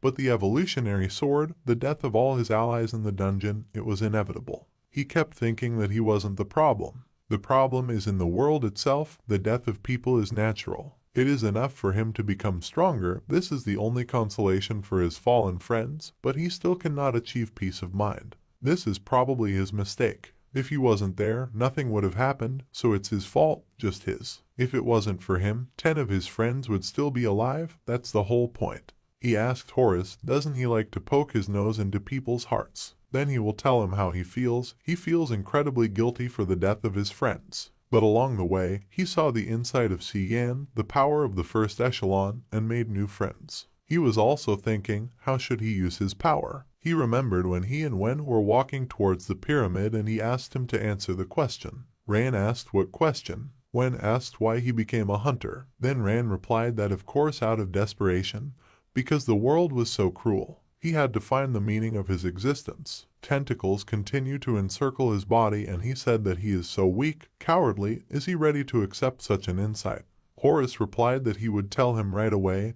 He wasn't ready. He finally realized that his powerlessness and weakness were in his genes, in his bones, blood, and muscles. His destiny is to be a weakling. Rand disagreed and said that he did not understand the feeling of losing loved ones and friends. He did not understand the meaning of a person's life. He can't answer that question. This question can only be answered by one more person in this room. He used the petrification ability to break the tentacles into fragments and said that he had previously asked him if Suki was a human and it was up to him to decide. So he thinks she's a real person. His companions are long dead and only she can answer his question. Horus said it was such a pity because nothingness expected so much from him. He stuck out his tongue and said he didn't care. A portal appeared behind him and Horus used nightmare, a seed of resentment and hatred growing out of blind prejudice and difficulties. Rand thought, can he really be forgiven? Horus rushed to his side and said goodbye to him. But suddenly the portal started to fail and Horus asked if it didn't work. He abruptly held his head and told her to shut up. He started yelling at her to shut up. Horus fell to his knees and Suki appeared in his place. Called out to Rand and he thought it was her voice. He put his hand on her shoulder and asked, is that her? She needs to wake up. They're in a magical dream. They need to get out. Suki bowed her head and said that there was no turning back for her. She understood everything. Being the creator and knowing the truth of all things, she can die. She put her hand on the floor, rearranging the system, and said that she understood everything. It wasn't his fault. It was up to her to apologize. Right after that, a system notification appeared that a change was taking place in the dungeon. The dungeon rules are being rewritten. The system detected an intrusion. Stabilization drops, and the low-level architecture is being rebooted. System alert. New rules are being entered. The architecture reset has reached 35%. Suki told Rand that this was the last thing she could do. She has one request, let him kill Horus. Her answer he will hear after that. She bowed her head again and told Rand with a sad smile that she didn't blame him. After that, it disappeared and Rand found himself in another space and returned to the image he was in at the very beginning of his awakened path. Horus showed up and said that these are the low levels of the system. Did this crazy woman use her last bit of strength to send him here? But she probably doesn't know that the closer an awakened person is to the system, the weaker their powers are. On the contrary, it becomes even stronger. He only told me to look at myself. He doesn't have the power of an awakened one, and here he is again the same weakling. Rand replied that he was wrong. He unbuttoned his jacket and said that he wasn't the same person he was in the beginning. Horus just hissed in annoyance and used the Wildwood ability, but nothing happened and he asked in surprise, how did she manage to block his abilities? Rand started to approach him and said that he hated him. All his powers are built on lies, playing with other people's emotions and deceit. Horus tried to use his other abilities, but it didn't work out and Rand said that he still can't bring himself to forget about what happened because of him. If this is a weakness for him, then he will remain a weakling. He raised his sword and said that he was no longer confused. Horus said in fright that it wasn't so. Did such a weakling go berserk? He pointed his finger at him and told him to look at himself. He doesn't have the evolution sword. He's holding some kind of battered knife. He was about to say something else, but Rand grabbed him by the hair and, with the urge to shut him up as quickly as possible, plunged his sword into his chest. At this time, when sword continued to glow, he noticed that Horus was missing and asked, is he dead? His ring vibrated and an urgent call came in. He asked Mr. Liu how was the situation outside. At the same time outside the pyramid. When Rand defeated Horus, the other hunters dealt with the head of the village and went with the fools to fight other bosses. Mr. Liu told Wen that he did not know how they were doing in the pyramid, but he told everything that was happening outside. Among the hunters who went to fight the bosses were the River City Guild. They fought against the god of Samsara Osiris, the almighty immortal. Guild Clover against the goddess of life and magic Isis, who controls great magic. Bai used her dual summon ability and summoned the queen's minions. The Black Crow and the Wolf rushed to attack. An unknown guild fought against the Earth God Ji. In parallel with them, the guild, together with Wang Fen from the first echelon, dealt with the protector god of the pharaoh Sobek and then headed to the last pyramid, the Palace of Anubis. But due to the fact that Si Yan and Ran defeated Seth, and Suki was absorbed by Horus, significant changes took place in the Anubis pyramid. The rules have been rewritten. Xing Jiu began to open the gate and laughingly asked, "Did the gate open so easily? He looks like the last boss will be a snack for them." Ran and the other weaklings have no idea how much the rules of this dungeon have changed. He continued to open the gate while Anubis waited for them. He rose from his throne and called them ignorant fools. He is the god of death, the god of embalming Anubis. He is the real god of the Sea of Oblivion. In times of chaos, the battle of the chosen ones has no meaning.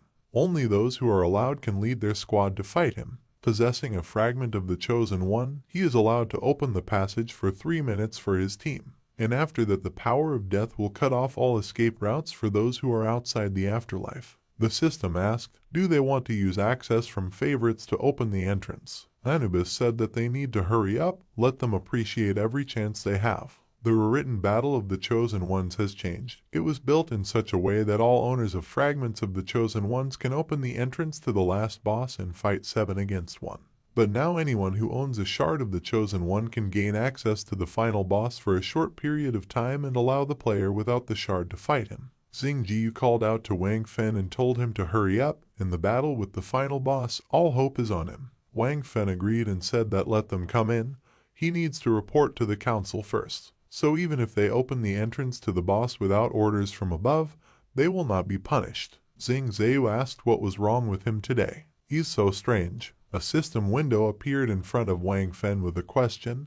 Does he want to delete the contact? He deleted the contact and said that he certainly would not go into battle with this Anubis. He thought the council had clear intentions this time. Due to the fact that the dungeon was activated in siege mode, it brought hidden danger to the city age. The siege mode has entailed a dangerous change to the dungeon. It can release monsters out. In order to seal the dungeon, you need to get the heart of the seal, and this can only be obtained in awakened mode. Usually, for such situations, the council sends several fighters from the first echelon in order to get the heart of the seal. But now the hands of the first echelon are tied, so the council had to find a new awakened one in order to activate the awakened mode in the Sea of Oblivion. This man is Ran, the awakened City of Age, so the council directed Zhao Jin to contact him and take him to the Sea of Oblivion. But this time, the Sea of Oblivion was opened earlier, so the task of the first echelon must be completed in a timely manner. Moreover, Suki's entry into the dungeon resulted in uncontrollable changes. Initially, the task completion stage was supposed to end with the arrival of Ran and the dispatch of the first echelon to his aid. But everything went awry due to the untimely fulfillment of the conditions and the early discovery of the Sea of Oblivion. The ability to select modes depends only on the level of the awakened one. Now there is a choice between normal mode and awakened mode. In addition, the difficulty of the awakened mode depends on the strength of the level of the hunter who chose the mode. Therefore, the task of the first echelon in this task is simple. Do not activate the awakened mode yourself, otherwise it will destroy all ordinary hunters. Activation of the awakened mode must be done by Ran. But Suki's invasion of the plan frightened the elders on the council. He doesn't know why the council is so afraid of these two, Suki and Ran. But they did not expect that he would betray them. Will this hypocritical age finally end? Nothing like this. There are countless paths of hunters in this world. His way is to kill. Everything for him and everything for him. If it makes him stronger and gives him everything he wants, then he will do it. He will kill, destroy, strangle and drown everything that stands in his way. This is what he wants. This is his path as a hunter. A system window with a mode selection appeared in front of him and he said that old man Liu was his most important obstacle in the first echelon. But if he succeeded, then he should already have reached the entrance to the pyramid.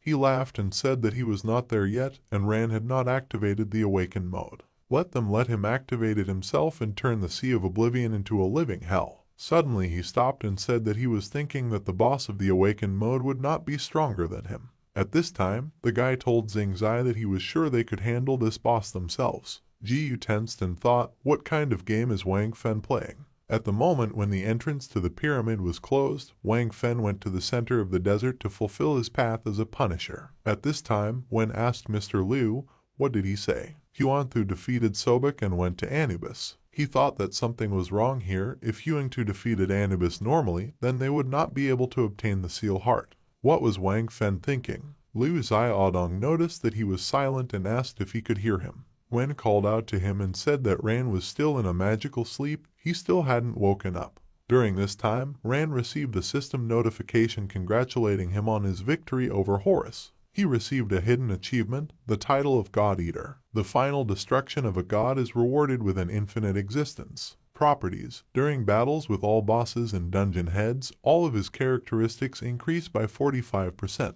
Ran thought, Devourer of Gods. Is there such a title in this world? He received a reward, the Earring of Faith. Ran thought, what is this? The system window reported that this is a decoration. It adds 5 levels for all healing techniques. Ran thought, did he manage to knock out the decoration? All decorations have the property of strengthening, but it is almost impossible to get them. The system asked if he wanted to wear the jewelry. Ran agreed and thought that even simple jewelry could be sold for a lot of money at auction. He used the healing technique and thought it was so powerful. Being at the very bottom of the system, the effects of the evolutionary sword do not work here. In other words, it is his own strength. It is so beautiful. With such strength and his class, a healer, he will be able to continue going it alone. Suddenly he noticed something and the system informed him that he had received fragments. Let him choose, a fragment of the chosen Horus or a fragment of Suki's memory. Ran asked, can he only choose one? He selected Suki's memory shard and thought that she said that she left him an answer at the very end. Memories began to come straight into his head and he heard her story. Suki left him a message. This is the last information she would like to share with him.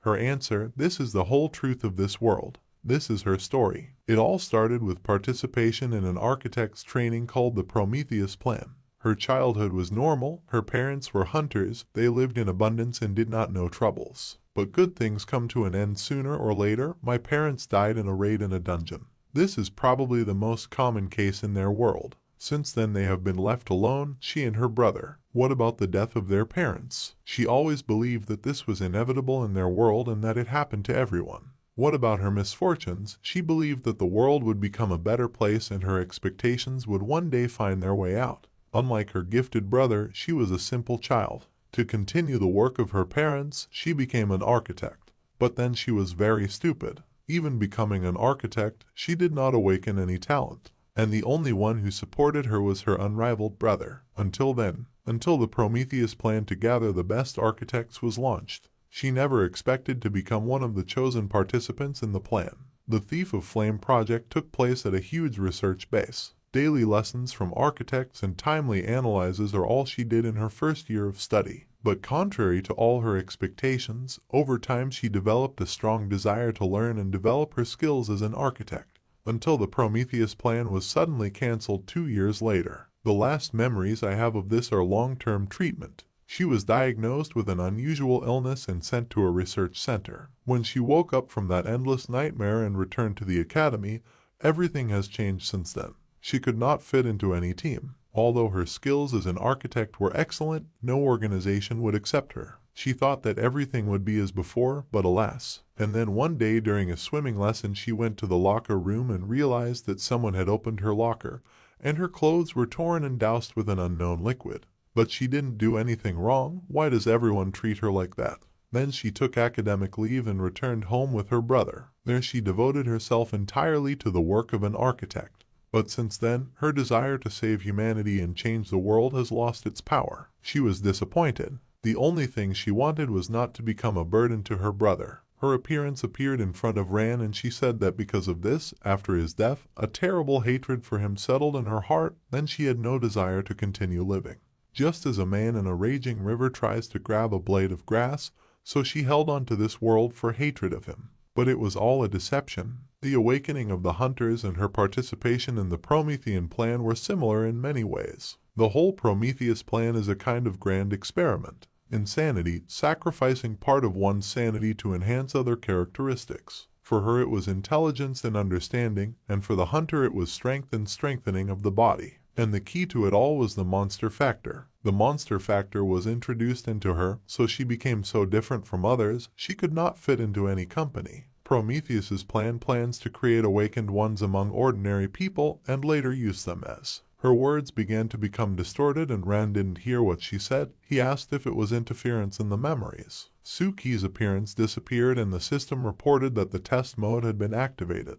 At that very second the boss appeared in front of him. At this time, the girl ran to the head of the guild while other hunters were beheaded. She stopped in front of the boss and told the head that their comrades were at this very moment. But at that very second someone cut the boss into pieces and rushed on, beheading that girl. Jai Siyun turned around and tried to see the fast-moving person and asked who it was. At the same moment, Wang Fen appeared behind him and attacked, but Siyun was able to deflect the blow and Wang Fen called out to him. Using the Mad Butcher skill, with which he can turn into an illusion and move at great speed, causing damage over a large area. The probability of instantly killing the enemy is low. He spun in the air and pounced on his next victim. Siyun retreated and asked him not to do this. At the same moment, Wang Fen's blade killed the guy and Siyun screamed, looking at the death of his comrades. Wang Fen continued to kill and Siyun, falling to his knees and clutching his head, cried out in grief and begged him to stop killing them. For what? Wang Fen approached him and Siyun asked why he was doing this. Wang Fen grinned and said that he would tell why. The truth they see is not true. They, the hunters, are the true embodiment of evil. In other words, they are evil. He took out daggers and asked, and since they are villains, why don't they just enjoy it? He raised his hand and asked, this is so nice, right? He wanted to kill him, but he was stopped by the system window, which reported that the test mode had been activated. He asked in surprise, a notification for awakened mode. But why? Is this Liu Wen? Apparently, he felt that something was wrong with him and decided to activate the awakened mode in order to be guaranteed to get the heart of the seal and clear the dungeon. All for the sake of society, he really proved his usefulness. He put away the dagger and said that only after experiencing that problem did he realize how much his strength exceeded the first echelon. Since everything didn't go according to plan, why doesn't he activate his test mode again? Thus, his mode will be activated according to the principle of overlap and the higher level of the awakened mode will overlap what is lower. He will see what happens to this dungeon. Only in this way everyone who is inside will die. He activated the awakened mode and nothing happened. He thought, no reaction. How so? I think he got it. This is Ran's awakened mode. Now he understands why the council cares so much about him. Awakened mode that cannot be overridden. Has he become stronger than him? Or did it originate the very essence of the awakened mode system? He laughed and told Siyun that he was no longer interested in him. He needs to kill Ran. He walked past the corpses of the guild members and Siyun, looking after him, whispered his name, crying tears of blood. At this time, Liu Wen walked to the entrance of the pyramid and thought that for the sake of society, this is all he can do for now. That's the only thing. There was silence in the desert and he thought that first he received a request from Mr. Liu for help from the River City Guild and then the awakened mode was suddenly activated. Then he realized that Ran was fine. Of course, he does not know the reasons for Wang Fen's betrayal, but since he decided to destroy the River City Guild, it means that he did not even plan to activate the awakened mode. In other words, that mode was activated by the third awakened in the Sea of Oblivion, Ran. Wang Fen understood this exactly, and knowing his character, he would go straight to the Anubis Pyramid to delay Ran. Therefore, he is obliged to protect this raid. Wang Fen approached the pyramid and Wen thought that Wang Fen, who was trying to ruin their task, or Ran, who was trying to complete the dungeon. They will all meet at the entrance to the Anubis Pyramid. Wang Fen took out the blade and Wen thought that he was right, this is where everything will end. He prepared for battle, and at this time Ran met a new boss. He used the enhancement and thought that the sword's power was still suppressed, but he had no choice, he had to fight. He remembers how for the first time he was shoulder to shoulder with his comrades, and they defended the city. He remembers how people used to mock him and go against him. What would have happened if he had not saved everyone and killed the monster that had escaped, but had only pulled everyone back? Would all the guys support him? Come to think of it, they were right. The only ones who were wrong were him and Suki. They chose the wrong path. They were simply too weak. Is it just the fault of the weak? Do the dreams and perseverance of weak people deserve such ridicule? No. He rushed forward and said that now he had become more confident. If there was no one to say a word for the weak, then he, the weakling, would say everything for them. If there is no one to stand up for the weak, Then he will be the defender of the weak. His sword, his strength, all this so that the weak continue to fight. The boss laughed and asked, is this his path as a hunter? He said his name and Ran stopped. The boss sat down and said that he was the god Ra, the beginning of the desert, the hidden boss of this dungeon. He extended his hand to him and said that he was not his enemy. A crystal appeared on his hand and the system reported that it was the legendary fragment of Ra. This is the last fragment of the Chosen One, a legendary artifact of the beginning of the desert, hidden in the sands. At this time, Wang Fen and Luo Wen were fighting.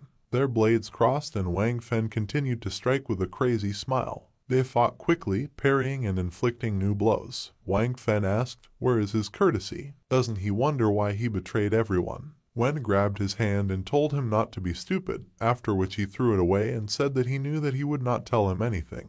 He pulled back and said displeasedly that he was a mad butcher. Wounds appeared on his body and he thought, what is happening? Has he become stronger? Things are bad. In this state he cannot cope with it. And with the activation of the awakened mode, the River City and the Clover Guild are in big trouble. Even Huangtu, who is already in the Anubis Pyramid, this battle will be difficult. This is a complete failure if they want to get out of here then. In the middle of their fight, Ran's footsteps were heard and Wen froze. Ran called out to them and asked what happened. Wang Fen grinned and jerked his side, saying that he was on time. Wen called out to Ran and then took out his sword and used the sphere technique, strengthening.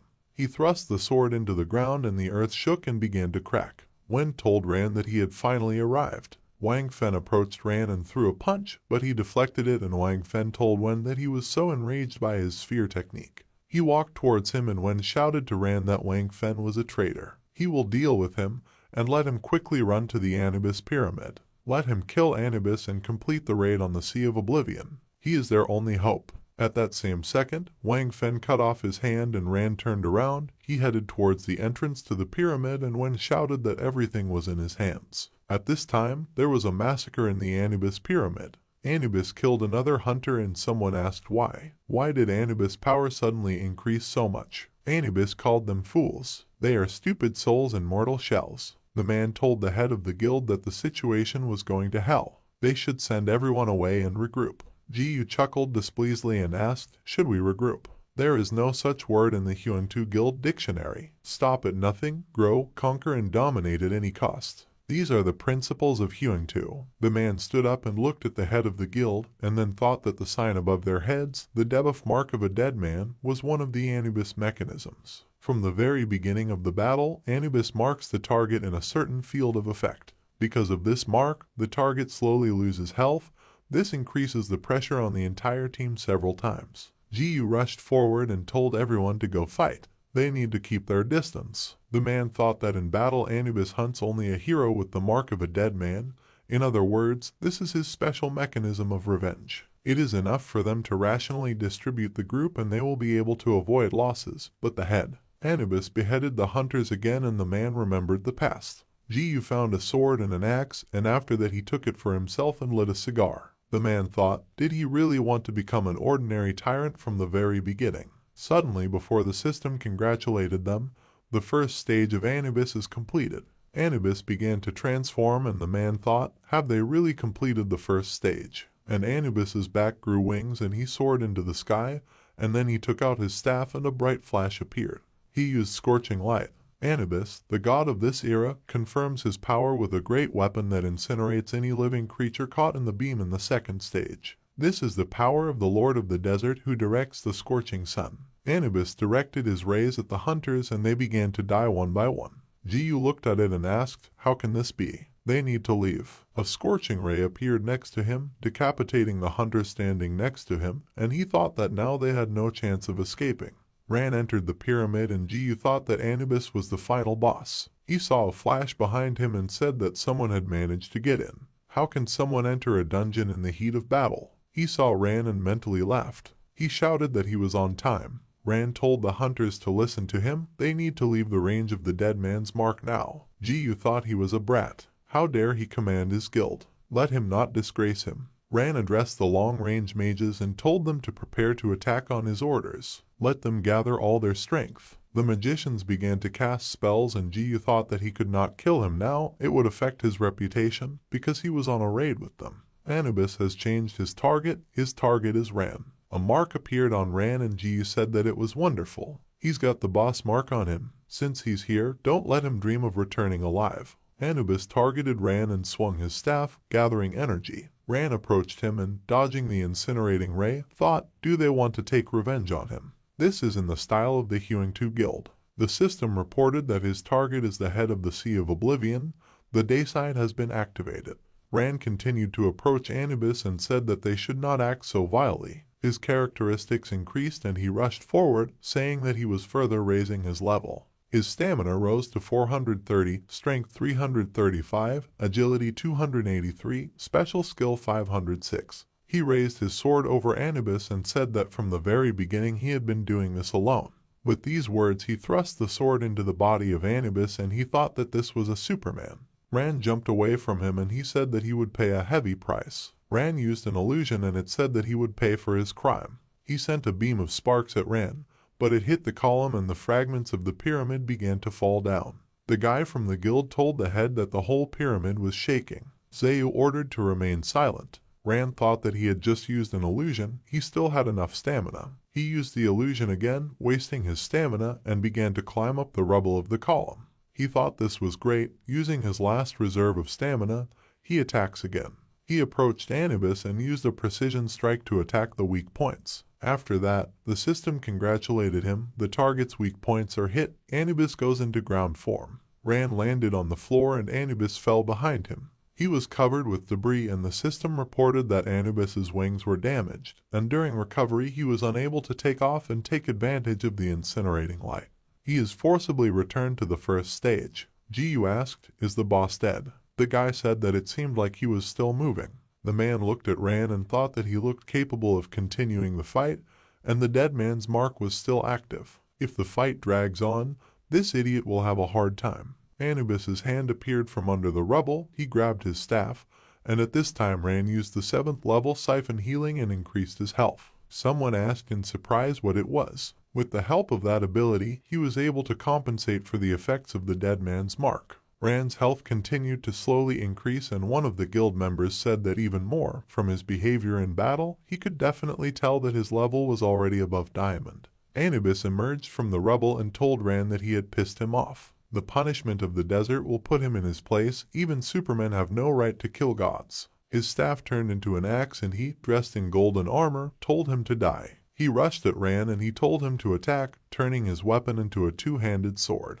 He raised his sword to block the attack and a clash of steel was heard, after which they both moved back and locked in battle again. They continued to hit each other and one guy asked, what kind of power is this? He fights on equal terms with the boss. Another guy said that this kind of destructive power is terribly scary. Anubis jumped and Ran looked up, seeing the winged Anubis. The system reported that the boss's ground form was completed. Anubis had regained its flight abilities. Ran asked, did he go into aerial combat form again? If so, then he will once again lower him to the ground. At this time, the fight between Wang Fen and Luo Wen continued. Wen clutched his wound and Wang Fen, calling him an old man, said that he had lost. There's just one thing he doesn't understand. Why does he fight at the cost of his life? Ran didn't even blink an eye as he walked past them. He immediately went to the boss. He has no one to protect, so why is he still fighting? Wen told him to shut up. The trust between the warriors should not be doubted. Even if the defender has no one left to protect, he will fight with dignity. Blood poured from his wound, which fell on the snow and steam began to emanate from it.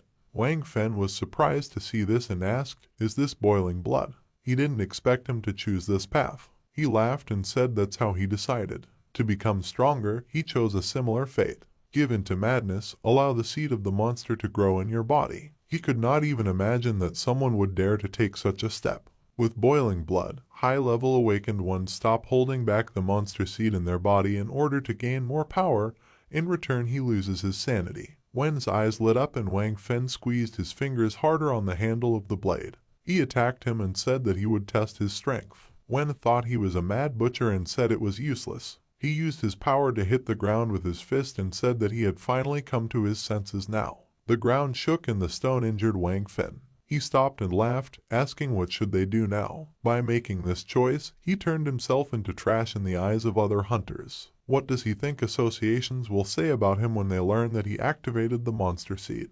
he will immediately be branded a stranger, and strangers are much worse than traitors. But now he is worthy of a battle with him. Let him show him his strength. He used the stealth killing skill, with which he will disappear from sight for a certain time. During the attack, the crit chance increases. The stealth strike passes through the armor and reduces it by 30%, duration 3 seconds. He thought that he would enjoy his death. Wen said that means he won't stop until he dies. Wang Fen rushed to the side and in a moment found himself behind him, after which he raised his dagger over him and said goodbye to him. At this time, Ran fought with Anubis. He stabbed the sword into the floor and, after catching his breath, said that he would do it again. Rushed to the base and activated petrification. The guild members asked in surprise, is he capable of this? This guy doesn't lose any stamina at all in a protracted fight. He continues to retain his power. Not only did he not lose his strength, but he was also able to crush Anubis. The Anubis axe cracked, then it fell into small pieces and the guy said it was impossible.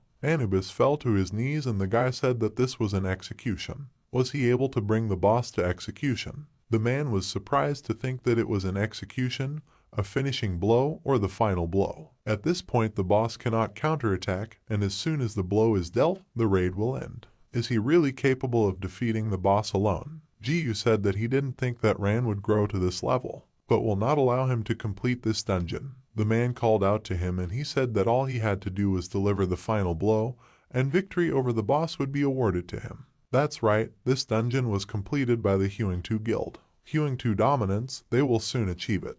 He rushed towards Anubis and pushed Ran aside. He raised his weapon over Anubis and told him to die. He struck, but Anubis opened his eyes and Jiyu asked, is this not an execution? How so? Anubis rose to his feet and Jiyu fearfully asked why. Anubis looked at him and then attacked him, throwing him away. Jiyu hit the wall and Anubis, summoning weapons, said that the fate of people is inevitable death. He threw a spear at Zeu and it pierced his chest. Members of the Hewing 2 Guild opened their head and asked, how is this possible? Ran thought, why did this happen? He was on the verge of death. Anubis pulled the axe out of himself and said, flourishing of the king, joy to the people, let them multiply, dance and sing.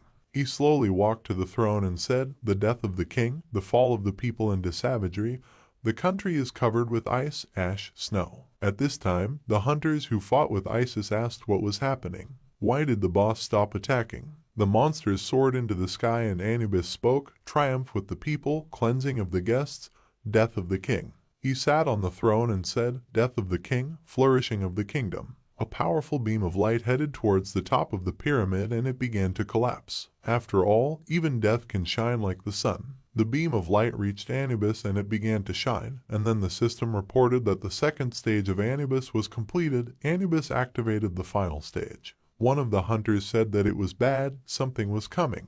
Another guy said it was the strongest attack. The boss wants to perform a special hit. The girl activated the magic barrier and told the others to activate the protective barrier. The magician fearfully began to expand the protective barrier and bright rays of light appeared that penetrated the walls of the pyramid, emitted by Anubis. Ran reflected a beam of light from himself, and outside the pyramid, Wang Fen and Luo Wen saw a bright flash. Due to the enormous force that Ran reflected, he was pushed back, but he managed to stay on his feet and one of the hunters told the others to look there. He pointed his finger at the changed Anubis and asked, is this the final form of Anubis? Anubis growled and the guy told the others to run quickly. Ran thought, is this how it will end? He took out the shard of Ra and thought that he still had his last move. He didn't plan to resort to this method, but he remembered his conversation with the god Ra. Ran asked why he was giving it to him. Ra replied that he should go to the Sea of Oblivion. Let him become close to God in the desert in his current state.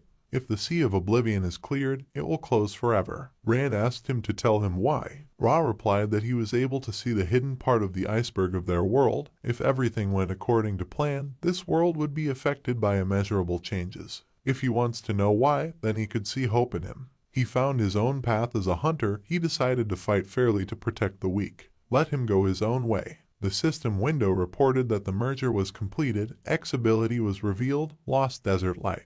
Ra said that this ability activates his hidden powers. Ran asked, is the hidden power he was talking about this seed monster? Ra replied that he could say that he would pay a heavy price. He will disappear along with this dungeon, but they will meet again because he exists not only in this place. Ra's appearance changed. He said that let him remember his name is Mercury. The system reported that the Ragnarok ability was activated.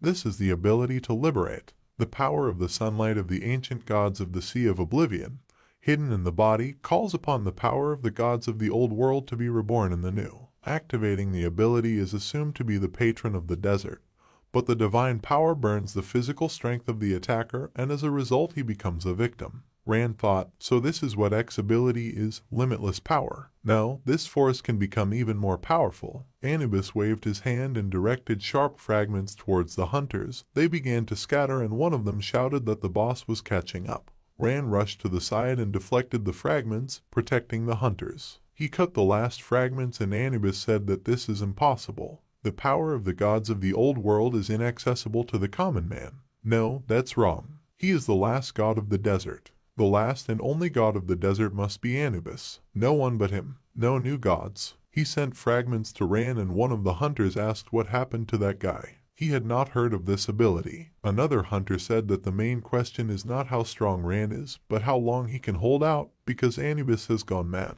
If such a protracted battle breaks out again, he is afraid that by the end of the battle, the desert will become their tomb.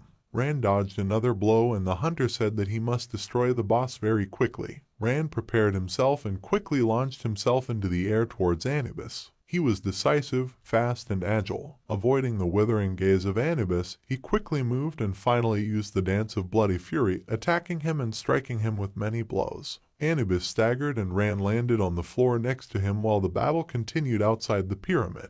Wang Fen stopped and asked, he can hear what's going on there, right? Doesn't he want to take a look in person? Wen told him to shut up. Now his opponent is him. Wang Fen laughed and said that he probably didn't understand. Let him activate his strongest trump card, all this blood and anger. He likes it. He likes to kill. Wen replied that he did not understand this. He and Ran are on the same path. Moreover, no matter how weak and helpless a person may be, if he has the will and the path, he can achieve unprecedented heights. At that same second, Anubis's body disappeared, leaving behind only blue sparks slowly falling down.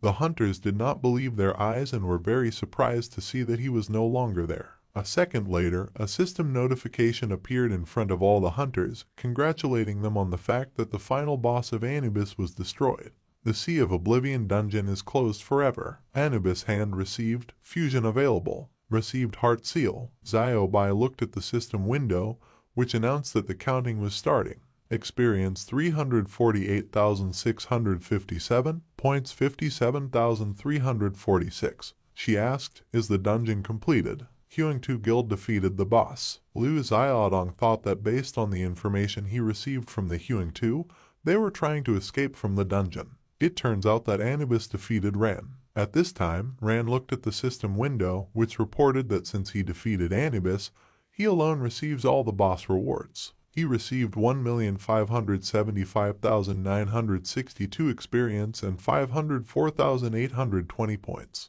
Inventory received, Blade of Broken Space, Golden Armor, Medium Awakening Stone 6 pieces, High-Level Spiritual Crystals 59 pieces, Abyss Contract 12 pieces. Since he has achieved hidden capabilities, he can distribute the experience points he receives into the Evolutionary Blade. He agrees. Ran asked, anything else? Is this an X ability reward? Everything is bad. It's getting dark before his eyes. Probably these are the consequences of his X ability. He needs to finish quickly. He agreed to distribute all experience. The system reported that he agreed to distribute experience points into the Evolutionary Sword. The Evolutionary Sword has reached the 3rd level. The sword ability has been opened. A new appearance and form have been opened. Level increased. Evolutionary Sword received level 4, 5% added to crit. The Evolutionary Sword has reached the 5th level. The dagger ability has been unlocked. A new form and appearance have been opened. The level increase is complete. The current level of the Evolution Sword is 6. Added characteristics, armor penetration.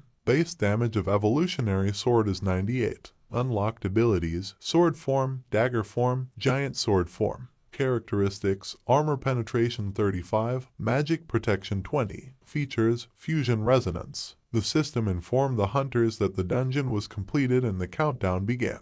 The dungeon began to distort and when the countdown ended, the system reported that the dungeon had been successfully closed. Bai asked, "Is it finally over?" They left the gates of the city H, and those who met them exclaimed that they had returned. They are finally back. Is the Sea of Oblivion complete? Let them quickly contact the Hunter Alliance. Hunters continued to emerge from the gates, and Ran was among them. He turned around and cold sweat began to flow down his face. He called out to Bai and took out a crystal and told her to give this to her. This is the heart of the seal. He laid his head on her shoulder exhaustedly, and she asked what was wrong with him. She called out to him, but he was completely exhausted and did not answer. Thus the Sea of Oblivion was completed. Thanks to the efforts of Ran, it is closed forever. As for Wang Fen, he ran away. Because of his betrayal, the Hunter Alliance declared him an international criminal. Having received the heart of the seal, the Hunters Alliance sent the first echelon on a punitive campaign to the dungeon, but since new traitors appeared in the first echelon, their campaign was not crowned with success. Monsters left the dungeons of the City H and destroyed it. Later, one of the hunters went straight to the gate and ended this disaster by closing the gate. 3 months later, New City S Central Clinic. Ran was lying on a hospital bed. His hair had already grown back. He opened his eyes and saw Bai and Yan in front of him, who were happy that he had woken up. Ran asked, "Where is he?" Yan replied that he was in the hospital. He spent 3 months in a coma. Bai called someone and told them to come here quickly. Ran woke up. Ran stood up a little, and Yan said that while he was in a coma, something happened. He told him everything, and Ran exclaimed, "Has the city been destroyed?"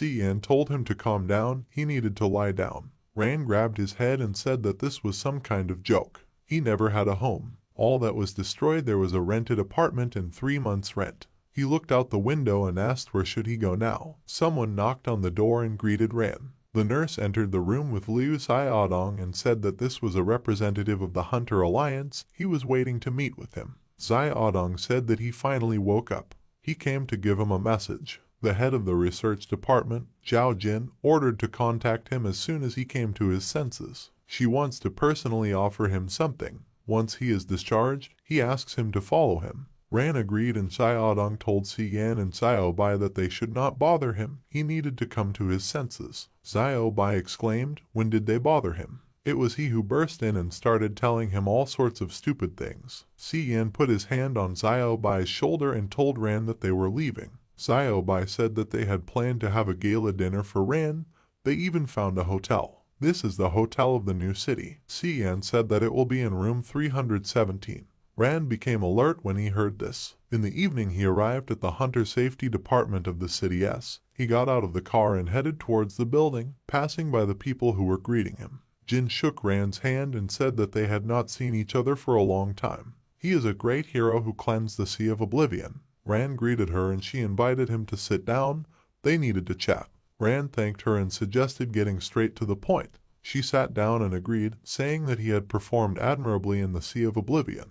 The Hunting Association plans to take him into a special department. After he fully recovers, he will begin working for the Alliance. Ran asked what the job is. She replied that she was in support of monitoring the safety of hunters. That is, work in the zeroing department. Ran apologized and said that he didn't understand. Why does the Alliance need this? Jin replied that of course they would provide him with all the information and the best working conditions. After the Battle of the Sea of Oblivion, the association decided to grant him high-level data access rights. After joining, he will get what he is looking for, so he finds out more detailed information about his mother. The Alliance wants to work with him. She handed him the documents and Ran asked, "Is the department being reset?"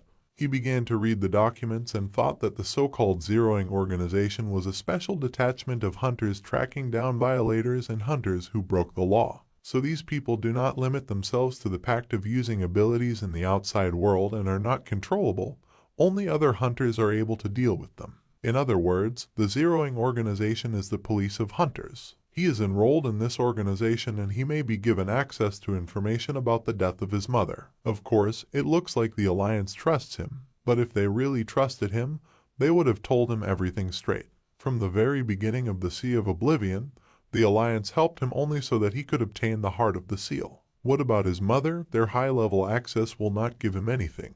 He is familiar with the seat of the monster, the Promethean plane. Yes, he was in the heavenly tower itself and discovered that there was much more hidden, much bigger and more dangerous than he imagined. In other words, high-level rights to access information for him are the same as their words, that they will show him what he needs and can know. The Hunters Alliance will not tell him anything, he must find all the answers himself, become stronger alone. In other words, their Hunter Alliance is not worth an iota of trust. He put the papers on the table and apologized to her, saying that he had already decided he wanted to be a hunter. Immediately after these words, the man kicked the door down and said that it was well said.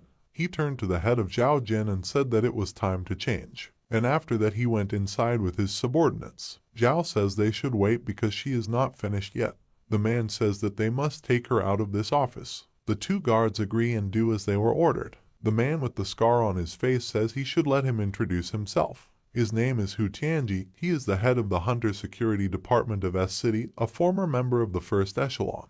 He won't waste his time and will get straight to the questions. What did Suki say when he was at the bottom of the system? Ran remembers the monster and thinks that he understands why the Hunters Alliance needs him. They want to send him to Zero in order to control and monitor his every move. Perhaps they realize that a former participant in the Prometheus plan, Suki, could give him important information that would pose a danger to the Alliance. He says she didn't say anything special, she was just furious and only talked about revenge. He thinks that he won't tell them anything. Now he finally understood why Si Yan said those numbers before leaving. If you turn the number 317 over, you get the word lie. Tianji takes the folder with documents and says that then they will talk about something else. Judging by this report, the Huangtu Guild members saw him use a special ability. What was this ability? Rand says that there was nothing special there. The Alliance is quite familiar with the power of the evolutionary sword. After he defeated Suki, he managed to get to the low level of the system.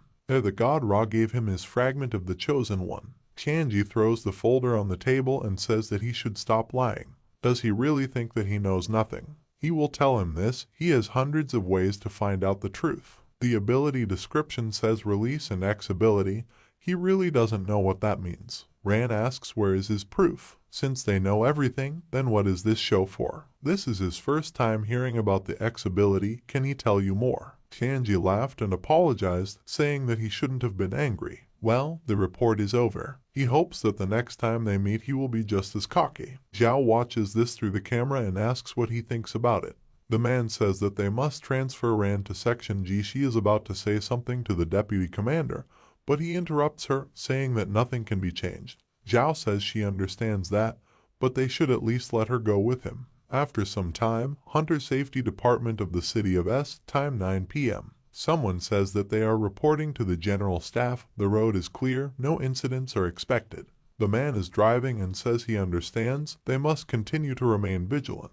Zhao apologizes and says that he has to trust that she is on his side. Rand doesn't answer her and continues to look out the window. She says that she is absolutely serious now. The Hunter Alliance is nothing. She does not have time to finish because bombs begin to fall next to the car in which they are traveling.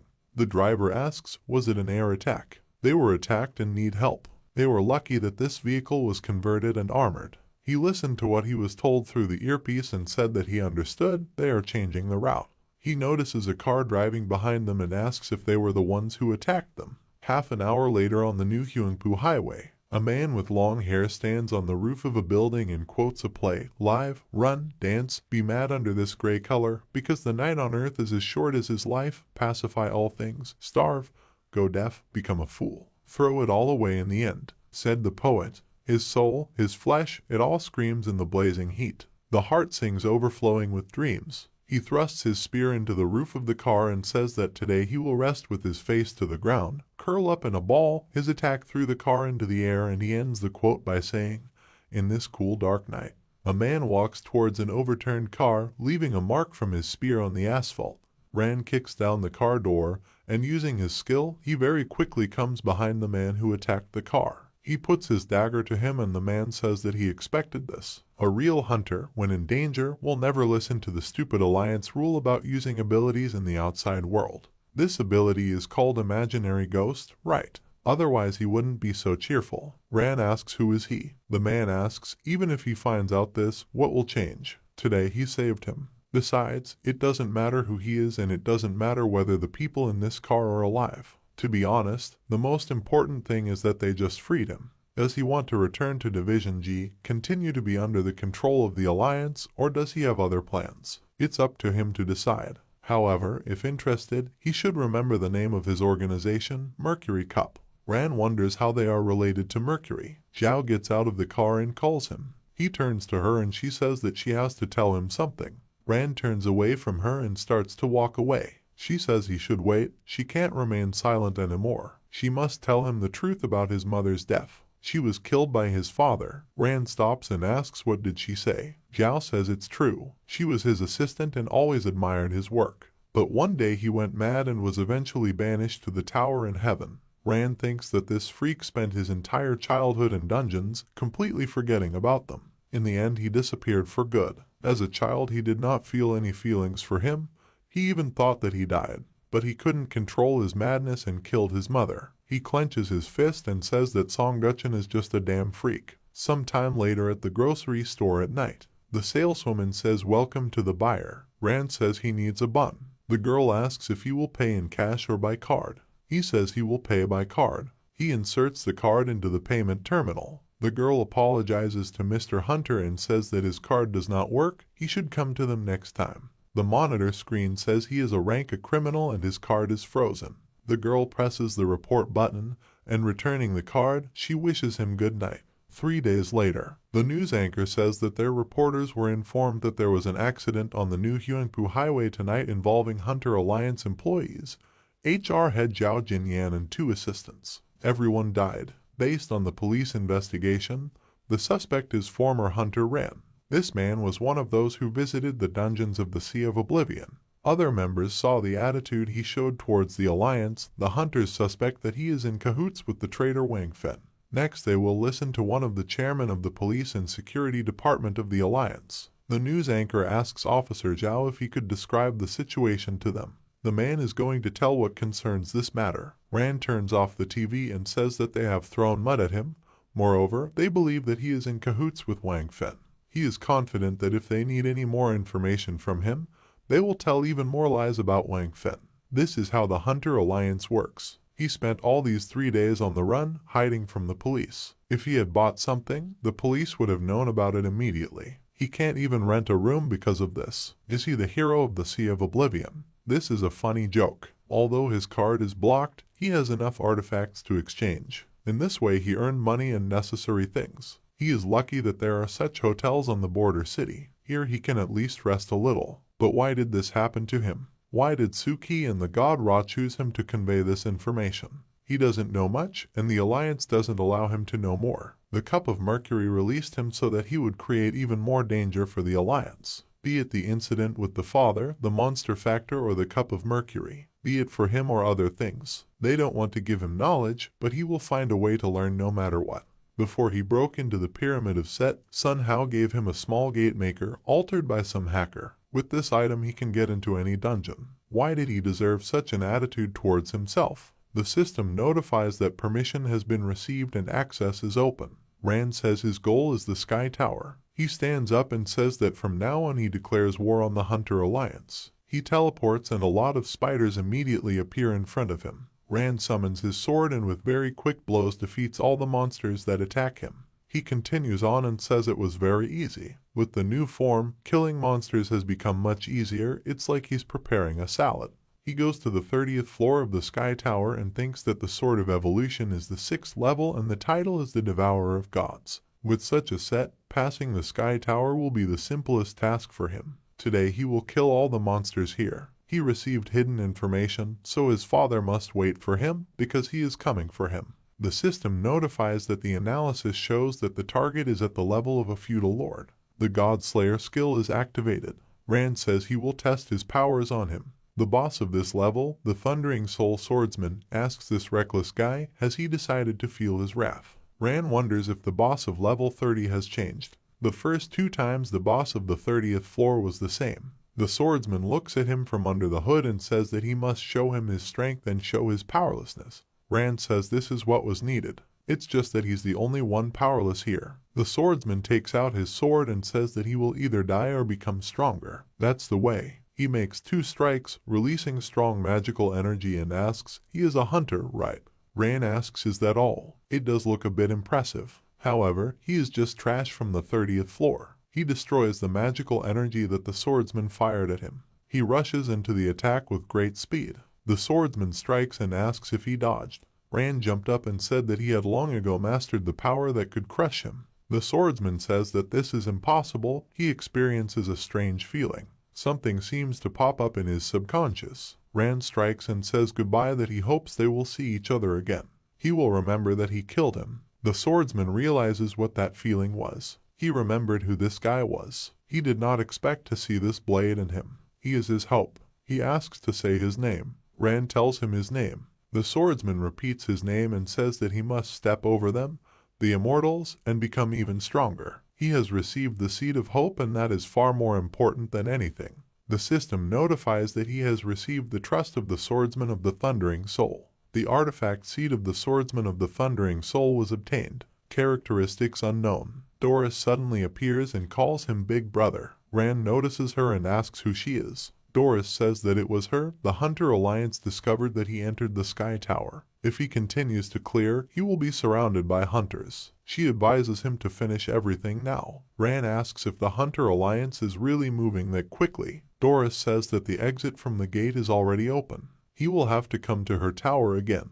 When he left, she turned around and asked what she was talking about. The swordsman calls her an administrator. Doris says she only allowed him to go through the cleanse because of his good behavior, but it seems his behavior has crossed the line. She reaches out to him with her hand and he screams in fear. Doris says he always seemed to remember who he was and what he wanted. So what is this hunter's path? Although this is no longer important, because it will be updated soon. His eyes are not able to hide from non-existence, since he does not want to truly exist. In that case, he must die for real. Ran comes out through the portal and thinks that it looks like people from the Alliance have already come for him. Someone says that he violated the rules of hunters, killed several people, entered the dungeon without obtaining permission. The nullifiers came to arrest him on behalf of the Hunter Alliance. Ran says that if they really want to press charges against someone, they will always have a crime they can charge with. The nullifier bursts into his room through the window and says that he is asking for death, so he wouldn't have to blame him.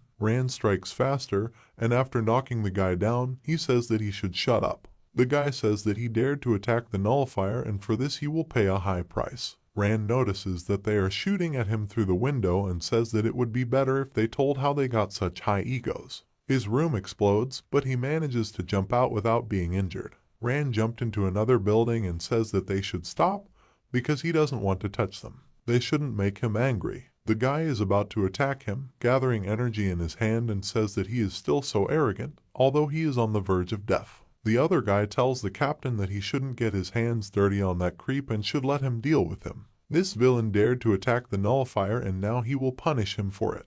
Ran asks if he is sure of his decision. They are on different levels. The guy did not listen to him and strikes, but is surprised that he was able to dodge this attack. The captain thinks that, as he was told, the guy is young, but he should not be underestimated.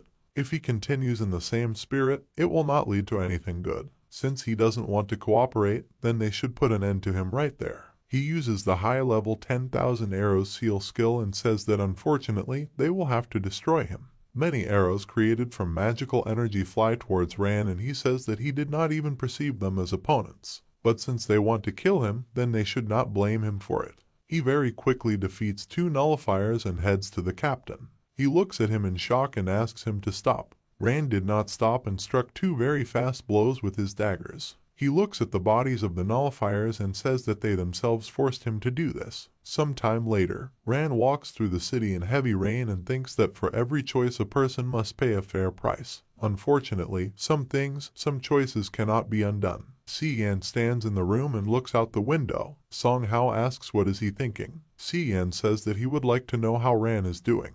I haven't heard from him since he was taken away. Song Hao agrees and says that besides, that accident situation happened recently. Si Yan says that among other things, the Alliance is openly putting pressure on them. Suddenly they hear someone knocking on their door. He opens the door and asks who is there. Ran comes to see them and this really surprises them. He takes a bottle of soda and very greedily drinks the whole can. He puts the empty can on the table and says that it feels like he hasn't drunk soda in 1,000 years. He is grateful to them for allowing him to rest here. Cian says they want to know the truth. Ran apologizes and says he can't tell anything. Cian gets angry and asks if he really doesn't consider them friends. Song Hao says that if he doesn't want to tell, then that means he should tell them. While he was in a coma for those few months, he found a lot of information on the darknet and found out something interesting. The Lucre Research and Development Company that developed System Y was actually a former subsidiary of a film production company in Zona. The strange thing is that this subsidiary suddenly closed down when the monster invasion began and became Lucre Research and Development Company. Moreover, they received huge funding. Does anything come to his mind about this? Ran lists everything he said and says that this is his way of saying that System Y, monsters, and hunters are all connected. And all this was planned. Song Hao says he is right. He realized that they were all in great danger and began to suspect the alliance. So he told Cian to leave him that secret signal. Now they want to know more. Ran says that then he will start the story with the Prometheus plan. After he told Song Hao everything, what does that mean? The seed of a monster. All this confirms his guesses. But he can't understand the QR technique. What exactly is quantum reality? That's what worries him. If dungeons are some kind of real game, then what are the very bottom of the system for? And if dungeons are just an illusion, then why can weapons and abilities be used in the outside world? Gates, System Y, what is all this for? The government says nothing is known yet, and Lucas Company is hiding behind trade secrets. What is hidden behind all this? Cian is surprised and thinks that he was too carried away again. He apologizes and says that he often has these boring questions. Let him think about all this. The most important thing now is what is he going to do? Rand says he doesn't know. The Alliance is now doing everything possible to catch him. He can no longer get into the dungeons. And if he hides, he will eventually be caught. A system window appears in front of Cian. It says, Chonghu Street is 57, he should give it to Ran. He says they are already using the internet to find him. He should be careful. Rand says he will go there. Sometime later, he comes to the right place and thinks that Chonghu Street is 57. This place was clearly a battlefield. Very interesting. He sees something emitting energy in front of him. Rand stares at this man and wonders, is this Kai Siyun? He asks what he needs. Kai Siyun asks, is he asking him? He begins to quickly run towards him and says that he has come for his head. Rand dodges and remembers that he already met him in the Sea of Oblivion. He heard that Wang Fen killed his entire guild, which led to the disappearance of the River City Guild. Recently the news said that he robbed a bank, used the power of a hunter and killed 5 guards. He later took 15 kilograms of gold bars. The only question is, why did he come for him? Kai Siyun asks why he suddenly became silent. They are both outlaws. Is it worth pretending to be a decent person? Someone like him will not be able to deceive him. They are too much alike. Rand heals the wound from his blow and remembers that he has a diamond rank. If he doesn't put in his best effort, he can crush him with his strength. But this is not enough. He uses the skill dance of bloody fury and says that he seems to be tired of living. He attacks and says that he should let him help solve this problem. Kai Siyun laughs and says that he has a great attitude. He swings his sword and uses the skill gust of a red-hot blade. They cross their swords and he says that he finally understands. He realized that the hunter's path is a complete lie. Once he has set foot on the path of destruction, only a battle to the death will free him from his shackles. Rand says he is wrong. He kicks him in the face and says that he still keeps his ways as a hunter. Because he was defeated, he gave up and set out on a bloody path because of his defeat. His condition, doesn't it look like madness? He raises his hands and says that he is alone on his path of destruction. Kai Siyun manages to use the wind protection spell at the moment of impact. Because of this, his blow did not reach him. He laughs and says that he really wanted to kill him. He comes up. Ran asks what does he mean. Kai Siyun says that although he abandoned his path as a hunter, he never forgot his awareness. Wang Fen killed all his friends, his entire guild, and he must pay for it. Therefore, the only reason for his existence is to kill Wang Fen. He doesn't know what he went through, but now the Alliance, although it would be more accurate to say, the cultural society has rejected him. He knows a place that is suitable for people like them. There is an opportunity to carry out their plans. But if he doesn't have enough strength to kill people, he'll have to survive there. So he wanted to check it out and it did not disappoint him. Ran asks what is this place. Kai Siyun says it is called the Land of Exile. Sometime later, Song Hao asks, so now he has 2 especially dangerous criminals at home. Xian says that this is a cursed river city. Kai Siyuan is angry and asks if he really thinks that he won't kill him. He has no reason to be held back by his individual behavior. Xian says that he doesn't know if he is a maverick, but he is now a true maverick. Kai Siyuan says that he makes him incredibly angry. Song Hao asks, so he stole the gold to get to the land of exile, but why does he need Ran? Kai Siyuan says that's true. When he tried to survive in such a place, the alliance currency is not universal. As for why he takes it with him, he just doesn't want to see the alliance destroy the new star. Besides, it may be useful to him. Everything that happened to his guild. Ran can help him carry out his plan to kill Wang Fen. Xian says that back then he should have given him at least half of the gold. Kai Siyuan asks, what else is this for? If they want gold so much, then he'd better give them the artifacts and equipment from the dungeon. He shows all the items he has and asks if this is enough. Ran says that since they are together, he will also help him do something. It will be fair. Kai Siyuan says he agrees. But to cross the border they need new passports, and only an architect can do this. This is one of the main reasons why he contacted them. Song Hao is a professional in such matters. Song Hao agrees and says that he will get Ran a passport for free, but he will have to pay 20,000. In addition to the passports, he will give them the contact information of one of his friends. They were friends as children when they participated in the Prometheus plane. A few days later, at the border of Area C, Kai Siyuan sits behind the wheel of a car and says that, by the way, he never found out something. What gold does he have and how can he help him? Ran says he doesn't know yet, but he wants to know everything about this world and understand how it got to this point.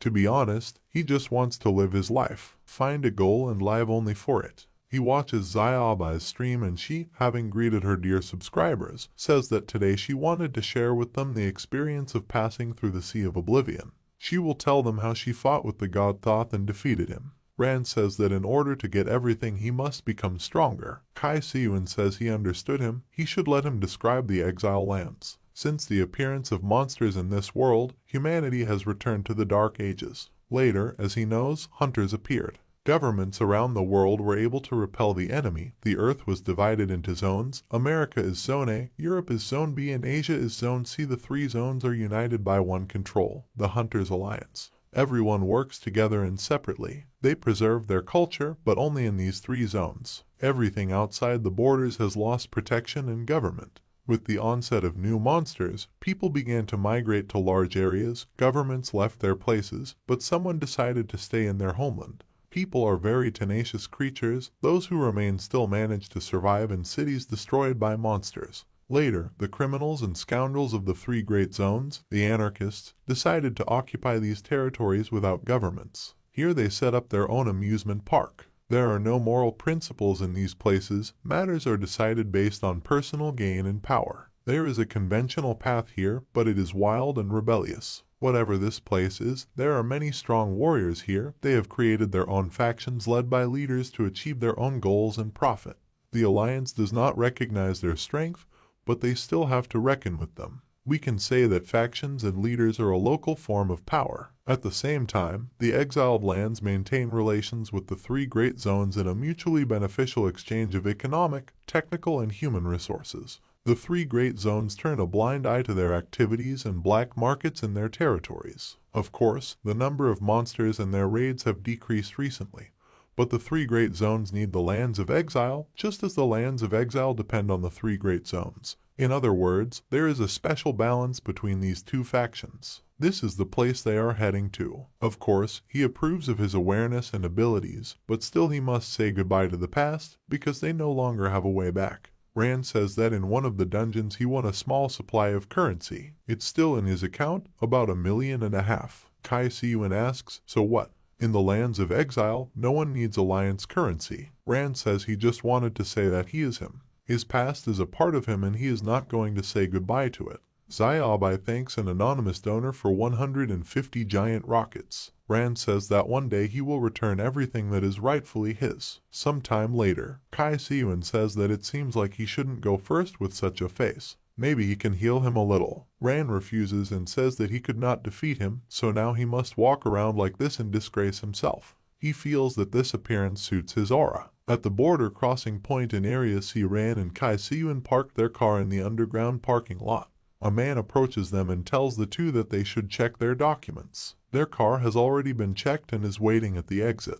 Ran agrees and the man thanks them for their assistance. He turns around and notices a girl standing around the corner watching them. The man says they should follow him. When they left, this girl came up to the car. She put a hook on a rope through the glass, which she used to hook the handle and open the car. At the same time, the man shows them where they should go. The other man says that they must show their documents. Ran hands over the documents and says there is no problem. The man checks their documents, which are displayed on the screen, and says that they are traders who came from the Alliance to exchange something. It is very interesting. The second means that he is engaged in the study of commodity and material assets. He looks at Kai Siyun and asks, is he a researcher? Does that mean he's an architect? Looks similar. The man tells the chief that the two look very suspicious. Merchants from the Alliance often pass through their point and he is already familiar with most, but they are new here. Maybe they should leave their passports and study everything better. 15 minutes later, someone dropped a mug on the floor. The head is kneeling in front of someone and trying to say something.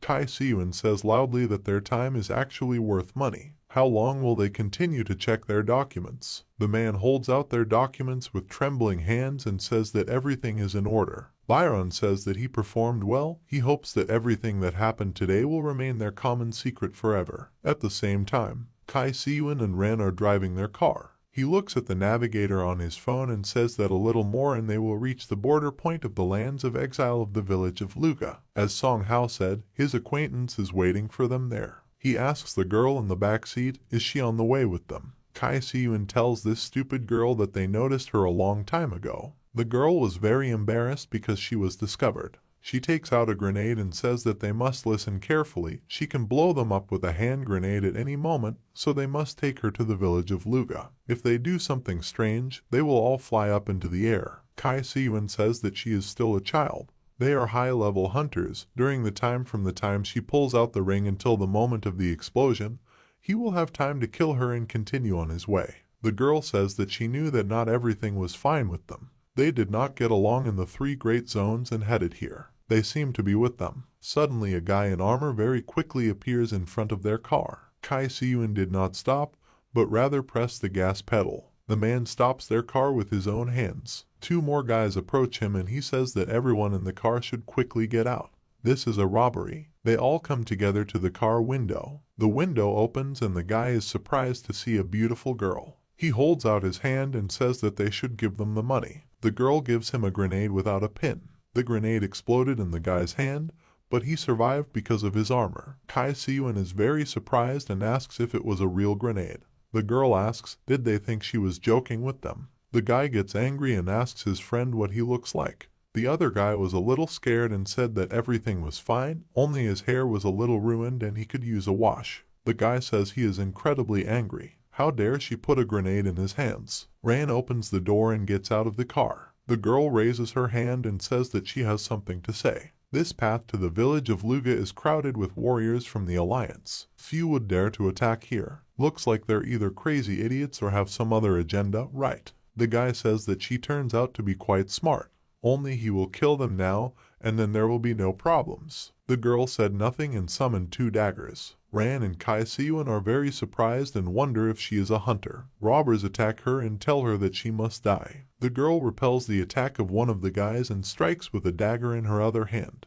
She turns around and says that she is a huntress. Do they have any problems with this? Kai Siyun says there is no problem. He just wanted to say that she was cool. The guy with black hair says that they should attack her all together. Unexpectedly, someone cuts off the guy's hands with one attack. Kai Siyun lands many blows and defeats the guy who was about to attack her. He says that a real man will not allow a girl to fight such monsters. She looks at Ran and says that you can see from him that he is a real man, not like some weaklings. She approaches the body of the robber and says that now she will see how these robbers came upon them. She examines his body and something attracts her attention. She asks, this is the mark of the Starfall faction, right? Ran asks what kind of Starfall faction is this? The girl says that this is one of the large factions of the exiled lands, whose main activities are weapons and ammunition, as well as scientific and technical activities. It turns out that they only look like robbers, but in fact they are part of the Starfall Corporation. But why did Starfall need to carry out such an operation? By the way, they should let her introduce herself. Her name is Sylvia and she is a liberal. Kai Siyun asks what does this mean. She says that most believe that the lands of exile live by the law of self-interest, but she knows that the lands of exile are actually the freest. This is the opinion liberals hold. Rand says he became interested in something. She is very strong. Why did she need to get into their car? Sylvia says that she does not have a pass. She went to a civilized society because only there can she buy what she needs. Sometime later in the village of Luga, together they go into some building where there were a lot of guys. Kai Siyun looks around and says that he thinks something is wrong here. The man tells the three that there are no free tables today. Sylvia says she wants to talk to their boss. The girl looks out from behind and recognizes her. She squeezed between the people and ran towards her. She hugged her and tells her sister that she is finally back. She hopes that she took what she talked about. Sylvia says of course she took it. She went to the 3 great zones to buy her a birthday present. She calls her little princess and says that she needs a special and beautiful gift. The girl thanked her sister for this. Sylvia says she has to open it quickly. The girl refuses and says that this is a gift from her sister. She will open it after 12 o'clock. The guy approaches Sylvia and says that he did not expect her to go so far for a gift for the child. Now everything is busy here. If they want to rest, then they must follow him. Sylvia thanked him for this. The guy comes up to them and says that if they want to stay and see the boss, then of course she can stay. But those 2 with her must leave here. Kai Siyun asks, they are laughing at him, right? He won't tolerate this today. The guy asks this freak, does he want to fight? If he wants to drink, he must go out and drink like a tramp. Ran asks these gentlemen to wait and says that no one is looking for a fight, they only came to meet a person from the Jigwang faction. According to their information, he should be here. The guy says that they are from the Jigwang faction and know nothing about their affairs. A guy comes up to them and says that they shouldn't behave like that. He's Song Hao's acquaintance, right? People turn to him and call him boss. The guy comes up to Ran and apologizes, saying that they have a special situation here, that's why his guys are reacting so sharply. They can go sit down. He is confident that they already know that the factions of the exiled lands are collaborating with the 3 great zones for the sake of survival and they are no exception.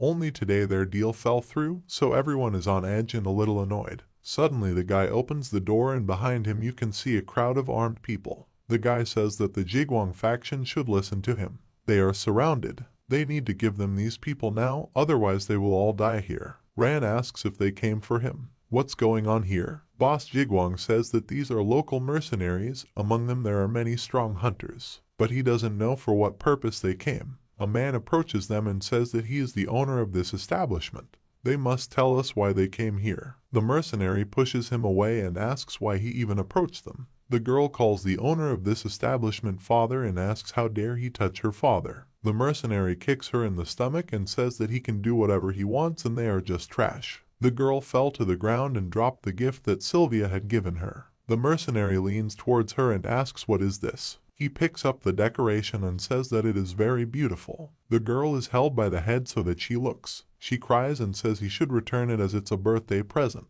She herself had not yet had time to discover it. The mercenary begins to put pressure on the decoration and asks if she thinks that by wearing this she will become a real princess. Sylvia gets very angry and looks on silently. The mercenary breaks the decoration with his hand and says that anyone born in the lands of exile has no right to do this. Rand begins to emit dark energy as he looks at it. The mercenary stands up and says that they don't even have to think about the fact that he doesn't know what the Jigwang faction is doing. He heard that this time they had a deal with the people from Area C and they received the boundary source crystal from them. This 1 stone is enough to exchange it for a pass to the Heavenly Tower with the leader, and today he will have it. If he's not mistaken, this guy is the representative. Where did he go? Ran attacks them with great speed using his daggers. He stabs the guy who broke the jewelry and says that judging by the kind of people they are definitely going to hell. The guys from Jigwang asked in surprise, did he really get rid of all the mercenaries at once? Siyun said he was handsome. Sylvia said in surprise that he was so strong.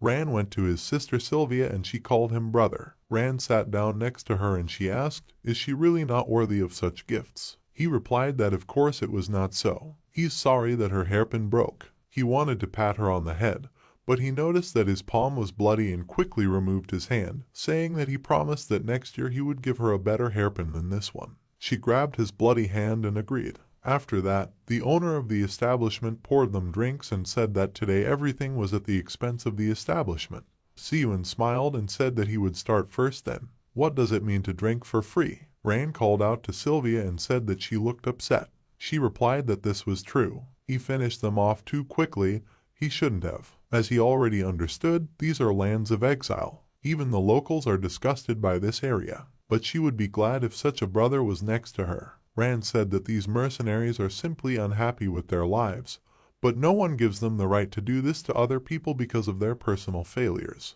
In other words, they judge everyone by themselves. Siyun said that roughly speaking, it means treating people with respect. Rand looked at the Jigwang guy and asked what about him. He asked in surprise, is he talking about him? Rand asked, is he going to explain anything? The guy awkwardly spread his arms to the sides and, stumbling over his words, said that there was an explanation. Of course, after seeing his strength, he realized that he had to explain everything. But he has one request. Could he walk through the Minotaur's labyrinth for them? Rand raised an eyebrow questioningly, and after that they set off. The guy led them through the winter forest and said that the Jigwang were a technical faction led by an architect. There are not many strong hunters among them, and the faction is not that large. Other factions have sufficient technical potential to have their place in the lands of exile. A few days ago their leader arranged a deal with Area C. They had to exchange their goods for their border source crystal. They need this crystal to develop the medicine they need to curb the madness of the awakened. He's sure he's aware. Such medicines will happen to all expectations if they invest good money and effort into them. But their man, who received the crystal, was ambushed on the way to the meadow village. Rand asked, is it an ambush? The guy confirmed his words and said that they say the path from the border to the village of Meadow is the safest. And if you take into account the presence of mercenaries and the hunt for the crystal, it turns out that everything was carefully planned. Rand asked, is it an ambush? If the path to the Meadow village is so calm, why were they attacked too? Perhaps they don't know what a contact person of the Jigwang faction looks like, so they have spread their networks everywhere. He thought that Sylvia saw the sign of the Starfall faction, but was in no hurry to talk about it.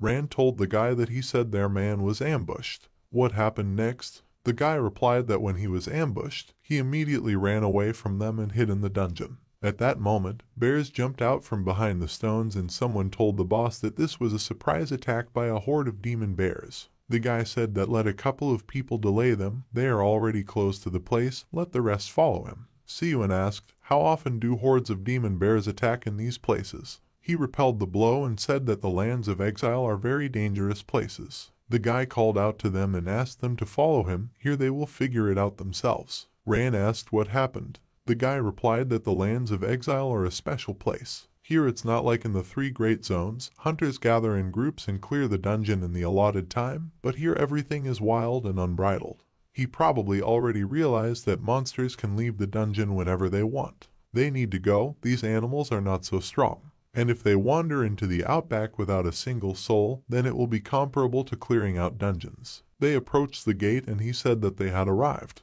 This is the gate to a platinum-level dungeon, the Labyrinth of the Minotaur. This dungeon is special. It can be entered by a team of maximum 5 people per circle. Each circle is a separate dungeon and until the meeting with the boss, they are in no way connected with other circles. In other words, this is one of the branches on the path to the boss. The boss can be killed once every 8 hours. During these 8 hours, anyone who enters the dungeon enters the circle and can join the boss fight.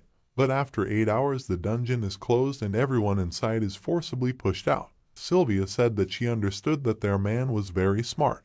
During the chase, he alone entered the dungeon and opened the circle. Now he can calmly wait for the dungeon to be updated and go outside. The man said that this is true, so he asks them to help them clear the dungeon, because they really need the boundary source crystal. They need to get their comrade out before the dungeon is updated, but they don't have enough strength to do it. Their appearance is their hope. Siyun asked, but why would they clear the dungeon? They can wait for him to be pushed out of the dungeon during the update.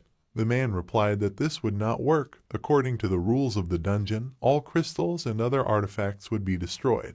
Rand headed towards the gate and the man said that they should enter 2 circles, the 3 of them, in one group, and he with. He noticed that Rand went to the gate and asked where he was going. Rand replied that he was used to walking alone, he would clear this dungeon himself. The man said that he was the captain and they distributed the group. No matter how strong it is, this is a platinum level dungeon. But Rand did not listen to him and entered the dungeon. Siyun shrugged and laughed and said that he was always so unsociable, he should get used to it.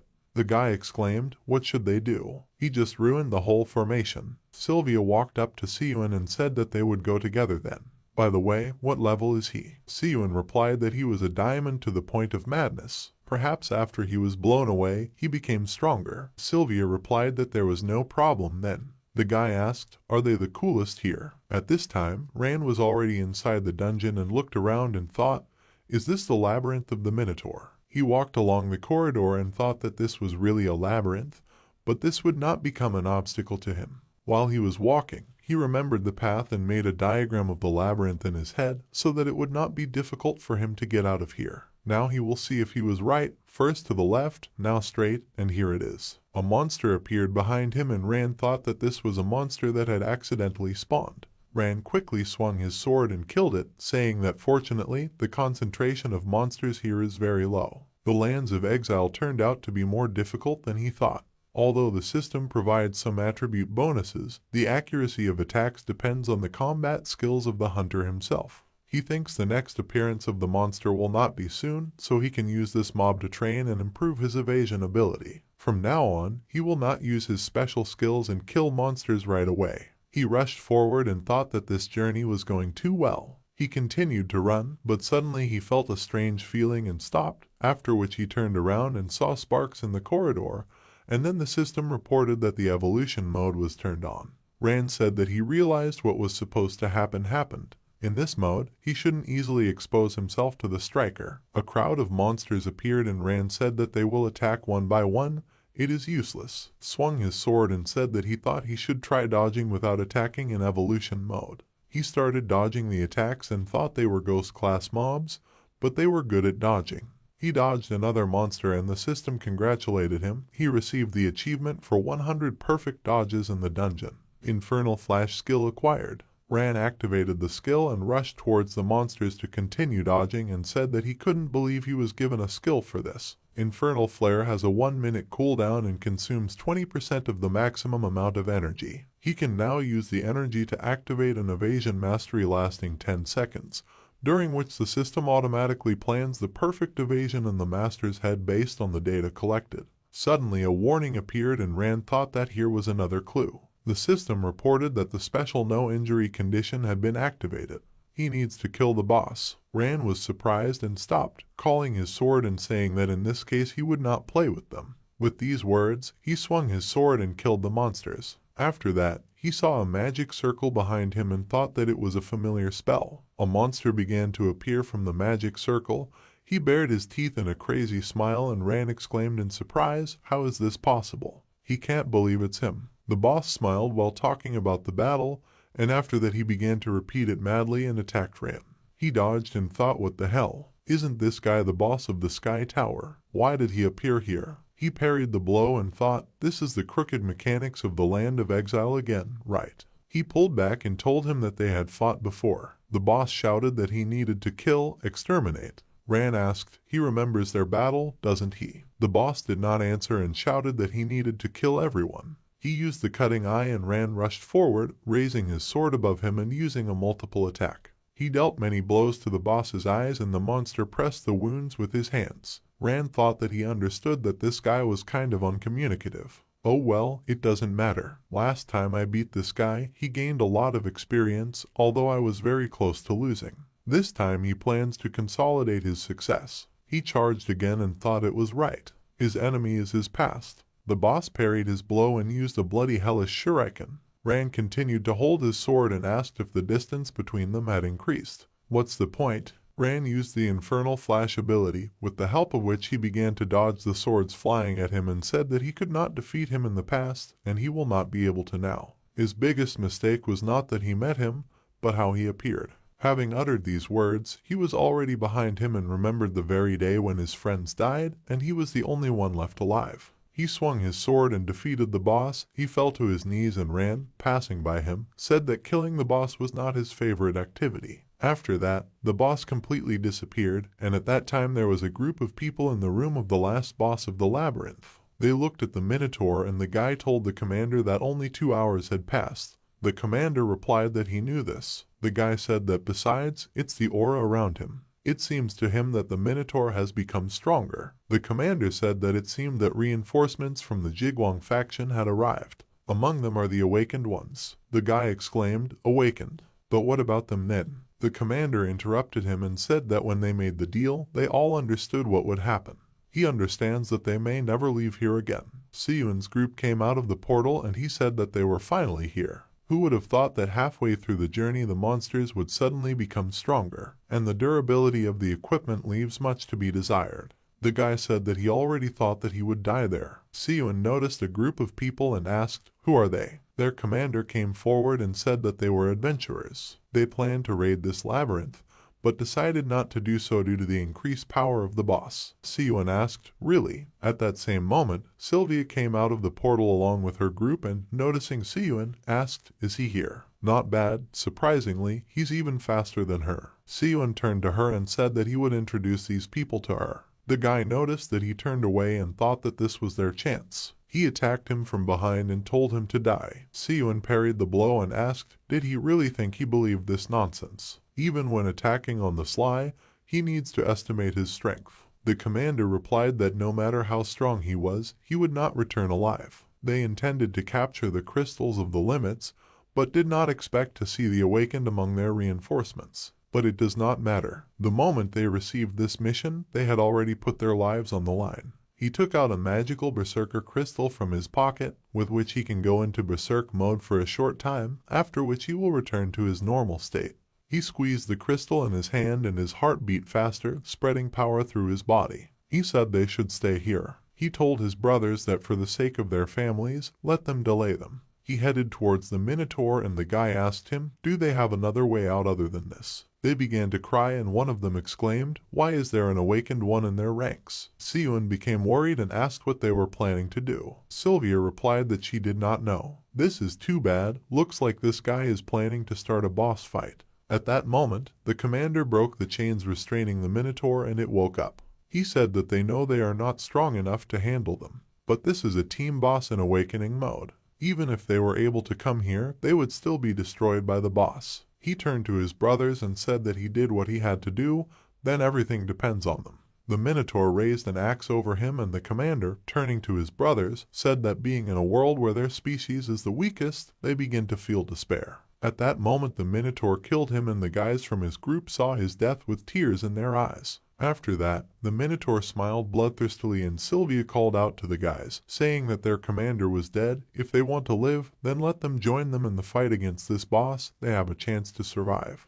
One of them exclaimed, what do they know about this? Even if they survive, do they think the people behind them will be able to let them go so easily? He turned to his brothers and said that they must do this. At that same second the Minotaur swung his axe and the guy said that in any case there was no turning back for all of them. They will die, let them die. The Jigwang guy said that the Minotaur would absorb their souls and take them to a whole new level of power. They voluntarily went to their death. The Minotaur continued to absorb the souls of the guys and Siyun asked, but why? What happened to this group? Why are there so many crazy people? Sylvia said that she is afraid it is really difficult for them, people from the civilized world, to understand, but she has already seen such practices. They often mention their families, which means that some major power offered them a mission in exchange for taking care of the lives of their families. Even if the mission was successful, these people would still disappear. No one needs witnesses, their path must end in death. Siyun replied that he understood what she was talking about. Someone shouted that the boss was already fighting. At the same moment, Ran appeared and blocked the Minotaur's attack, protecting Siyun. Siyun called out to him and Ran said that fortunately he had finally reached them. The guy said that this is a platinum level boss in the awakened state, but he single-handedly withstood its attack. Ran thought that he also found it surprising, despite the title of God Eater, his rank was only platinum. The Minotaur roared as it attacked him again, and Ran thought that since the new sword evolution channel was opened, he had gained another direction to improve his strength. He broke the Minotaur weapon and thought that at the current level, the upgrade rate was very low, but not with the evolution sword. Now the modernization of the evolutionary sword is just beginning. He puts all his experience into it, his strength makes incredible leaps upward. He rushed up, raising his sword, and struck many blows, cutting off one of the Minotaur's horns. Then he quickly rushed forward, cutting off the head of the Minotaur, and thought that now even such a boss is not a problem for him. Some guy said in surprise that he was so strong. Is this really reinforcement for their group? A system notification appeared in front of everyone, congratulating them that the Minotaur maze was completed. Ran walked up to the blonde guy and asked if he was the group's mentor. The guy confirmed his words, and a system notification appeared in front of Ran that he had received abyss armor, a Minotaur horn, 15 pieces of monster blood, and a source limit crystal. Ran noticed the crystal in the list of rewards and thought, another crystal. He opened a detailed description of the source limit crystal, which stated that it was an extremely rare crystal that could be used for a variety of purposes. Ran thought that he could use this as a ticket to the Sky Tower. After that, they went to the headquarters, which was located 150 kilometers southeast of the residential areas of the Lands of Exile. The headquarters of the Jigwang faction was located there. They entered the headquarters, and the guy said that surprisingly, the headquarters was built underground. It was originally just a pit, but they turned it into what it is now. At the same time, there was a guy sitting in the main office. He was sitting at the computer, and the doors to his office opened, and Ran, Siyun, and Sylvia walked inside. The boy sitting at the table told Ran that he was finally here. He looked out from behind the monitor and greeted them. This boy's name is Andre. He is the leader of the Jigwang faction. Ran was surprised by his youthful appearance, and Andre said that he had heard about them. He and Sun Wu found the Prometheus project. Remembering their help in preserving the limit crystals, the Jigwang faction is ready to provide them with excellent shelter. They must have seen the living conditions in the Lands of Exile. They will give them a room of increased comfort. Siyun asked him to wait and said that he heard Ran talking about this plan. But if he and Sun Wu were then why is one of them a small child? Andre smiled and said it was a side effect of the monster factor. His abilities were enhanced at the cost of stopping his body from growing. He thinks they should remember the days of the Prometheus project. He turned to Ran and said that they say that he met Suki somewhere in the depths of the system. What was she like then? Ran asked what kind of relationship he has with her. Andre replied that he and she were very good friends. Ran didn't know how to answer and thought, what should he say? He remembered Suki's naked appearance and thought that he couldn't tell him the truth. Some time has passed since that conversation. Ran went to the shower and stood under the hot water and said that he didn't think there was a shower in this room. He turned off the water and put on his robe.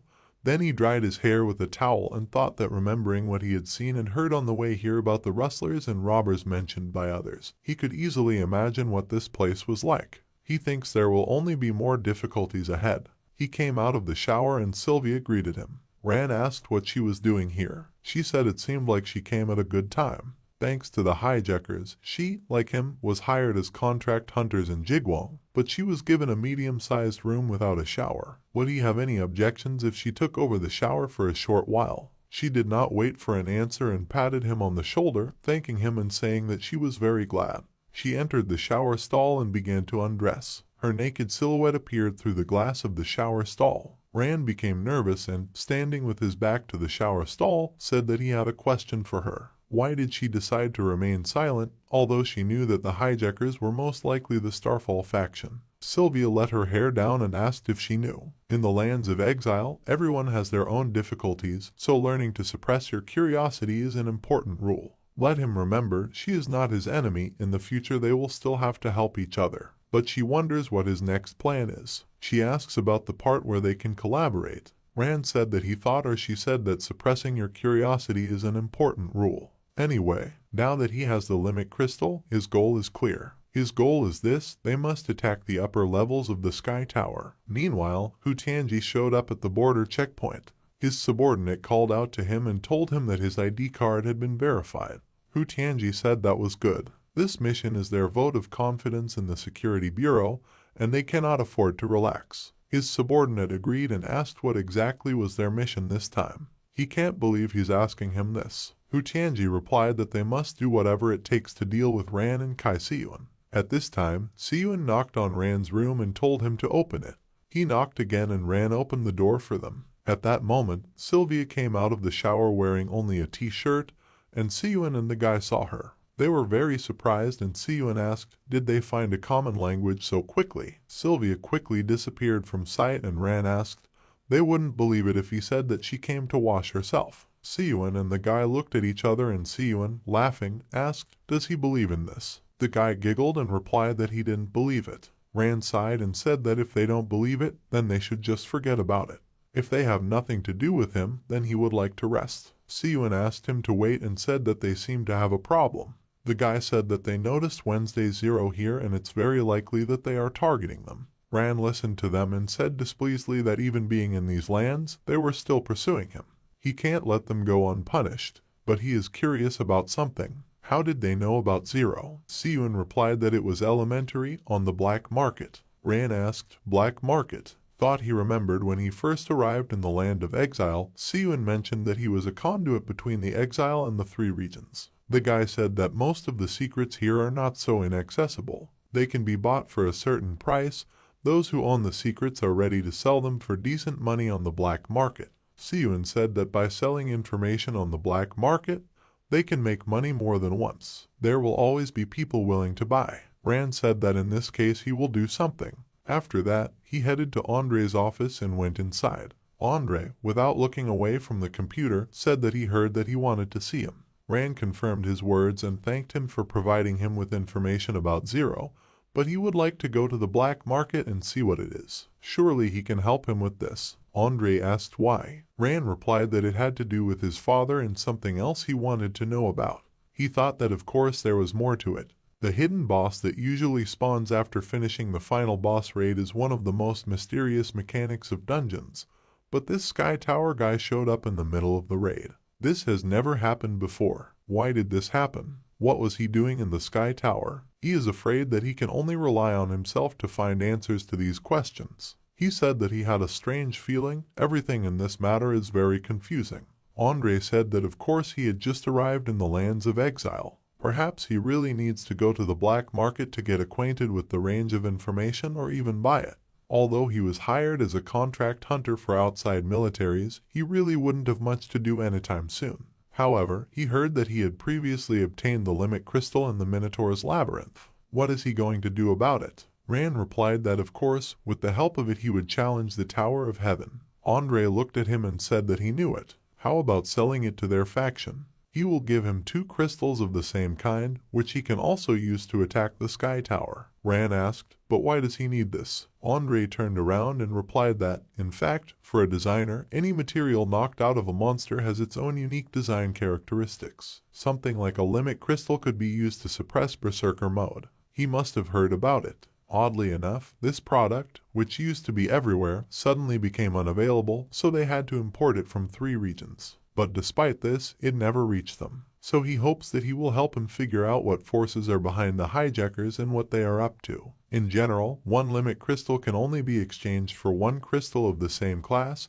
but it will give him 2. The second one will be a bonus, so to speak. What does he think about this? After a while, in the lands of exile, in the city of Baal, Siyun cursed and said that there were not enough of them here. He didn't think there was such a prosperous market town in the exiled lands. Sylvia said that they probably thought there was poverty and devastation here. Thanks to the black market, Baal is the largest commercial city in the exiled lands. Young lords and ladies from large conglomerates, even hunters from the 3 main counties are all regular visitors to this place. Siyun exclaimed, lady from large conglomerates. He can't wait to meet one of them to start a relationship. Sylvia said that if there is information about the entrance to the Sky Tower, then it is in this city. In general, this is all stupidity. What the hell were they up to? They're completely out of their minds. Siyun agreed and said that it had been a long time already. Rand said they needed to get down to business. Sylvia agreed and said that the tallest building in front of them was the Black Market Service Center, where they could find information about the Sky Tower. From the 1st to 10th floor there is a shopping center where they can buy luxury goods, clothes, and essentials.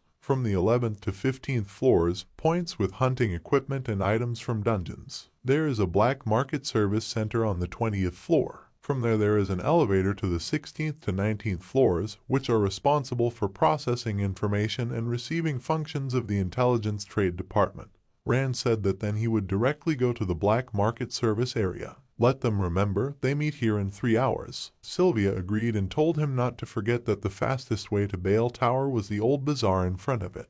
They still have a few aces up their sleeve. Rand left and Sylvia told Siyun that they were alone. Why shouldn't she take him to something fun that normal people don't know about? Siyun said that she is not the daughter of the head of the conglomerate. He is going to find a girl for a relationship today. Meanwhile, in the old market, sellers displayed their wares. A man showed his product to Hu Tianji and said that it was a special product. A necklace made from bone fragments dropped in the dungeon with the underground king. Tianji asked, "Is this true?" "He will buy one." The man thanked him for the purchase and his subordinate asked if he was too relaxed. Tianji replied that no one cared about this. Finally, he is not under the supervision of these old bastards who do not give him peace. Is he happy about it too? Anyway, they are here. They can immediately find out about Ran, the awakened one, who was secretly taken out of the country. His subordinate agreed and said that he understood. Tianji said that they would start by saying that he was saved. Suddenly his subordinate dropped his purchases and, turning towards Ran, exclaimed that there was Ran.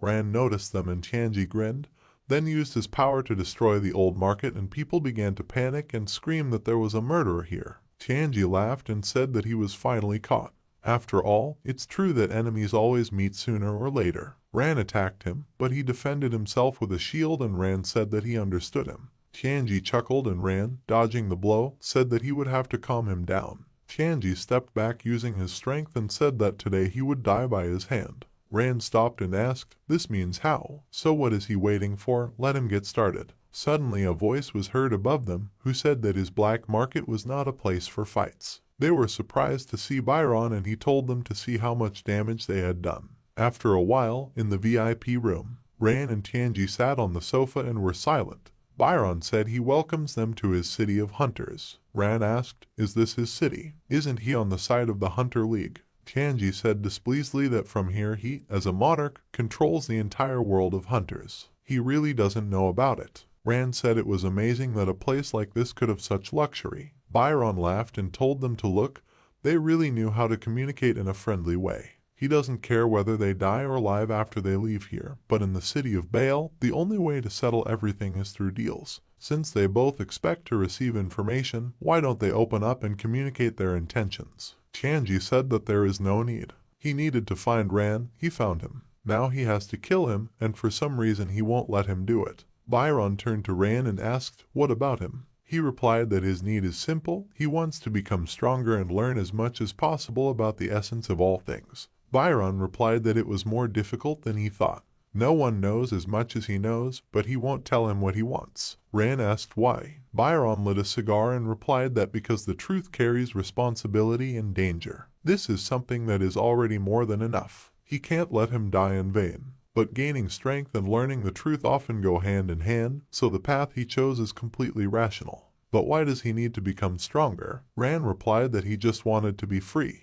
Byron chuckled and said it was the most luxurious thing anyone could wish for. Tianji said that he was like a child dreaming of a car. Is this how young people should be? Ran said that he would also like to know about the unusual appearance of hidden bosses. Byron asked what he meant. Is this about an awakening experience? Ran replied that this is not true. Literally, hidden bosses appear when they shouldn't, and they are very different from regular hidden bosses. Byron asked his subordinate, "Is there anything about this?" The girl behind Byron started looking for something in the system and said that she needed to look. After that, the system window reported that the information for the entered request was not found and she said that they did not know about it.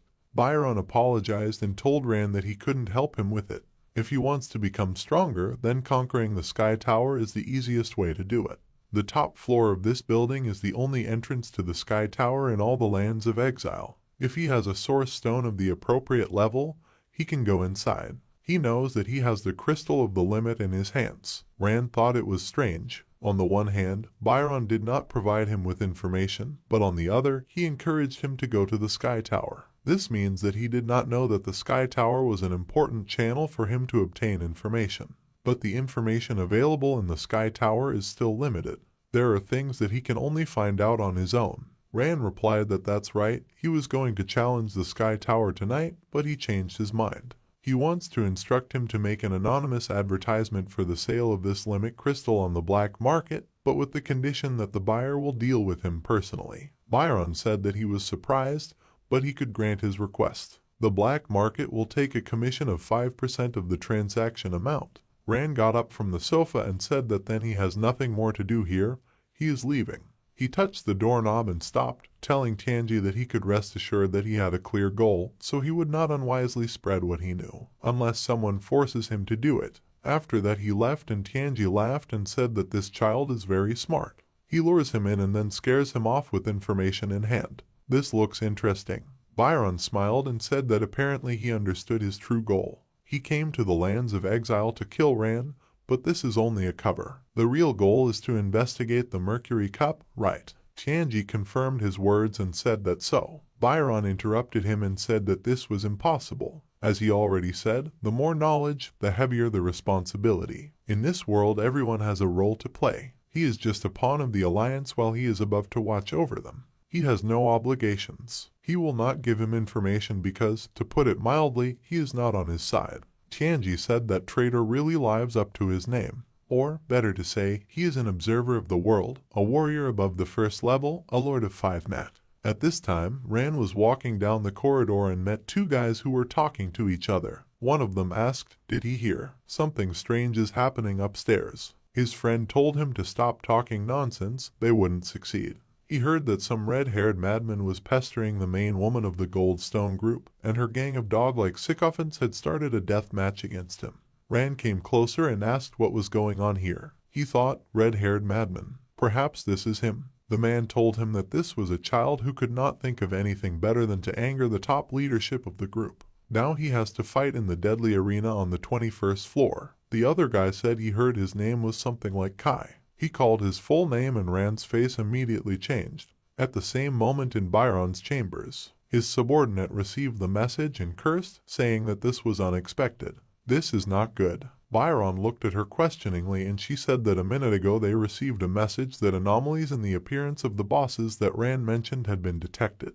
This happened in the lands of exile. This information came from a team of replicant hunters from the Wilderness Crusade. They encountered a hidden boss, vastly superior to the replicant's strength, somewhere in the middle of the dungeon instead of the normal boss that only appears after the raid. Fortunately, the team was strong enough to defeat this boss at the cost of 2 lives. Based on their description of appearance skills, this is the gatekeeper of the 10th floor of the Sky Tower, a bloody Asura hell. At that time there was a guy lying in a hospital bed. He suddenly opened his eyes and began to convulse, and then abruptly jumped out of bed and began gasping for air. His screams were heard throughout the hospital and the man drew some liquid into a syringe, and after that injected it into the guy's vein and thanked him for his hard work, calling him number 5. The guy began to say that he didn't want to. He kept repeating this and the blonde man who helped Ran escape earlier said that he should work harder. He took off his gloves, and then left the room and told Anna that the remedy she had developed was a good solution to the problem of these guys returning to madness.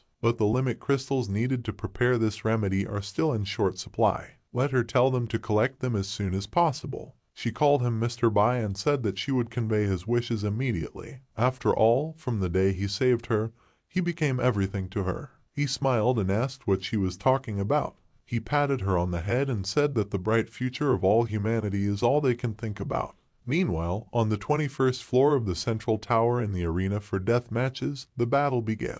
The host greeted all the spectators and said that what will now happen in this arena is a competition in the format of a death match of the highest category. Is this a personal grudge? Unfulfilled revenge? In any case, the 2 men who meet in this ring will fight to the death. The culprit, the main woman of the Goldstone gang, who is watching what is happening from behind his back, will comment on their duel. The winner receives a passionate kiss from this divine wildflower. 2 warring parties, a crazy group of mercenary hunters in Kaisiyun, and the eldest son of the Zhao Corporation, a rich young man named Zhao Zifeng.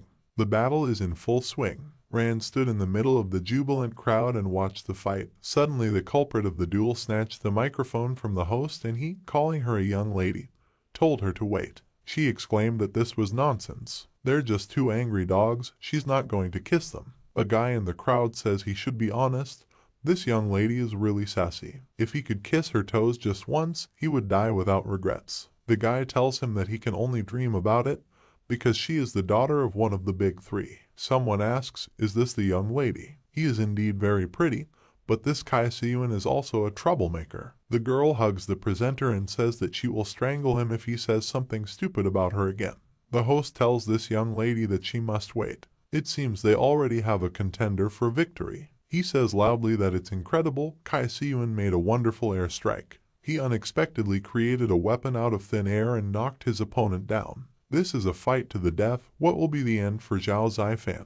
Kai Siyun says that since they are fighting until their last breath, he will not be merciful. He summons his sword and swings to deliver the final blow. Suddenly someone asks him to stop. He turns around and notices Song Ranyu standing in the crowd of onlookers. Sylvia says through the microphone on the presenter's headphones that he should do her a favor and save this guy's life. Sometime later, Kai Siyun walks down the corridor and says that he doesn't understand why she didn't let him kill him. Sylvia says that she is surprised that he can so easily quarrel with someone for the sake of flirting. Does he have any idea what it's like to kill someone from a fairly strong faction of the exile lands? Of course, the reason why she asked to spare him was also based on personal motives. Kai Siyun asks what were her motives. At the same moment someone calls them. The man asks, they didn't think it would all end there, did they? Song Rand asks, so this is what they call settling scores. A group of some freaks allows themselves to mock people. Does she want him to kill them? Sylvia says he should wait a little. She saved his life, and this is how he repays her for it.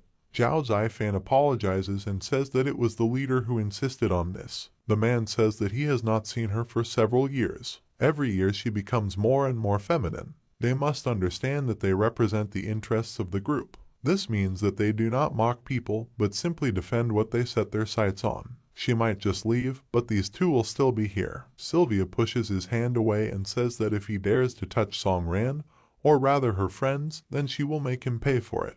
She shows a small card and asks, they must know what this thing is, right? If they decide to take a rash step, they must be prepared to accept the consequences. The guy asks, what is this? The man says that this is what could kill them all. The three of them calmly leave and no one tries to stop them. Zhao Zifan runs after them and asks her to wait. He catches up with them and says that he does not believe that she could use this black card on any of them. He simply cannot imagine such a thing. Even though she has become a professional hunter, he follows news about him. He loves her and has always liked her. Sylvia says he needs to wake up. These are residual childhood feelings. She is no longer the same person she was before. Zhao Zifan says that he doesn't believe it. It's all because of him. The next time he sees him, he won't stand on ceremony with him. Kai Siyun says that he is always ready to fight.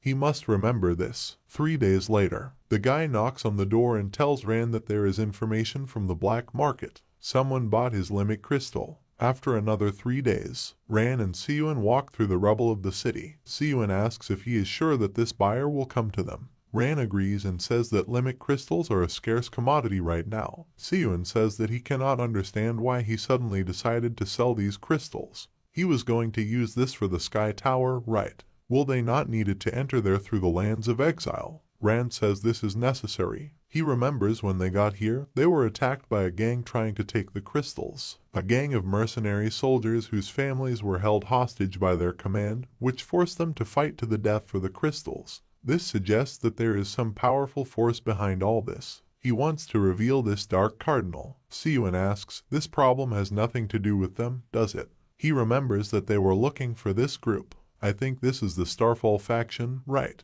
They don't need to go to such measures. Robbing them for a crystal that is not related to their business is very strange. Rand says that he should not forget the reasons why they came to the lands of exile. O is here to become stronger, and he is here to kill Wang Fen. Oddly enough, since they came here, everything has been quite calm. But is it really always like this here? He said that Wang Fen had fled to the exile lands, so it would be difficult for the Mercury Cup behind him to do anything under the supervision of the three regions. They learned that He Tiankai's main target for coming here was not him. This only confirms his words. The Cup of Mercury is already here. Siyun asks, should they at least somehow worry about them? Ran asks, doesn't he want to find Wang Fen? Siyun says that's not entirely true. He must wait, because someone is coming. Could this be the guy he fought with recently? Zhao Zifan asks, are they guys? Siyun jumps down to him and says that they must catch him. He and Ran summon their weapons and continue running towards him. Zhao Zifan was scared when he saw them and used his psychic impact skill. A strong magical explosion occurs. Ran knocked him to the ground and pointed his sword at him. Siyun slaps his hand on his face and asks, where does he get so much impudence from? He couldn't defeat him last time and thinks that now something will change. Rand says he has to be careful because he doubts it will be that easy. Someone is running very quickly next to them. Siyun picks him up by the throat and asks if this guy has reinforcements. Rand says it's not the reinforcements he's worried about. Something else is bothering him. A man whose face is not visible runs very quickly towards Siyun and is about to attack him using daggers. Rand fights off the man's attack and says that he is worried that someone will come and kill him to keep him quiet. Siyun asks what does this all mean. Rand says that everything is simple. In the terms of the deal he indicated that only one person can come. After agreement, he set the meeting place in the very heart of the exiled lands and arranged everything in such a way as to avoid the possibility that the person who came to the deal would be an ordinary henchman, extracting information from them. But if they understood his intentions, or at least felt that something strange was hidden behind the harsh conditions, then they sent someone here to check them out. It was obvious, but then they believe that the goods are on the black market, not theirs. This means that they can only report them. The people behind this are definitely organizing to kill them so they can't say anything. Siyun asks, so this whole part was his plan. Rand says he can attack. Siyun stabs the man who tried to attack them with his sword and says that since he came here, he can forget about running away. Rand thinks it's a little weird, though. The fact that this guy was able to come here alone means that his strength is at least platinum level. Since an assassin was sent here, then his real rank is Star Observer or King. He is capable of killing in a matter of seconds. But why does he just fend off Siyun's attacks? Maybe he is hiding his strength. Is there a need to be so concerned about privacy? If it is revealed, he can simply kill the three of them and destroy everyone present if the information is revealed. The one who hides in the shadows can go for it. He says that he understood what was happening here. Zhao Zifan can leave here if he wants, of course. It's up to him to decide. Rand thinks this is all very strange. If he is right, then seeing that the situation is hopeless and he is being pressed by Siyun, he should have broken free and disappeared. Even if he was just stalling for time, now there is nothing stopping him from running away. He says this guy will try to kill him. The only people who want him to survive are them. So if he doesn't leave now, he'll most likely be killed. Zhao Zifan says that he will not leave here. Rand says that he will tell him again he must leave now, otherwise he will have to reveal who they are and make them all look bad. He thinks he's thought it through carefully. The masked guy pushes Siyun away. He looks at Rand and, without speaking, runs away from them. Siyun asks, he just said he knows who he is, right? Maybe he can tell him about it too. Rand says he's sorry, but it's a secret. Sometime later at the headquarters of the Jigwang faction, Zhao Zifan tells these idiots that they should give up. Who sent him and what power is behind him, he will not tell them. He has his own secrets that he must guard, and he will never reveal it to them. Rand comes up to him and says that he actually has some idea about this. Since he won't tell them anything, they'll just leave and leave him here for his own safety. He doesn't have to worry. When the noise stops, he'll let it go. Zhao Zifan refuses and says that he cannot stay here. Can he see Sylvia? Sometime later, she comes into his room and says that he can talk. Zhao Zifan says that 7 years have passed very quickly. He still remembers how they were together in Bale. Everything seems like it was just yesterday. At that time she was very brave and was always ahead of everyone. Sylvia says it's already a thing of the past. They are no longer there, now they are completely strangers. Zhao Zifan says that he knows this. Why did she even leave the Starfall faction? What kind of person in her place would do the same? Sylvia says that of course she had her reasons. He must know how serious and fierce the struggle is going on within the faction. Zhao Zifan says that of course he knows, or rather, he recently learned about it. Sylvia asks who made him come here. He asks if he can trust her. More precisely, he is ready to trust her, but he does not know what happened. He was sent to finish the job by those whom he abandoned 7 years ago. It was the Starfall faction. Siyun asks if he thinks it's okay to leave Sylvia alone with this guy. Rand says he finds it difficult to answer this question. However, she has many secrets that they should not know about. He trusts that she will sort everything out. Moreover, thanks to previous battles, there is at least some idea about who is behind all this. Siyun asks who is this. Rand says he will tell him when the time comes. Oh soon. Siyun gets angry and asks this freak what does this mean. Rand thinks that of course he can't tell him everything, because the person he saw yesterday was Wang Fen.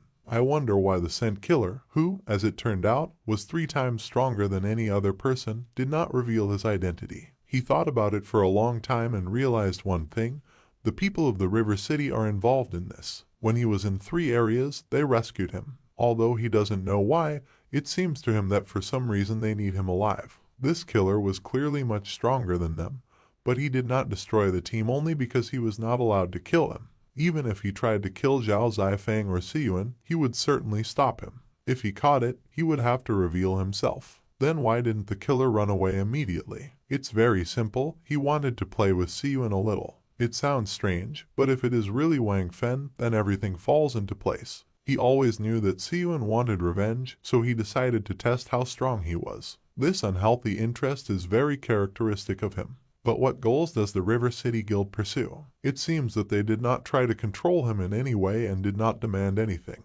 That means his actions are in line with their expectations, right? What will he do? If they know him so well, his thoughts and even his plans. He gets out of bed and says that if this is really the case, then he needs to start acting. At the same time, Sylvia asks, did he just say Starfall? This makes sense since they wanted the Limit Crystal more than anyone from the very beginning. But what do the Limit Crystal and this faction have in common? Why do they put in so much effort? The answer is definitely not on the surface. Now, not considering his father's position, does he have any authority in the Zhao group? Zhao Zifan agrees and says that this is probably true. Sylvia says that's great, then right now he'll go with her to Starfall. He must call upon all the armed forces under his control. Zhao Zifan asks what is she up to. Sylvia says that they will see what happened to these old people after her father died. Zhao Zifan says that he thought he stopped liking her. So many years had passed, but now he realized that he was still in love with her. But why doesn't she ask why he obeys their orders? They are holding his father hostage. At the same time in the Starfall faction, a man tied to a chair tells these freaks that his son will sooner or later take revenge on them. The man in the suit says he should shut up. A stupid person will always remain stupid, but a smart person will increase his knowledge. He hasn't changed at all since childhood. It's unlikely that his son would have the courage to do such a thing. The leader of the Zhao group, Zhao Wei, tells Cater that he is a dirty worm. He used a conspiracy to seize the throne and kill the former leader of Starfall. He should have seen this coming. If he still has power over Zhao's group, he swears that he will kill him immediately. The leader of the Starfall faction, Cater, says that his group is just a bunch of soldiers and he is just a commander. He should not entertain himself with illusions. The man next to him puts his hand on his shoulder and tells him that he needs to stop. He was already tired of their quarrel. Cater calls him Mr. Bai. The man says that chaos, of course, rules in the lands of exile, but it seems to him that this chaos has already begun to end. It's time to unite, because in the end, they are all, to some extent, worms, as he called them. He should not forget that they act in the interests of all humanity. Wang Fen comes into their room and says that he is back. Bai asks if he is still angry that he is not allowed to show himself. How are things? Wang Fen says that they will never guess who was selling the Limit Crystal. It was Song Ran, and Kai Siyuan was also there. Since he was forbidden to touch Song Ran, he played around with Kai Siyuan for a while and returned. Bai asks, so the news got leaked. Wang Fen asks, how else? In any case, Zhao Zifan was taken away. Bai says that this is exactly the problem. Zhao Wei says that although his son is a weakling, since he is here, he will not tell anyone. Bai says that is not the case. No matter what his son says, he cares more about Song Ran. What will he do now? Zhao Wei says that if there are any problems, they should tell him about it. He asks them to protect his son. Bai asks if he should tell him. The goal of the River City can be called great. If what they are trying to achieve is victory in a chess game, then they, the leaders, are just pawns. The great goal cannot tolerate the slightest confusion, so every effort must be made. He should let them push Song Ran a little. He summons his spear and cuts off Zhao Wei's head with one blow. He says that he should run and give the toy to Zhao's group. Wang Fen says he will do it without any problem. Bai tells Cater that he has to get ready. He shakes and asks what does he mean by prepare. Bai asks what is he asking. The war will start soon. The next day in the Jigwang faction, the alarm sounds loudly throughout the building. Siyuan asks what is he saying. Did Sylvia run away with Zhao Zifan? Andre says it's just a small thing. They should not panic ahead of time. The real problem is not that they ran away, but their conversation yesterday, in what they were talking about. This is precisely why such consequences occurred. At the same time in Zhao's group, Zhao Zifan thanks Sylvia for taking him with her. She says he shouldn't thank her, as he already knows, after the death of her father, her third uncle decided to take the opportunity to take his place. Because of conflicts over his methods of managing the faction, she had to leave Starfall since she was still young and weak and could not influence the situation in any way. But now she plans to use the military support of Zhao's group to make him answer for his actions. She never thought that he would take his father hostage. Zhao Zifan sees people ahead and asks what's going on here. He walks through a crowd of people and asks them to let him through. The guy tells the young master that he is very sorry. Zhao Zifan sees his father's severed head on the floor of the corridor. Tears begin to flow down his cheeks. He sits down next to his head and thinks that his father was always very strict with himself, but he always showed leniency towards his son and his subordinates. Because of this condescension, he became a spineless man who had a father for all his problems. In other words, he became a non-entity. In fact, he always knew that thanks to him he could calmly live his life without thinking about anything. He created conditions for him in which he could live carefree. But now that he is gone, what should he do now and where should he go? Was he really defeated? The guy says that the subordinates are just idiots. Shortly before this, an unknown masked man raided the group's location. Everything happened so quickly that they did not have time to catch him. After that they found it here. Zhao Zifan wonders if he wants to move in the same direction and continue to live like a coward. The guy says that now that the senior military leader is dead and the army cannot be stopped for a minute without a leader, they ask him to take command. Everyone else says that they are asking the young master to take command. Zhao Zifan thinks that he will no longer be the same as before, because he is the son of Zhao Wei, the head of the Zhao group. He asks if he still has his father's military uniform. The guy agrees with this. Zhao Zifan says that he should bring it to him. Everyone must listen to his command. Zhao Wei is dead, now all the group's resources are under his command. He puts on a military uniform and says that they are soldiers and they have experienced grief. So let this grief strengthen their emotions and become a factor in their strength. He thinks that for the sake of revenge and for the sake of the guys, he should also get up from his knees. He says they must pay with blood for blood. He orders everyone to disperse 50 kilometers from the headquarters of the Starfall faction and prepare for battle. Sylvia can act as she previously planned. After some time, there is a Starfall in the corporation building. The guy notices her and says that she has finally returned. He doesn't know what happened to her this time. Maybe they should drink some juice first. Sylvia says he should shut up. This old freak named Cater must come and meet her. He should not forget that she is rightfully the head of the faction. Cater tells Sylvia that they have not seen each other for a long time. She grew a lot during this time. He missed her all the time. She says he should shut up. She wants to know what the Starfall faction has been up to lately. Cater says that of course he runs the faction for her. Will he show her all the reports, or maybe she needs money again? Sylvia says she doesn't need these covers. He knows what she's talking about. What happens to the limit source crystals in the Zhao group? Cater says that for a girl who ran away from the oppression of the authorities, she really knows too much. It's just that her father couldn't defeat him then.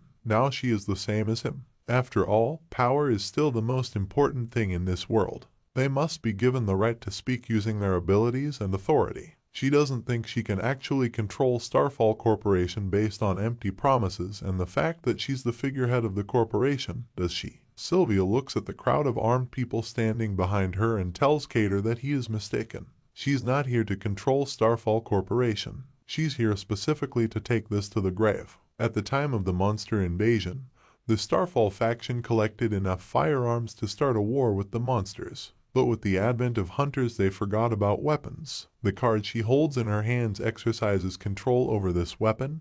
This is the real treasure of the Starfall Corporation. The guy notices the missiles and tells the young master, or rather the current commander, that this is a signal to attack. Zhao Zifan agrees and says that he will definitely win this war. Sylvia says that as long as she has this black card, she will always be the top echelon of this corporation. Andre looks at the system window and says that, as expected, the war has begun. Sylvia and Zhao's group have just attacked the Starfall Corporation. He will share information with them so that they can see for themselves. System windows appear in front of them. Siyuan asks, did this girl really escape from Starfall Corporation? What happened to the kidnapped group leader Zhao? Ran asks Andre, once this military conflict escalates, whose side will he be on?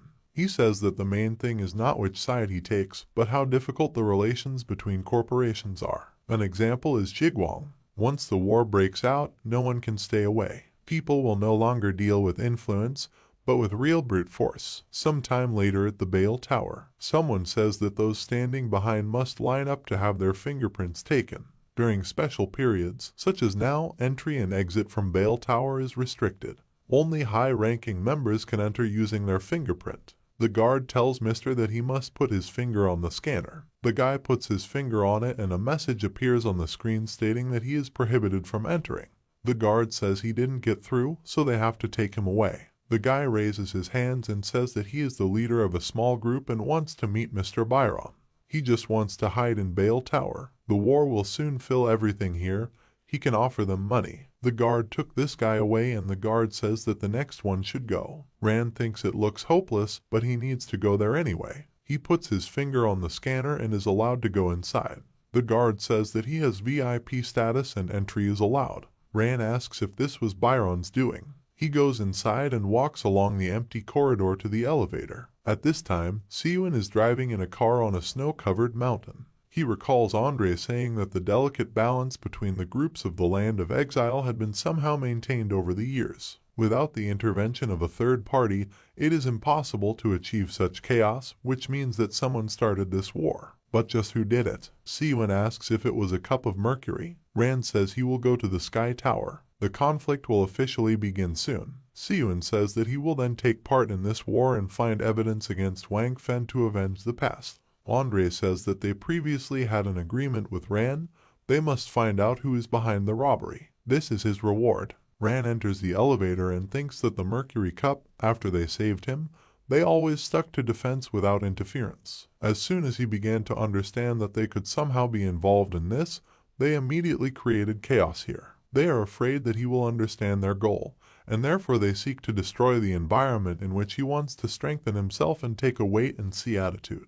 They seem to want to influence his actions for a specific purpose, but he has never needed others to secretly manipulate him. Someone greets the guest and says that since he has received VIP status, he will soon be sent to the top floor to the entrance to the Sky Tower. Rand thinks that now, since everything has turned out this way, he will fulfill their wish and do it the way they want. He will wait for an opportunity and turn the situation in the other direction. At the same time, in an unknown place, someone looks at the guy in the flask of water and says that synchronization has reached normal and the soul is fixed. The next stage of soul fixation begins. Bai asks how is the war going. Anna says that the current military situation is only heating up. Acting through the hands of the Starfall faction and other small like-minded people, the war will fill all the lands of exile. Bai says that he is already 18 souls, which means Songran has reached the 180th floor of the Sky Tower. The so-called monsters are actually creatures from another world or another dimension.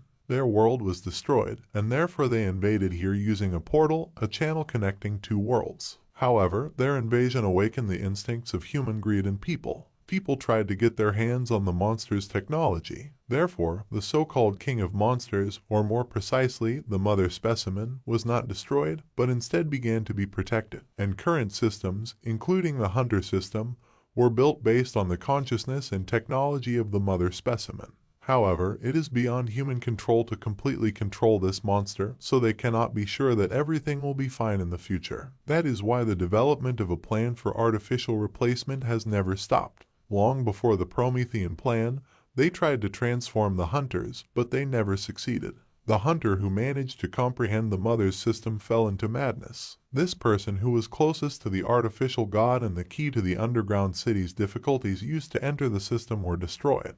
The key is a weapon that evolves in all sorts of ways. Anna asks, is he talking about Songran's evolutionary blade? Bai says that, however, the human obsession with the monster's technology is exactly what the mother wants. Thus, the maternal consciousness in the system forms a specific image of the manager of the heavenly tower named Doris. Be it mad hunters or intelligent monsters, all this is the desire of the mother individual to integrate her population with people. But someone just had to push for this. When he learned that hunters are a means of obtaining monster power, he became completely disillusioned with people. He is different from Wang Fen. He does not crave power, but still hopes that this world can have a completely different future. Anna says that she understands him. Now the souls of the most powerful people and monsters after assimilation are extracted from the Sky Tower. It is necessary to wait until the war helps them collect all the crystals of the limit. After that they will activate new hunters who are much more powerful, both in the underground part and here. Bai says that like mercury in alchemy, which transforms a base metal into a noble one, they strive to purify people. Until, Anna says instead of him that until a new era comes. Sometime later on the 200th floor of the Sky Tower, Rand says that he finally found him. He knew that he would be here somewhere, the one who gave him this sword. It's time for him to reveal all his secrets. The monster says that he didn't think he would go this far. The monster calls him his son. Rand asks, is he mocking him? This can't be. Gutchin asks, after so many difficulties, didn't he come here to find him, his own father? Rand says that even if it was like that before, now he is just a monster. And he doesn't stand on ceremony with monsters, he just kills them. By killing him, he will get the answer to his question. He must learn what non-existence is. Gutchin laughs and says that it looks like he is no longer the weak-willed, sweet little boy. Rand says it's thanks to him.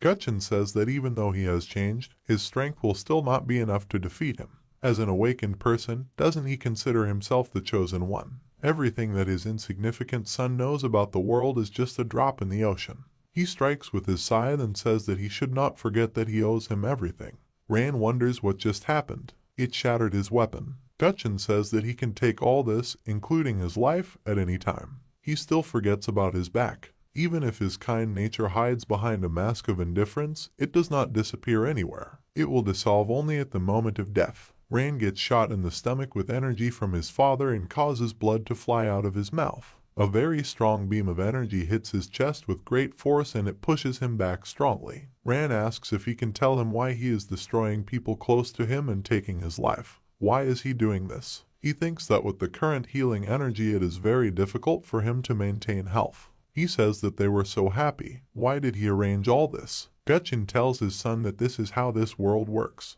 The strong eats the weak, and only when he stands at the top of the food chain will he be able to see a completely different beauty of this world. He should look at himself now. Does he feel the fear of death? Before he knew the truth about this world, he really lived in harmony with himself and he liked the life that he had, until he realized that science is full of incomprehensible truths. Monstrous means and viruses carried by people themselves. This could give him the powers with which it is possible to change the whole world, but his mother wanted to stop him. She prevented him from creating a harmonious world. Rand asks why he killed her. She was the best mother and wife in the world. Gutchin says that nothing deserves his attention except his ideals. Doesn't he want to have the power that will shake all the rules and laws of this world? Rand asks, is he talking about the monster factor? He should stop saying things like that. He's just greedy. He used to admire him, but now he's turned into a monster that keeps him awake at night.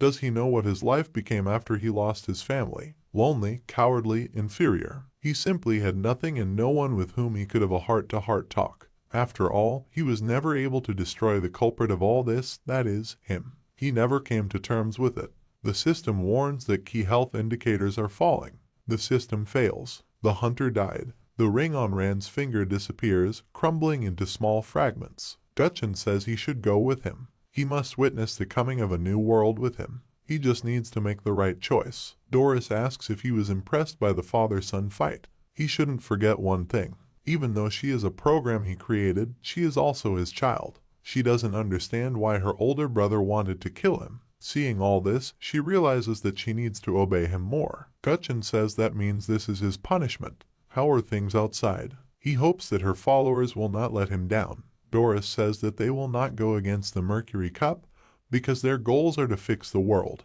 Now the flames of war spread throughout the land of exile. The implementation of the plan has already begun by several people from that prison. Very little time will pass and this place will become the starting point of a new world. She directs a clot of energy and says that this is the same monster factor, improved many times. Gutchin takes this clot and says that whoever uses it will have incredible power, thanks to which he will become invulnerable. He hopes that his son will make the right choice. He has one more chance. The clot collides with Rand's head, causing his genes to begin to recover. A system window appears in which it is written that the monster factor is beginning to penetrate. Is he sure that he wants to become a higher level being and be resurrected? Byron enters the Sky Tower and tells Mr. Gutchin that they haven't seen each other for a long time. A lot of time has passed since their last meeting. He is no longer the same person he was before. Everything was as his brother told him. On his own, he certainly would not have been able to drag Song Ran into this story. Although everything is not so bad, if he even tries to influence him, most likely he will be disappointed. They foresaw that he would do this some time ago. Gutchen says that this infection has begun to take over his body. Perhaps one day it will completely destroy him. It seems that this monster is indeed the cause of the destruction of the world. Byron asks if this monster is really impossible even for him to contain. Gutchen says that human nature is very complex. It is full of both darkness and light. There is no one in the world who understands this. After all, he is also an ordinary person. Only now, when he killed his wife with his own hands, did he realize that she was the only person who truly loved him. Byron asks if he should tell the Alliance to immediately stop the project of creating a god. Gutchen says that these are useless, problems can no longer be avoided. He can lose control of this body at any moment. He can't go home, there's no guarantee he'll be able to keep it up for long. Byron asks where will he go. Song Ran is still very young. How can he cope without him if he also lost his mother? Gutchen says he knows he is a strong boy. He hopes that in the future he will follow the right path. Perhaps he could even awaken the gift of healing within himself and become a great hunter like his mother. But he would prefer that he be a normal person. If he could become like that, then his life would become much easier. He should take it. Ran is now the only person close to him. If his body is captured, this thing must definitely go to him, because this crystal is in a sense a part of his father. Byron looks at the crystal he was given and says that it is an awakening stone, but not like an ordinary one. What is this anyway? Gutchen says that this thing is a correction device that he used to create the evolution sword. The appearance of the awakening stone is only an illusion. It's actually the monster factor that he was able to extract. Now he will not interfere with the will of the owner. One day Ran will need it. It will give him the power to open the evolution sword system. He must give it to him, otherwise he may follow in his footsteps and become the same monster. Byron says he doesn't have to worry about it. He will take care of him, even if he does not know him personally. Gutchen leaves and says that he is grateful to him. He finished making his gloves. With this he will definitely become a strong hunter. Byron says he's leaving after all. Doesn't he want to see Song Ran one last time? Gutchen refuses and says that this is the best way to ensure his safety. He cries and says goodbye to him and says that he was a very bad father. Byron says that everything that happened next confirmed his words. Until Song Ran goes through all this and becomes a brave and courageous hunter and no longer needs his protection, he will not leave. Currently, he says that he still cannot forgive him for hurting him so much because he knew about it. Gutchen says that he is saying this so that he does not fight with his child. But in any case they will have to fight in this place. Doris will have to monitor the progress of their plan and prevent anything from going wrong. She agrees and disappears. He says that everyone should know that he will not allow anyone to stand in his way of building a new perfect world. Byron says that unfortunately for him, this world is not destined to come true, it is doomed. Gutchen smiles and asks who he thinks is stronger, monsters or humans. Byron says that he himself was a man and knows that people are not as weak as they seem at first glance. Gutchen says that this is not just a fight, it is a battle of two races. He must show him the power of the human race. He hopes that he will not disappoint him. Byron says that even the weakest person can handle him. Gutchen raises his weapon and says that he is being too arrogant. Byron dodges his scythe attack and asks if this is all he can do. This is some kind of child's game. He throws a punch with very strong energy and says that he doesn't have to worry because he can finish him off. He puts a huge amount of energy into his punch and says he can rest in peace. Gutchen coughs up blood and says that his glove is a cross between a man and a monster. Did he really think that he could defeat him using this? However, this is not enough. Now he has become truly serious. He swings his arm and delivers many fast and powerful blows. Byron was very badly injured and began coughing up blood. Gutchen points his palm at him and directs his energy. He fires a powerful beam that hits Byron in the chest and says that he still thinks that human strength is not that great. He must be prepared to be punished for his failure. Suddenly he sees a very bright light and says in surprise that he is getting his life back. This is a great healing spell. Byron says with a small smile that this is the end of his journey. It's his turn.